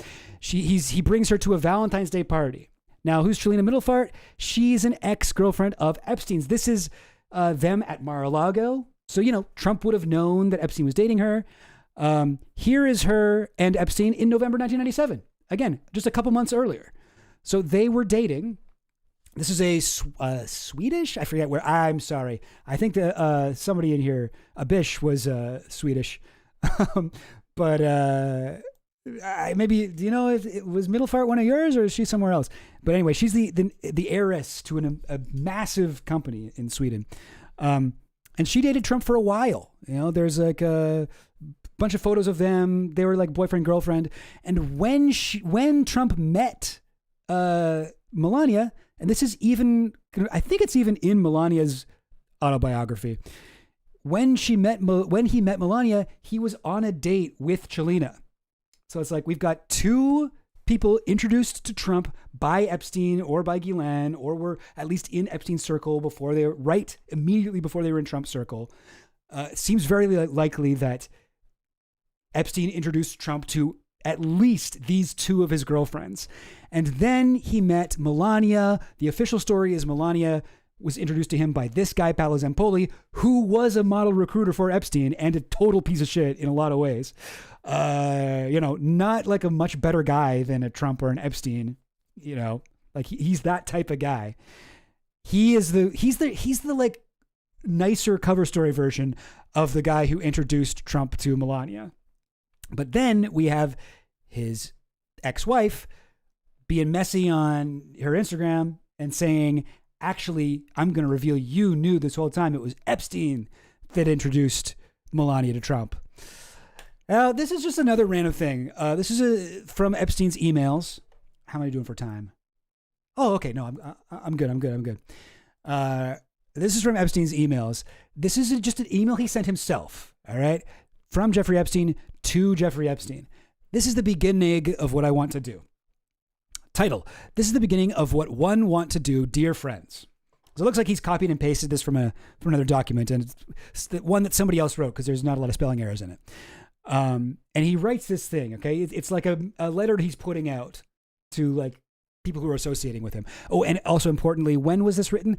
August 18th, 2010. All right, so 2010. This is, Epstein was already in jail. He got out of jail July 2009. This is, he's trying to rehabilitate his image here. Oh, something just fell down. Anyway, he's trying to rehabilitate his image here. And he sends this out. He types this up as a draft of the beginning of what he wants to do. It seems like maybe a longer campaign. Anyway, I'll just read it. A blog writer with the complicity of an ex-accountant of MC2, that's his modeling company with Jean-Luc Brunel, which was really just a facade. It was a cover for trafficking young women. But anyway, an ex-accountant of MC2, convicted for grand theft by the Florida court, had published an article on the internet that has crossed the line. I have been in business since 35 years, and I've always had a priority to take care of young girls. And by the way, sorry, because it's Epstein writing to himself, it seems like this is from his perspective. It's not, and you'll see that in a minute. This is something that Epstein, it seems like, he wanted somebody else to publish this under their name. Yeah, Finland. We'll get to that. Don't worry. You'll see. Has published an article on the internet that has crossed the line. I've been in business since 35 years, and I have always had a priority to take care of young girls. I have been fighting all along to see models finishing their scholarship. I have never used models as a commodity exchange to the point that I have always paid their expenses and have never let anyone do it. Then why? Suddenly, I should be the target of one person saying that I am doing child sex trafficking. I'm going to respond point by point to those allegations. As most of you know me since years, I think this might have been Jean-Luc Brunel who was supposed to send this. This might have been Jean-Luc, because it does kind of sound like there's a bit of a French accent in here, right? It's also, you know me since years, you easily understand this reckless disregard of the truth, right? Maybe? Nothing more than a malicious fabrication. 1, true, Jeffrey Epstein is my friend. 2, true, former accountant Maritza Vasquez has embezzled more than $500,000. We are in the process of a civil lawsuit for assessing damages and restitution. Link of judgment. Now, Maritza Vasquez, she is the one who told us, and she was a former accountant for MC2. She said that Epstein based the MC2 modeling contracts on the ones that Donald Trump used for Trump models, T models, whatever they called it, which is also like incredibly damning for Trump, I think, because MC2 truly was not a real modeling agency, truly was just a cover for human trafficking and exploitation.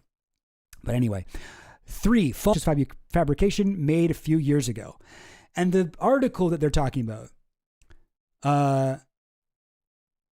now we don't know what the article they're talking about actually, but they're showing that there was a fabrication that I guess Jean-Luc Brunel was accused of a crime, and it says here, link of the blog done by Zampoli years ago about FBI investigating MC2 for Booker's leaving.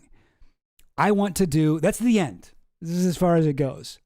So this is something that so it's very confusing, right? Trying to figure out what this is. Yeah. Exactly, right? Link of judgment sounds like a note for later, like insert valid excuse here. Totally agree. Yeah. Totally agree. But so I've been trying to parse it. There's a few mysteries here. I don't know what the article was that he's talking about, but he says, here's a link to the Zampoli blog that was the original source for the accusation of the FBI investigating MC2 about child sex trafficking. Okay. That's what it was. And I'm like, okay, so at least I know that there was a Zampoli blog. Now I looked this up. And I found Paolo Zampoli's blog. All right, it's still up. This is still up. It's a WordPress blog. Does not look good. Really, really poor design here. It's a Paolo Zampoli's blog. 2009 are the latest posts. And it says here, and this was in 2009, but it's like linked to the blog done by Zampoli years ago. So, he was still blogging in 2009, but we can go all the way back to the beginning. The very first post here, Hello World, is also in 2009. So I guess this isn't the right website even. Paolo Zampoli, if you speak Italian, nice video about Paolo Zampoli. Di New York e in questo palazzo, in teoria, Cool. ci sarebbe la sede della ID Model, che è la Let's meet the guy who runs ID Models. Surely he's a good person. Fernanda? Fernanda Motta. Fernanda Motta in persona. Posso dire a un amico. Anyway, I don't know why I'm even watching that. I don't speak Italian. But apparently it's a nice video. But yeah, I think this is interesting. There's another email from Jeffrey Epstein where he messages somebody else and is like something along the lines of sorry, lost my train of thought there. Oh yeah. He says, "Be careful of Zampoli. He is trouble." And it seems like maybe it's because of shit like this. Like it seems like him and Zampoli had a falling out where he was like MC2. He made which is kind of crazy. Kind of crazy. He turned on Epstein like that. But the fact that these guys had bad blood, I don't know. Like Zampoli and Epstein. Like Zampoli just seems like a total piece of shit. Zampoli and Trump are both like very disloyal people, right? Like, I mean, I understand people have beefs with their exes. Oh, my ex-wife's a horrible person. Like, but calling ICE on your ex-wife? Bro, that's crazy. But that's something Trump would do. Like, Trump fucking hates people who he used to be very close with. Right? Like, these guys are kind of cut from the same cloth, I feel. And so even Epstein looks at these guys and is like, these guys are pieces of shit. You know? Anyway, not really sure. Did I have an overall point here? I'm not sure that I did. Well, anyway. But yeah, I think it's interesting. I think it's very possible that Melania was introduced by Jeffrey Epstein, a piece of shit, child sex trafficking, like rapist. But I mean, this guy, if it was this guy, he seems also like just as bad. He doesn't seem like he's that's a better person to have met your wife through. There's also people who say that Melania was a sex worker who was employed by Zampoli and brought to Trump. And by the way, Trump, it's worth noting, when he met Melania, he did the shit. He signed her to Trump models and then was her boss and then dated her while doing that. Melania, like Ivanka, not a great model, really. She's a beautiful woman. Weird face, weird poses, doesn't have the thing. Yeah, don't trust modeling agency owners. They're scum even by pedophile standards. I mean, they are all just like pedophile rapists as far as I'm concerned. The modeling industry, we got to get rid of that whole thing. There's almost nothing redeemable about it. The more you look into the modeling industry, the more you're like, oh, it's just human trafficking all the way down. Legit. Anyway, that's the news in Jeffrey Epstein. Are you still talking about Jeffrey Epstein? This guy's been talked about for years.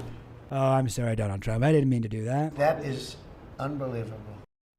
But in any case, well, I don't know. I feel like I've gone through, what is that, like 8 different things? And it's only 12:40? That's only like a little bit later than I usually stream for. So this has been Goblin Bites. And that one, by the way, look at that. Not even 20. Well, I was going to say not even 20 minutes. No, it's over 20 minutes. Not even 22 minutes. Dang, I'm killing it. I'm crushing it over here. But that's been Goblin Bites, gang. I think I'm out. I think I'm done.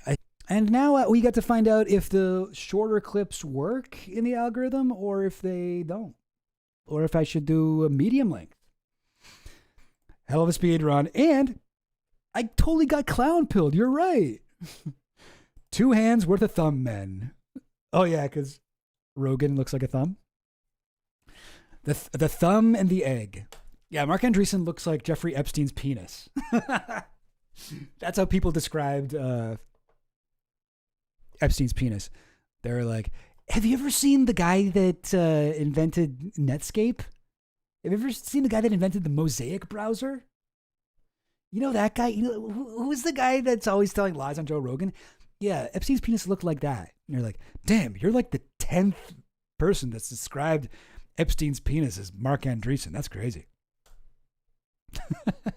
Anyway, God bless the clown demons. Yes, absolutely. I would love to learn more about that guy, but I mean, I feel like there's I don't imagine if we watched like every single one of those Nephilim clown videos that we would really learn much more than we already heard in that one video. The 15-minute, whatever it was, introduction to clowns are Nephilim hypothesis. Gang, it's been fun. It's been good. You know what? I had a good time. You know, some of these shorter ones, like I guess I wasn't totally prepared as much as I usually am. Like the Ivanka one and Jared, I feel like I kind of phoned that one in, and the Andreessen one, to be honest. But you know, you gotta do what you can. It's hard, you know, because usually I get excited about something and I go down a huge rabbit hole and I make the whole Obsidian board and stuff. But when I'm trying to think of like so many different topics, I don't necessarily have the time to prep for them like I normally would. But whatever, tried it. That's true, Finley. Yeah, he never really got into the Nephilim half of the equation in what we watched. That is true. I would like to hear him expand on that. All right. Okay, gang. You can always put together a bottle episode. Yeah, where every episode's a bottle episode. I don't leave this room. Like a bottle episode for Extra Chill Goblin would just be where I just sit here with this screen and I just talk to chat the whole time, maybe. That'd be crazy. I don't know if I can do that. I don't know if I can talk that much. But gang, thank you for watching. I hope you enjoyed. We'll be back on Wednesday, and we got stuff to talk about. Thanks forward, faith up. Till next time. Thanks forward. I got sent this and I saw this and I watched most of it. I didn't see it all this morning. It's like 30 minutes long, but I watched part of it. And the guy's saying he's criticizing me because you do that, you don't get banned by the algorithm. And he's just one server coming on the waves we created. So he pretty much gets it. I thought it was entertaining and informative. He's also got a pretty ridiculous name. Extra Chill Goblin. We always like goblin jokes. I don't know why. I made goblin jokes years ago. They became super viral, so whatever. Yeah. We'll air that. So here's Extra Chill Goblin, and then Harrison Smith takes over. Here it is. Extra Chill Goblin. He pretty much gets it. Dirty. He's also got a pretty ridiculous name. Extra Chill Goblin Vomit, Slop, and Blood. I thought it was entertaining and informative. He's got a goblin guide charging into a goblin's nest. I don't want to see him kissing goblins. I just don't want to catch him in bed with a goblin. Literal pot-belly goblins are hobbling around coming after us. Extra chill goblin.